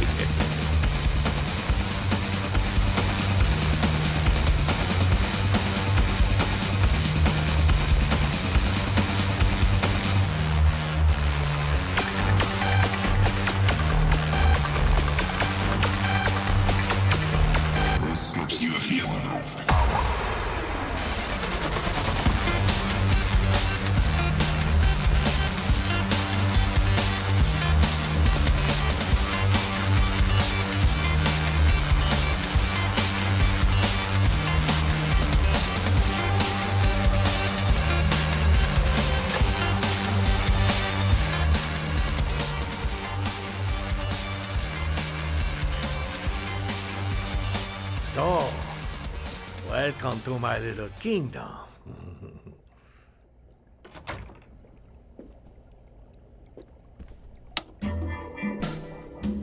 I'll take that. Just get in the way of the good things, sweet cheeks. So, show me what you can do. Take it all. Slowly.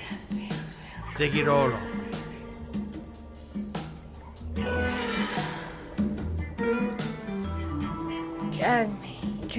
Could we just talk first? Oh, no. We don't need any more talking, baby. I all talked out. Now, show me what you can do.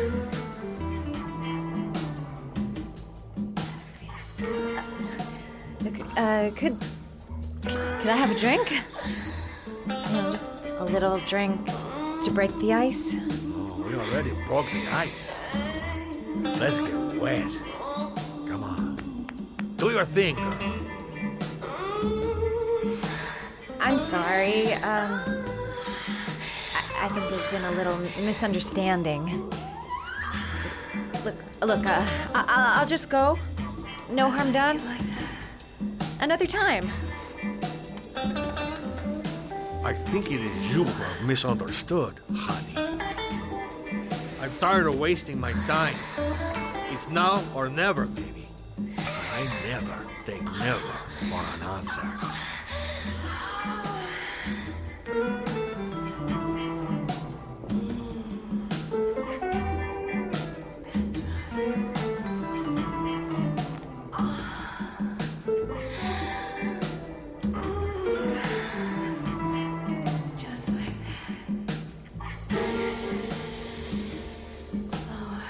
The lamp. If only I could find some way to grab it. Oh, I know.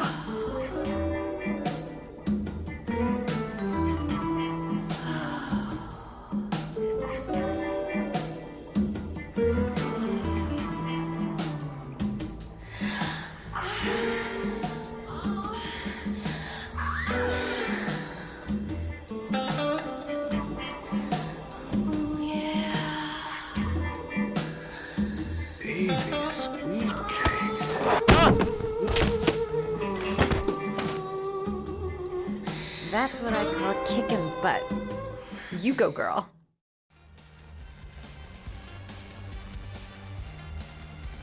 Okay, Act 2. Let's hear Loverboy sing.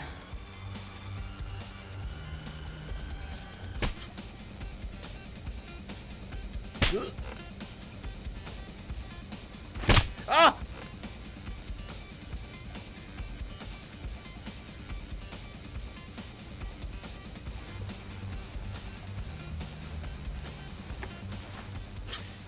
If you call out, I'll kill you. Got it? shit. What you want? You rent an apartment on Marble Street. I want to know why. An apartment? I don't know what you're talking about.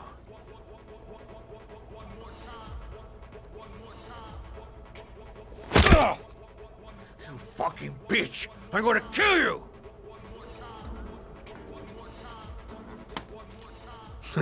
You haven't got the balls, lady.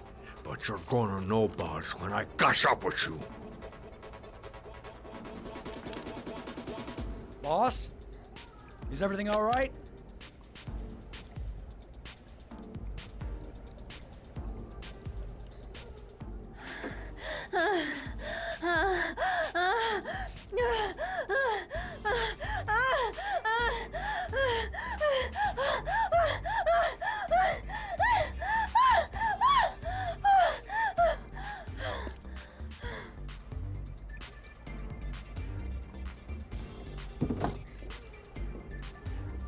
If you value those prized balls of yours, Paco, then it's time for you to talk. What you doing? Stop it! Stop it! I'm only getting started. How about some more? I never set foot in that apartment. I gave the keys to some guy. He said he needed a place. He had money. What was that guy's name? I don't know his name. I swear.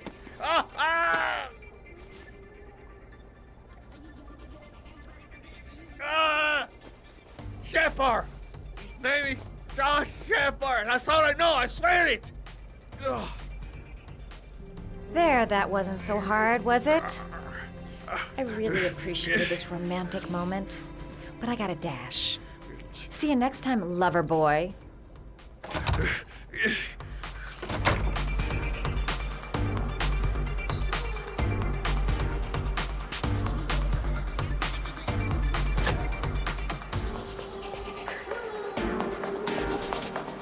Time to get out of here. I got a... Well, that was a pretty good way of getting a guy to spill his guts. The name he gave me, John Shepard. Could that be the name of the killer? Guess I'll soon find out.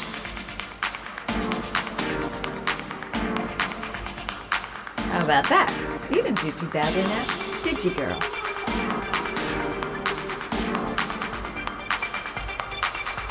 Next time he'll think twice before he takes a cute chick up to his office.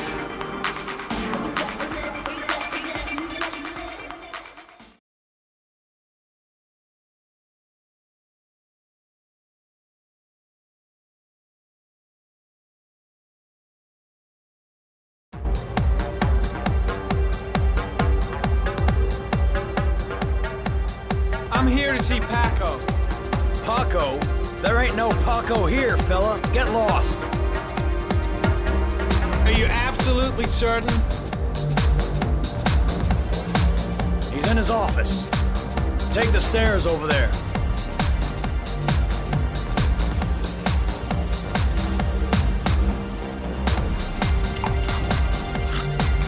Oh, it's you. You scared me. I didn't hear you come in. A crazy bitch came around here asking questions about the apartment on Marble Street. I don't know what you're doing down there, and I don't want to know. But whatever that shit is, it's beginning to draw attention. Look, I know you kept me out of prison, but that fucking bitch nearly killed me. Everything you ask, I think my debt to you is paid.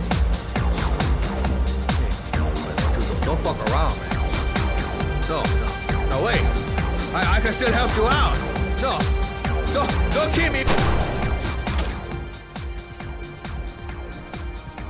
No time to wait. Gotta find Paco.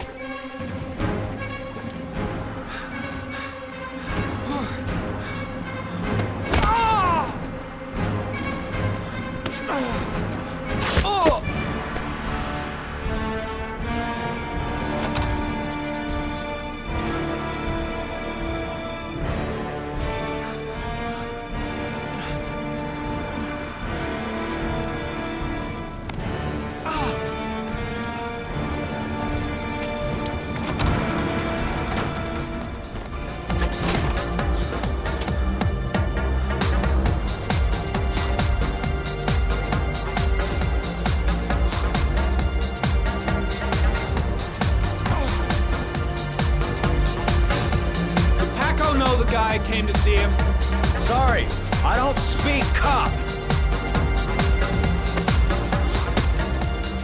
What's my list, asshole? 'Cause I got no time to translate.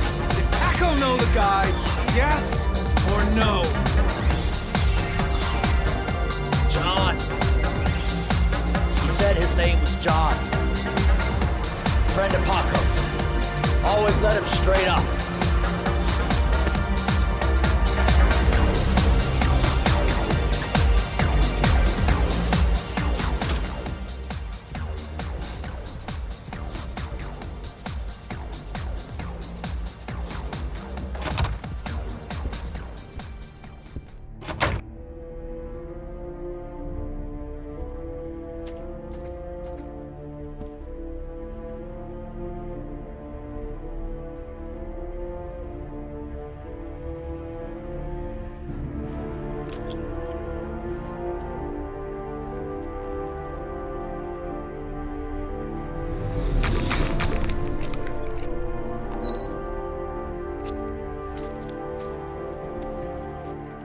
His coat pocket. I tore it off during the fight. 2 receipts from the same gas station. Interesting.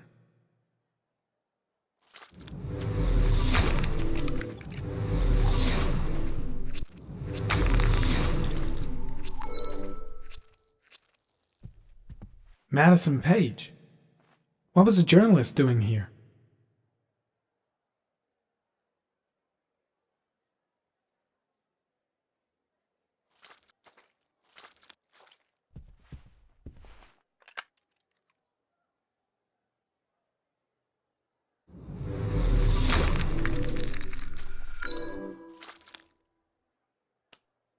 Madison Page?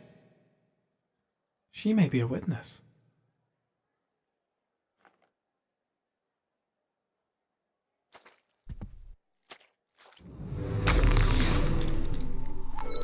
A bullet, right between the eyes. Instant death.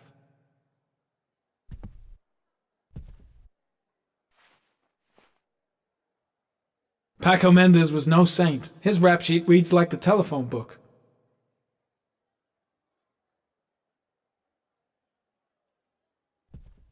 The killer was looking for something.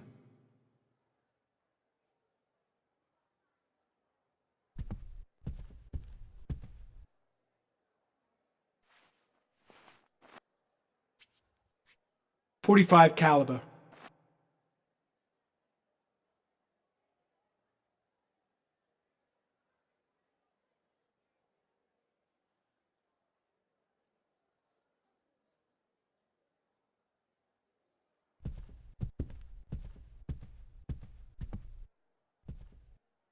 .45 caliber semi-automatic.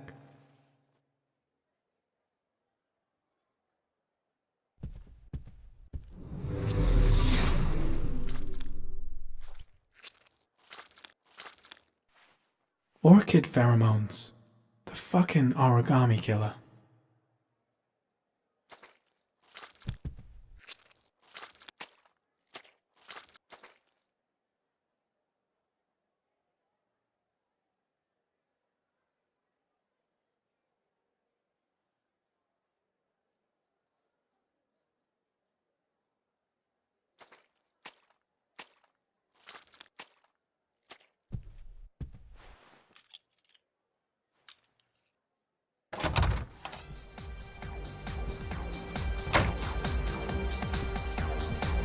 Oh, got the shakes and the cold sweats. Gotta get back to the hotel fast. I seem to spend most of my time getting the shit kicked out of me. Shit, looks like a dead end. Road to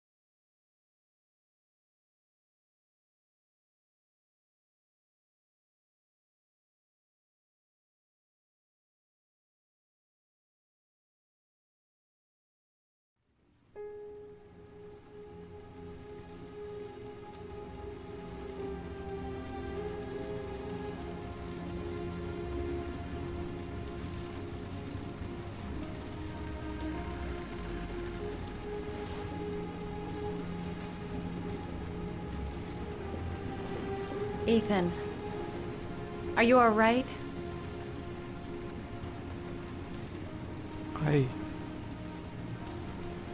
I killed a man. I had no choice. I had no choice. You're not the Origami Killer, Ethan. You're not responsible for those murders. I can prove it. That changes nothing. Saving Shaun is all that matters now.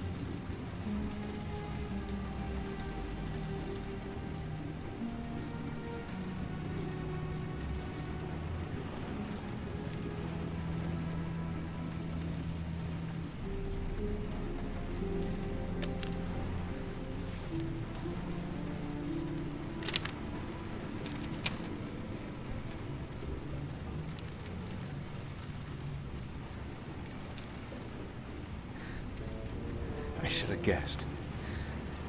All this time and I had no idea. Ethan, what's the matter? I thought I meant something to you. Listen, You're a pretty good nurse for a fucking journalist! Ethan, I wanted to tell you, but... What kind of article were you gonna write? My life with a serial killer? No. How I caught the Origami Killer. Maybe you'll get a book deal. I hope it was fucking worth it! Ethan, it's not what you think. You lied to me, Madison! All this time you fucking lied to me! I thought you wanted to help me, but you're only thinking of writing a fucking book!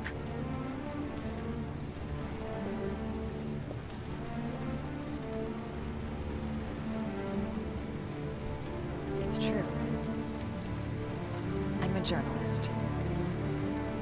And I knew that you were the father of the boy who had disappeared, and I wanted to cover the story. But then I saw what you were going through to save your son. And I understood how much you love him. I wanted to tell you the truth, but I couldn't. I was afraid that you may not believe me. I was afraid that you'd ask me to go. All I want is for you to find your son alive. And when it's all over, I want to be with you.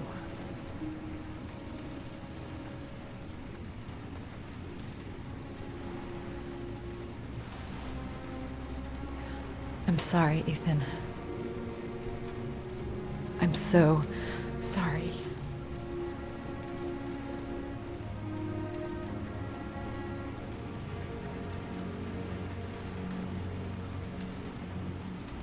You're leaving, aren't you? It's the last origami figure. The last letters, then I'll know where Shaun is. Take care, Ethan. I can't lose you now.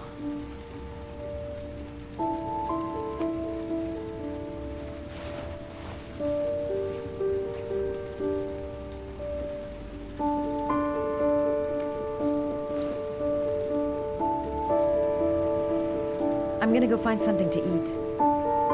Wait for me. I'll be back in 10 minutes.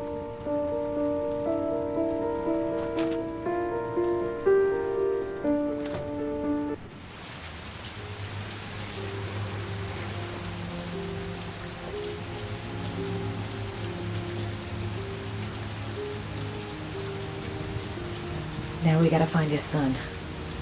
And I think I know where to start looking.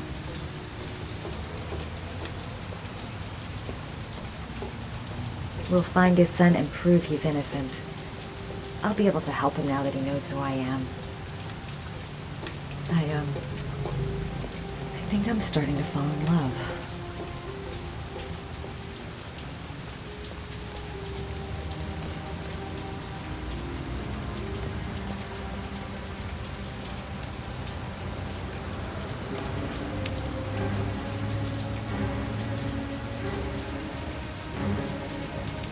Cops. They're looking for Ethan. It looks like a raid.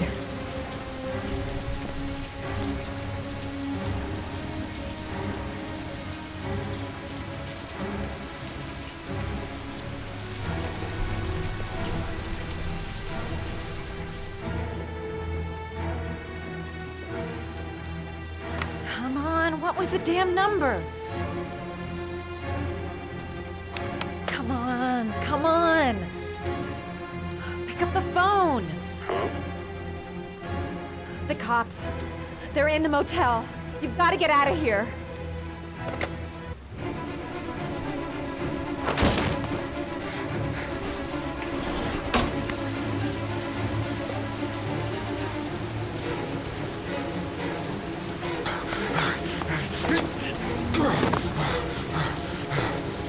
Still on the move!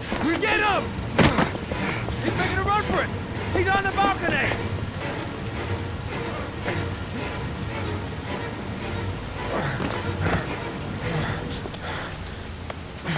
Whoa!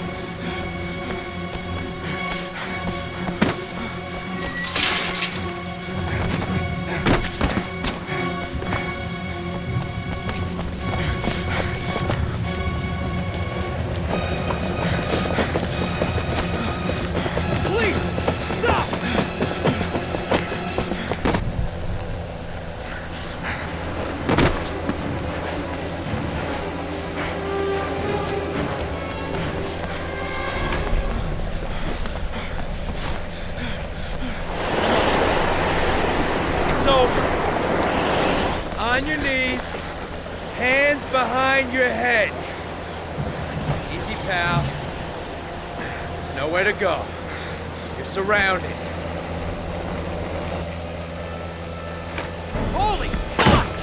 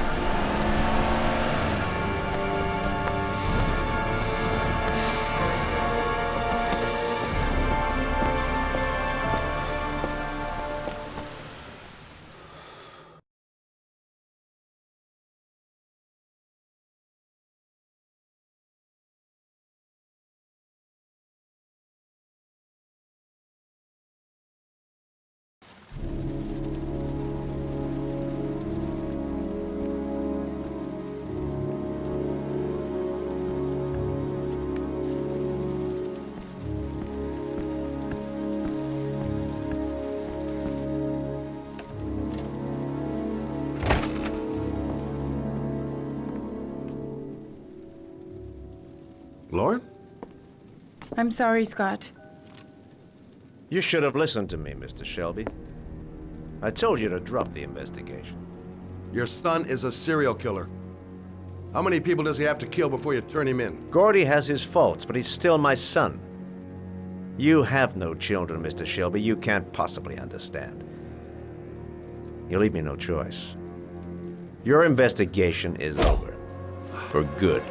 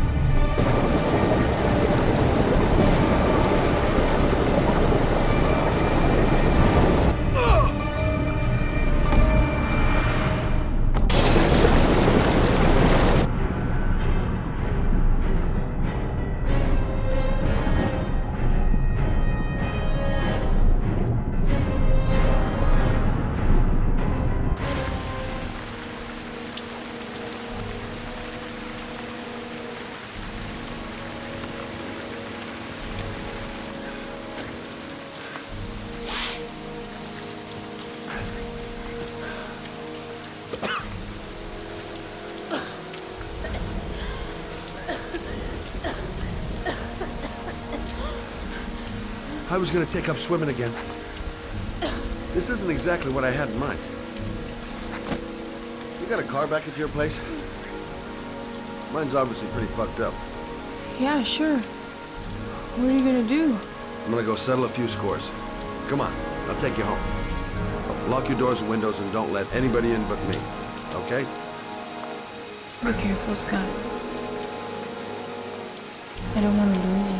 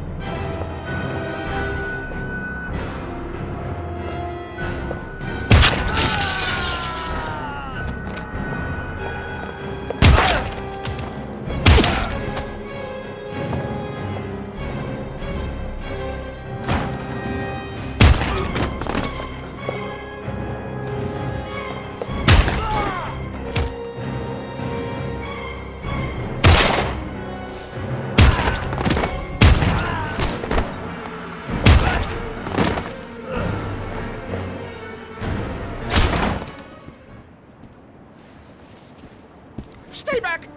Don't come near me, or I'll shoot! Fucking asshole. Please, don't... Oh!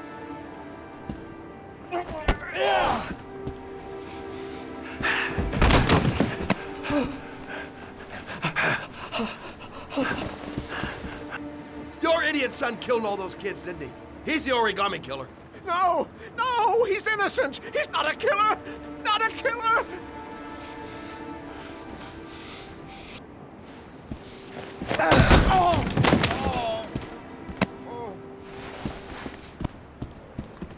You're a fucking liar. Now tell me the truth. No! No, please! Don't hurt me!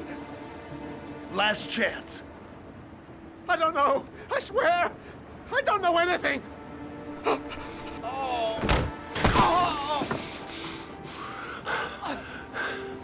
Stop. Stop. I beg you. I'll tell you. I'll tell you everything.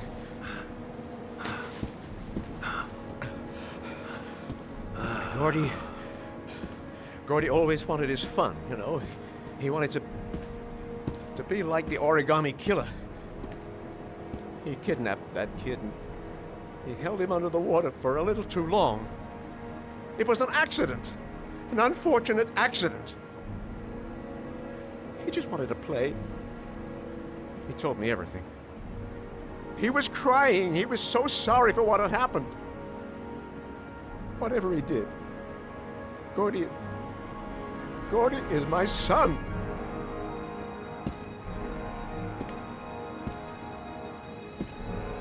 No one will miss him. What? That boy, Gordy killed. No one will miss him. The street trash, like so many others. Oh, you disgusting pile of shit.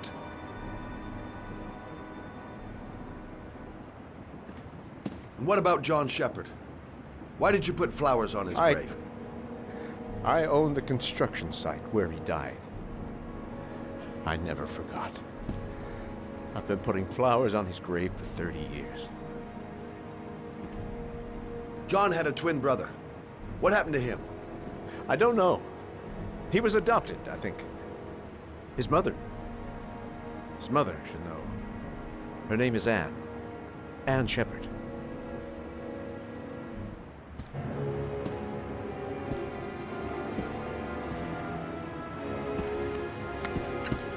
My heart! Heart!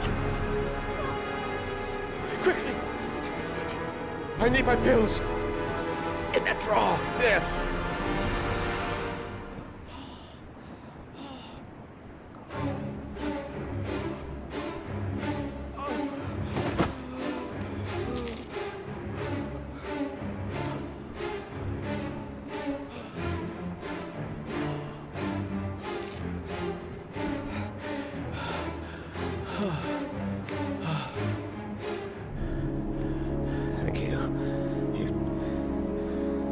Saved my life.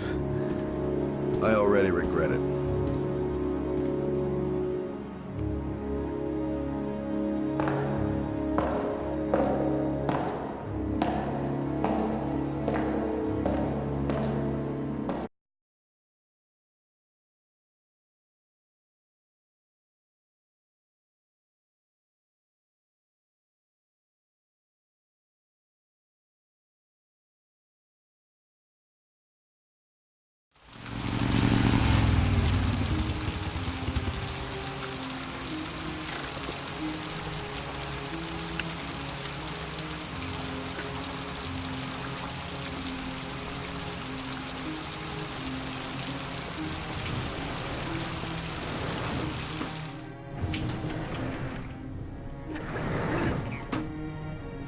Hello, I'm looking for Anne Shepard's room. Please sign the visitor's book. Are you a member of the family? Yeah, you could say that. Oh, she'll be pleased to have a visitor. No one ever comes to see her. With the Alzheimer's, she has trouble remembering things, but it'll still please her, you know. It's room 19 at the end of the corridor. Thank you.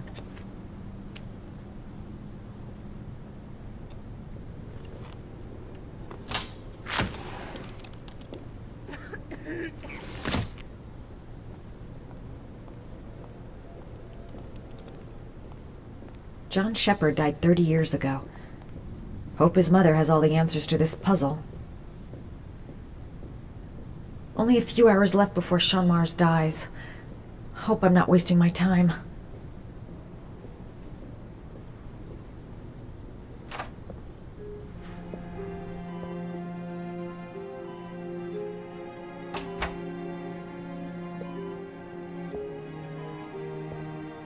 Hello, Mrs. Shepard. Is it time for my pills already? No, Mrs. Shepard, They're never on time with my pills. I don't know what they do here. In the other hospital, they were always on time. But here...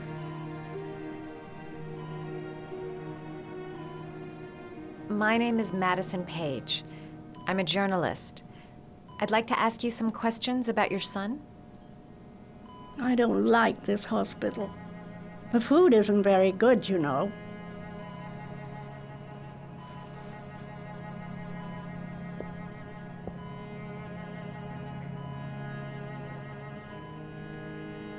Do you remember John? My Johnny. He is a good little boy, you know. I know what happened at Carnaby Square. Do you remember? Carnaby Square. I think I used to live there a long time ago. We didn't have much money at the time, you know. We had to make do with very little. Try to remember, Mrs. Shepard. John's twin brother was placed with a foster family after the accident. What was the name of the foster family? I asked them for a television, you know.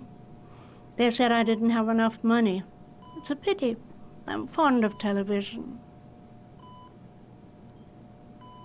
You had a son named John, and John had a twin brother. Do you have my pills?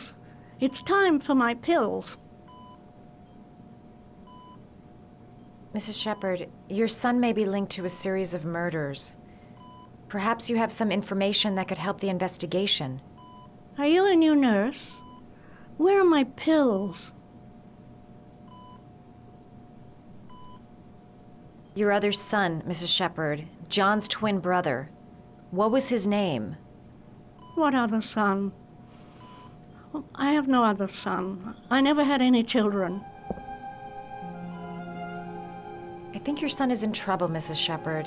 He's done some terrible things. I need to find him. Do you understand? Terrible things you're telling me. He never came to see me. Can you believe it? In 10 years, never. No one forgets their mother, do they?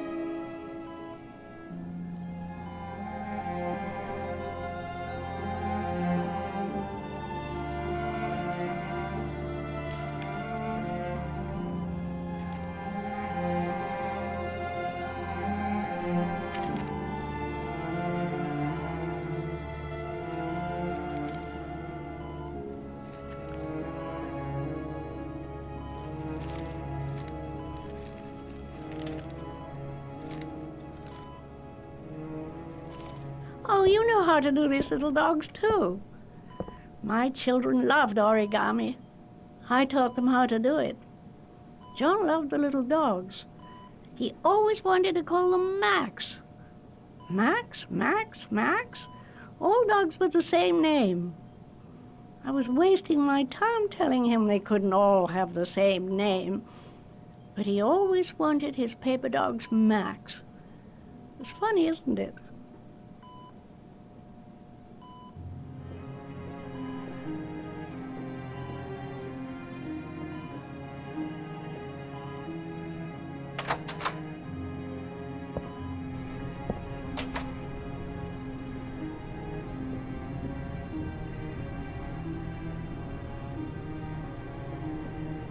Does Mrs. Shepherd ever talk about her past?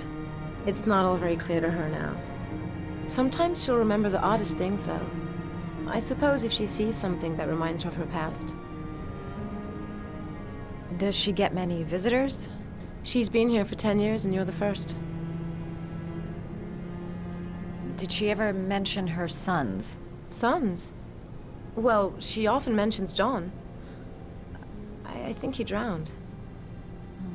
Does she ever talk about her other son? I didn't know she had another one.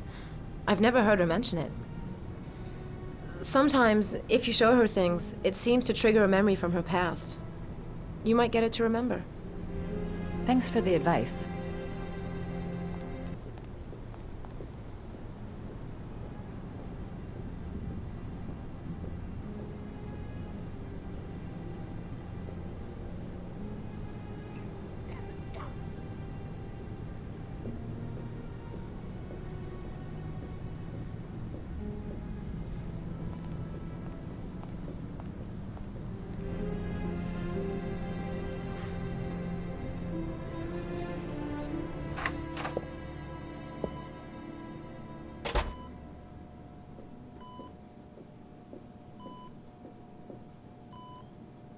What a lovely orchid. My sons loved orchids. We used to grow them in the back. When John died, I laid orchids on his grave.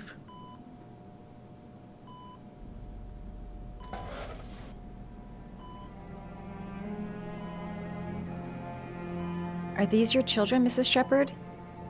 John and his brother? Is that them? They're good little boys. Their father never looked after them, always drinking. They didn't have an easy life, you know.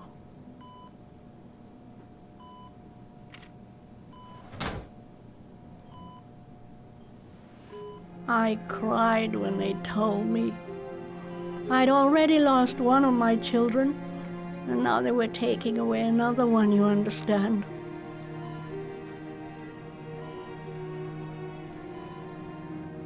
Foster family, Mrs. Shepherd. What was the name of the foster family that adopted John's brother? They were really very nice people. I met them, you know. In the beginning, I used to go and see my little boy. And then I got sick and I couldn't go any longer. Perhaps he thought I'd forgotten him. He must have thought I didn't love him anymore. His name, Mrs. Shepherd. What was his name? But I loved him. If you only knew how much I missed him. Please, Anne. His name. What was his name? Come closer.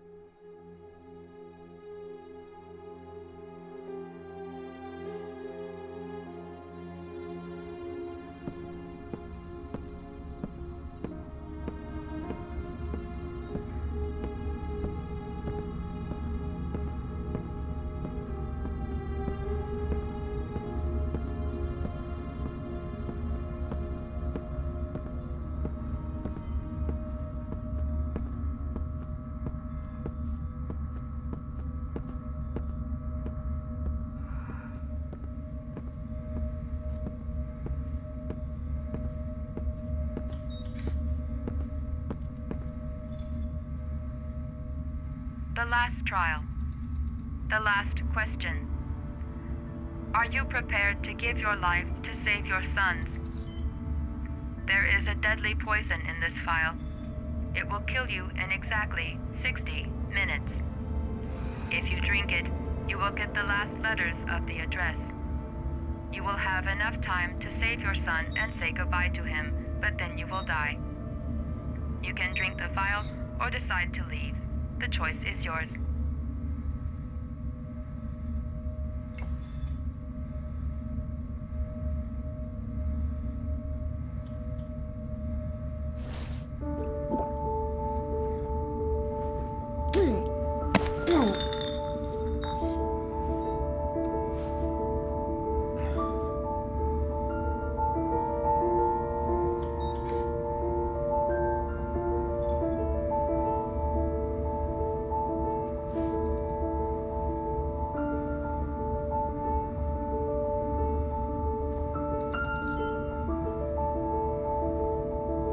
The last letters have been sent to your phone.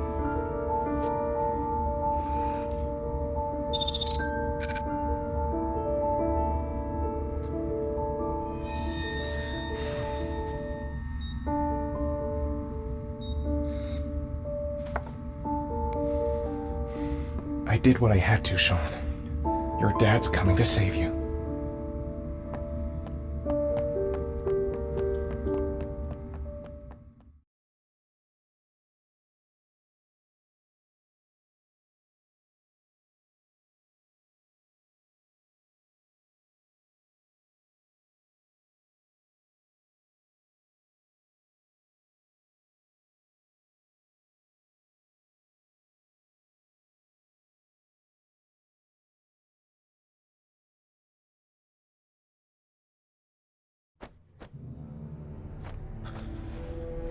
We've only got a few more hours left to save Shaun Mars. There has to be a goddamn clue somewhere.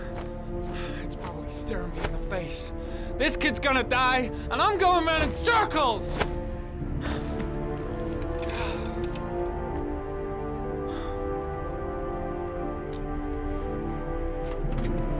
All packed up and ready to go?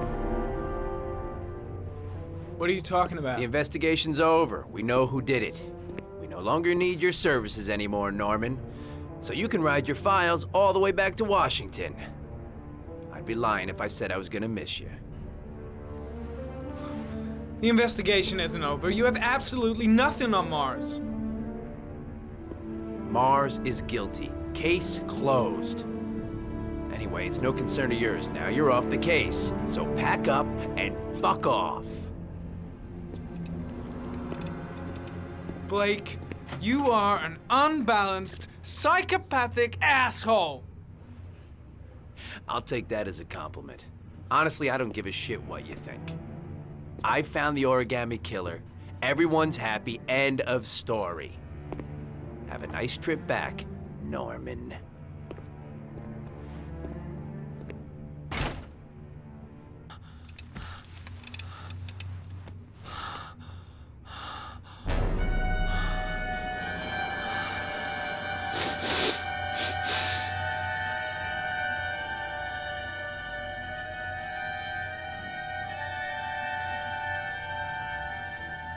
The killer's name is here. Somewhere in this data. I just have to find it. Find it before it's too late. Oh, one last thing, sir. You should be careful not to overindulge in you know what. It can be dangerous. Very dangerous. It'll end up killing you if you're not careful. That would be most unfortunate, sir.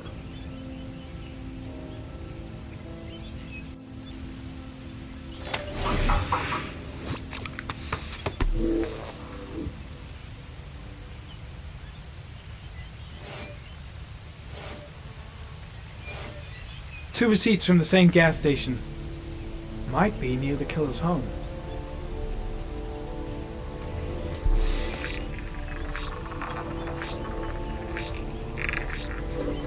Ugh, that doesn't get us anywhere.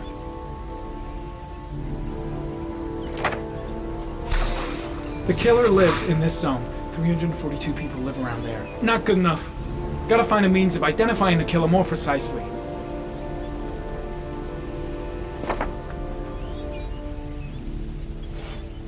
The gun the killer left at the Blue Lagoon. Perhaps there's some way of tracing its history.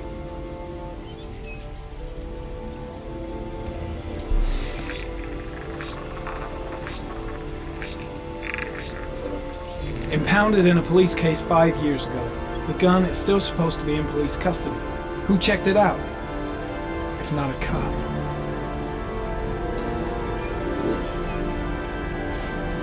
Ari was in record mode when I was fighting with the killer. Perhaps there's something on it.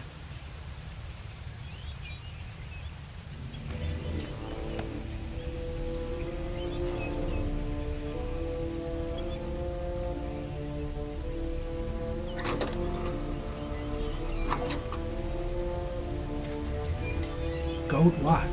I'm sure I've seen this before somewhere.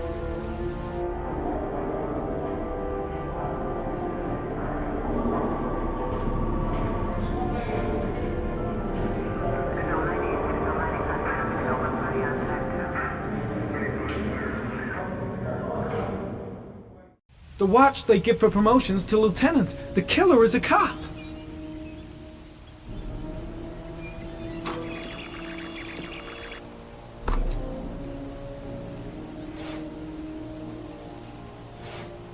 Looks like the killer is a cop. Carter Blake! That would explain the dead-end investigation and his desire to frame Ethan Mars.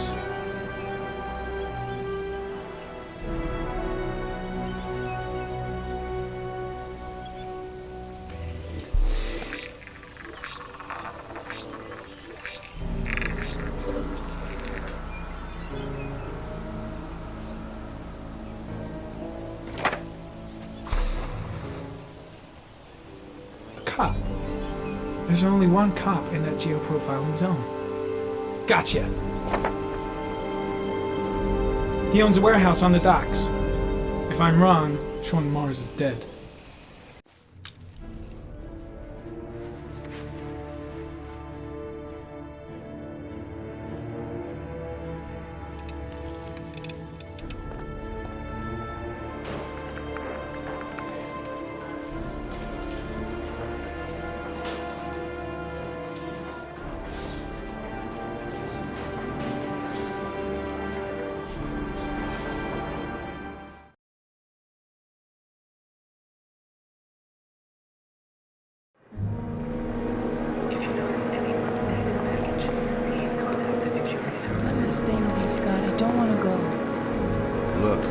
only take a couple of days. Long enough to get this resolved. I can't just wait while you confront my son's killer. It's the only way, Lauren. Trust me. Now go stay with your mother for a few days. I'll come and get you when this is all over. Tell me who the Origami Killer is. I want to know who killed my son. Listen, when I'm done, I'll tell you everything I know. I promise.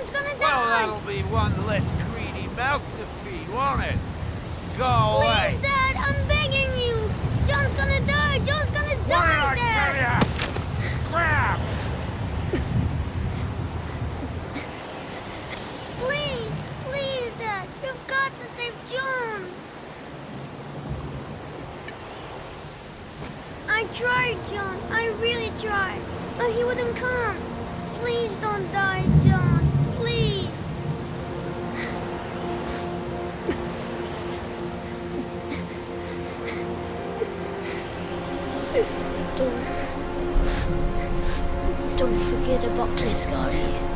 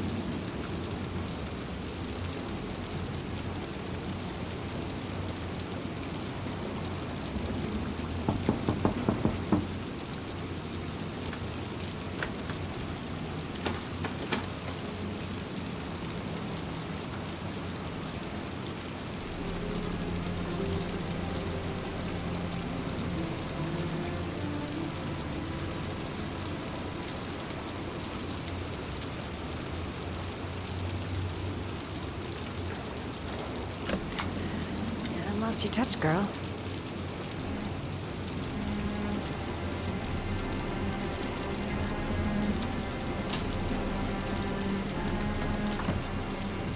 The Origami Killer's apartment.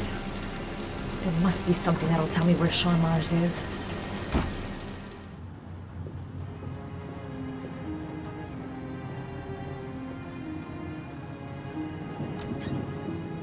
A cop's uniform. Always trust a cop. That's why children went with him. He was dressed as a cop.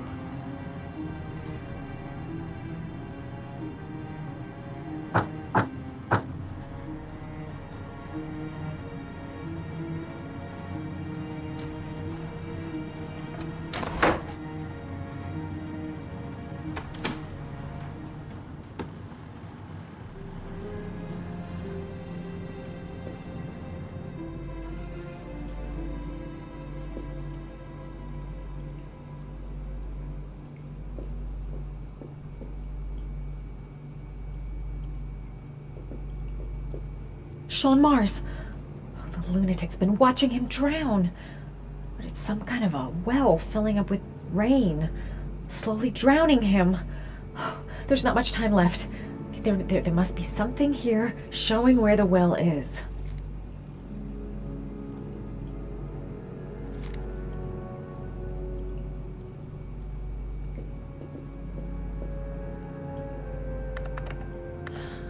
Shit, it needs a password.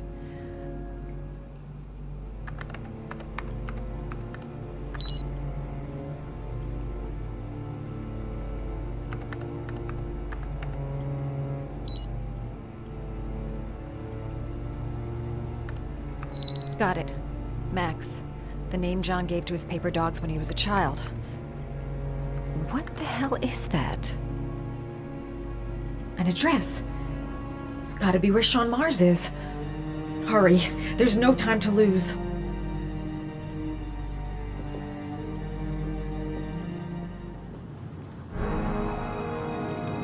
So you found my little secret? It's over, Scott. All those children killed just to find a father capable of saving his son? Shut up! You don't understand. There's one child left. There might still be time to save him. Let him go. Do what your father couldn't do.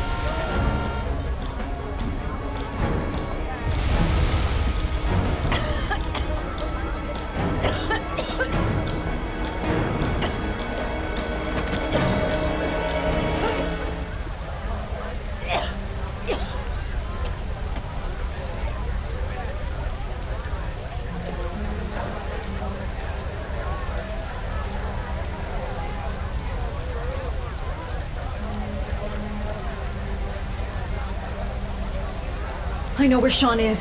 I've got to tell Ethan.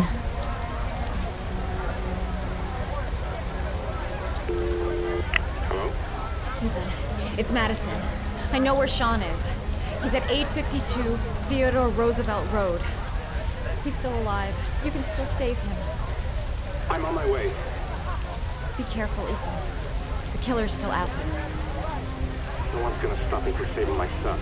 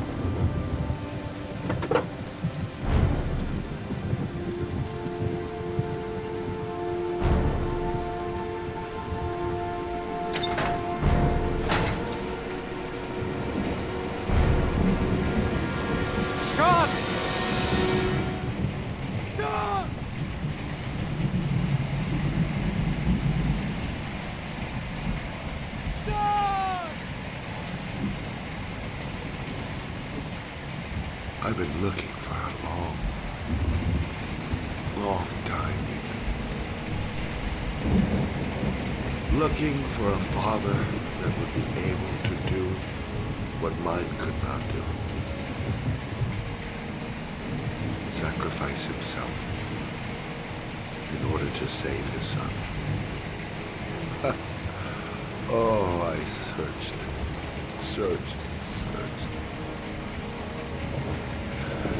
And then I remembered you.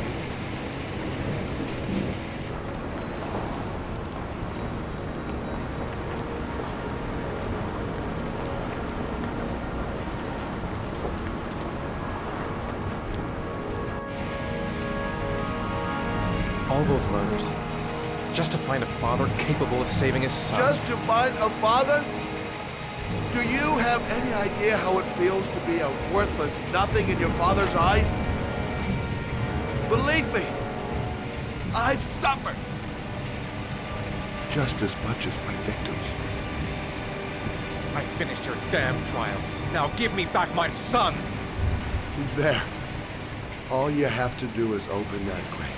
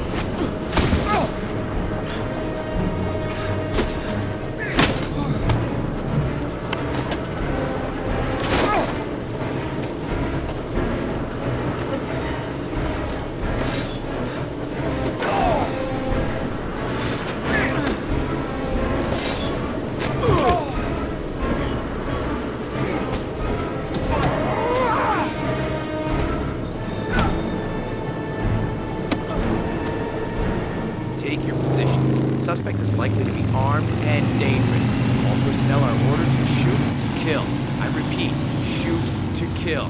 Ash, are the snipers in position? Yes, Lieutenant. They're ready on your command. Perfect. He won't get away this time. We'll gun him down as soon as he shows his face. Hey! You there! What are you doing? Lieutenant, my name is Madison Page. I'm a journalist. I have proof that Ethan Mars is innocent. He's not the Origami Killer. What is a journalist doing here? I thought I told everybody to keep their mouths shut. Now get her out of here. I don't want her getting in the way. Okay, Lieutenant. All right, come on. You're about to make a terrible mistake, Lieutenant. Ethan Mars is innocent. I can prove it.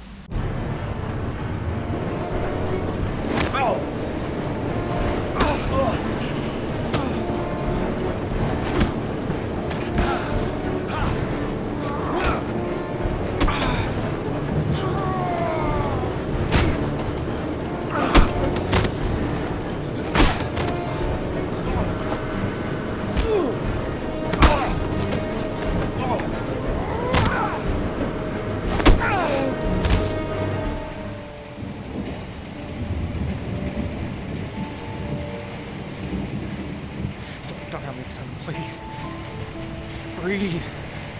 Gotta breathe.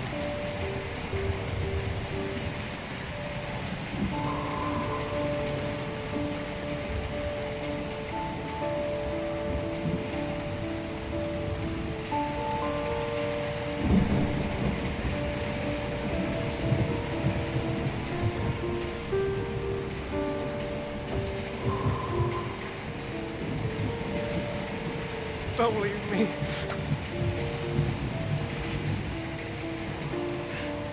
Shaun, don't leave me.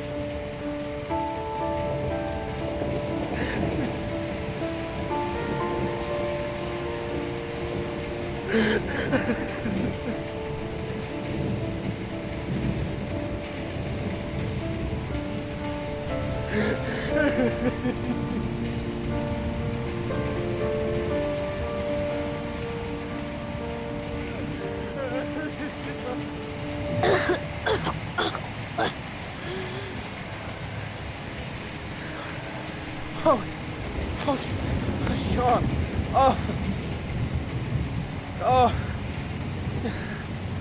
I thought you were gone. Dad, I knew you'd come and save me.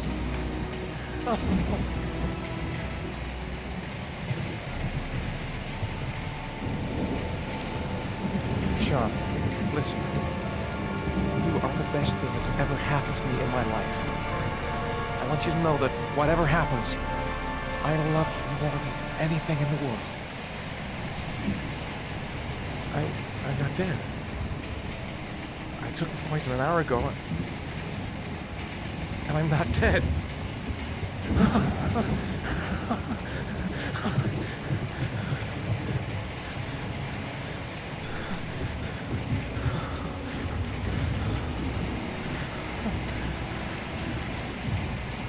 Ash, get her out of my face. Mars didn't do it, for Christ's sake. He's innocent. Ah! Hey, what are you doing?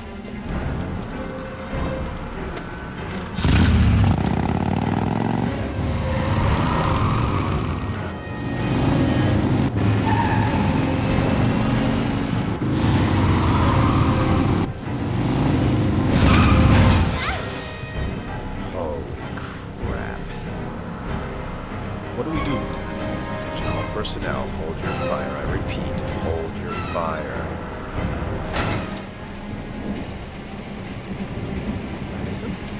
What's going on? The cops. They're out there. They have the building surrounded. They'll shoot you if you go outside. I'll go out alone. I'll talk to them. I'll explain. You'll be dead before you can open your mouth.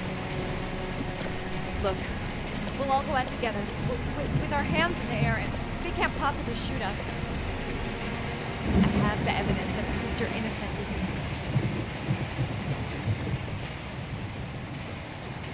Listen, I'm sorry I didn't trust you. I was only thinking about Shaun, and I thought... That's okay. The only thing that matters is that you saved your son.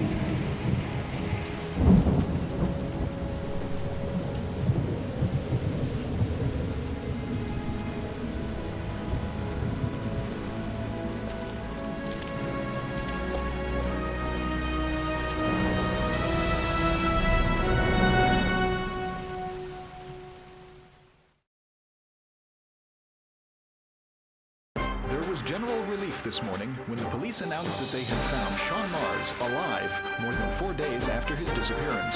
Mars had been imprisoned in a well by the man known as the Origami Killer. The successful resolution of this case was made possible only by the bravery of Ethan Mars, who the police believed at one point to be the killer.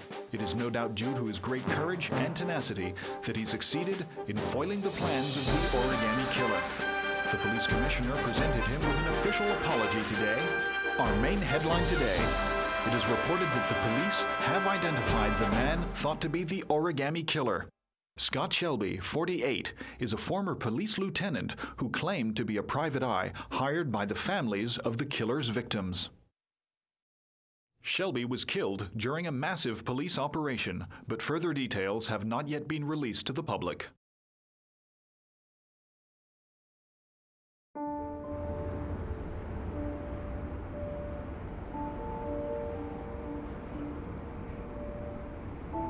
Let's just say a friend of a friend let me jump in line. If we like it, it's ours.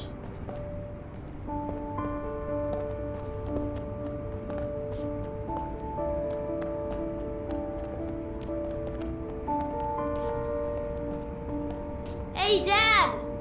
I think I found my room! Well, what do you think? It's perfect, Ethan. We'll be able to forget what happened. We'll lead a normal life. And one day, it'll all just seem like a bad dream. We've earned the right to be happy now, Ethan. All three of us.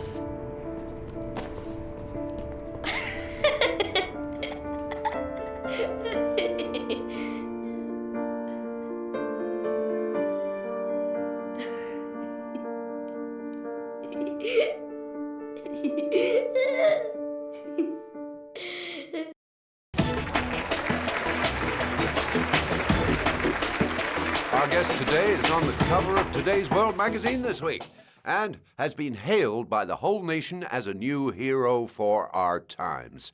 Astonishingly, he almost single-handedly ended the sinister series of killings by the man known as the Origami Killer and saved the life of young Shaun Mars. His determination, courage, and intelligence have won our admiration. Norman Jayden, good evening.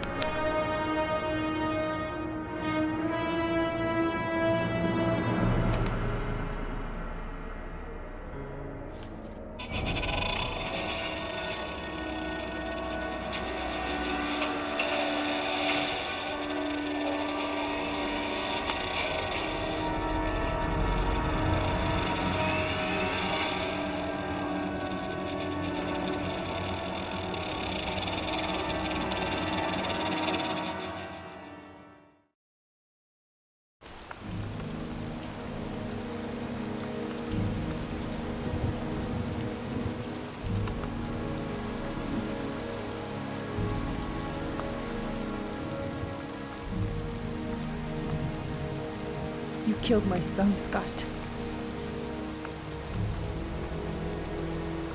Were you thinking about that when you held me in your arms?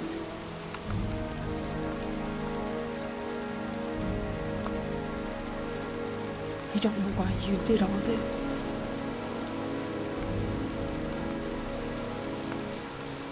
Nothing can justify it anyway.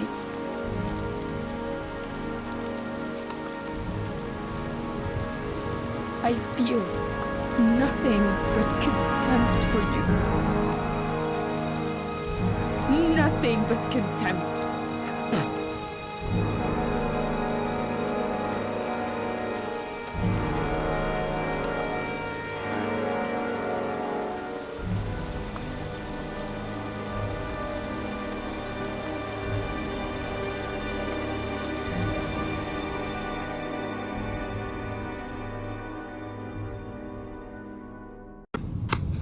I want to see them again. I'm a father too.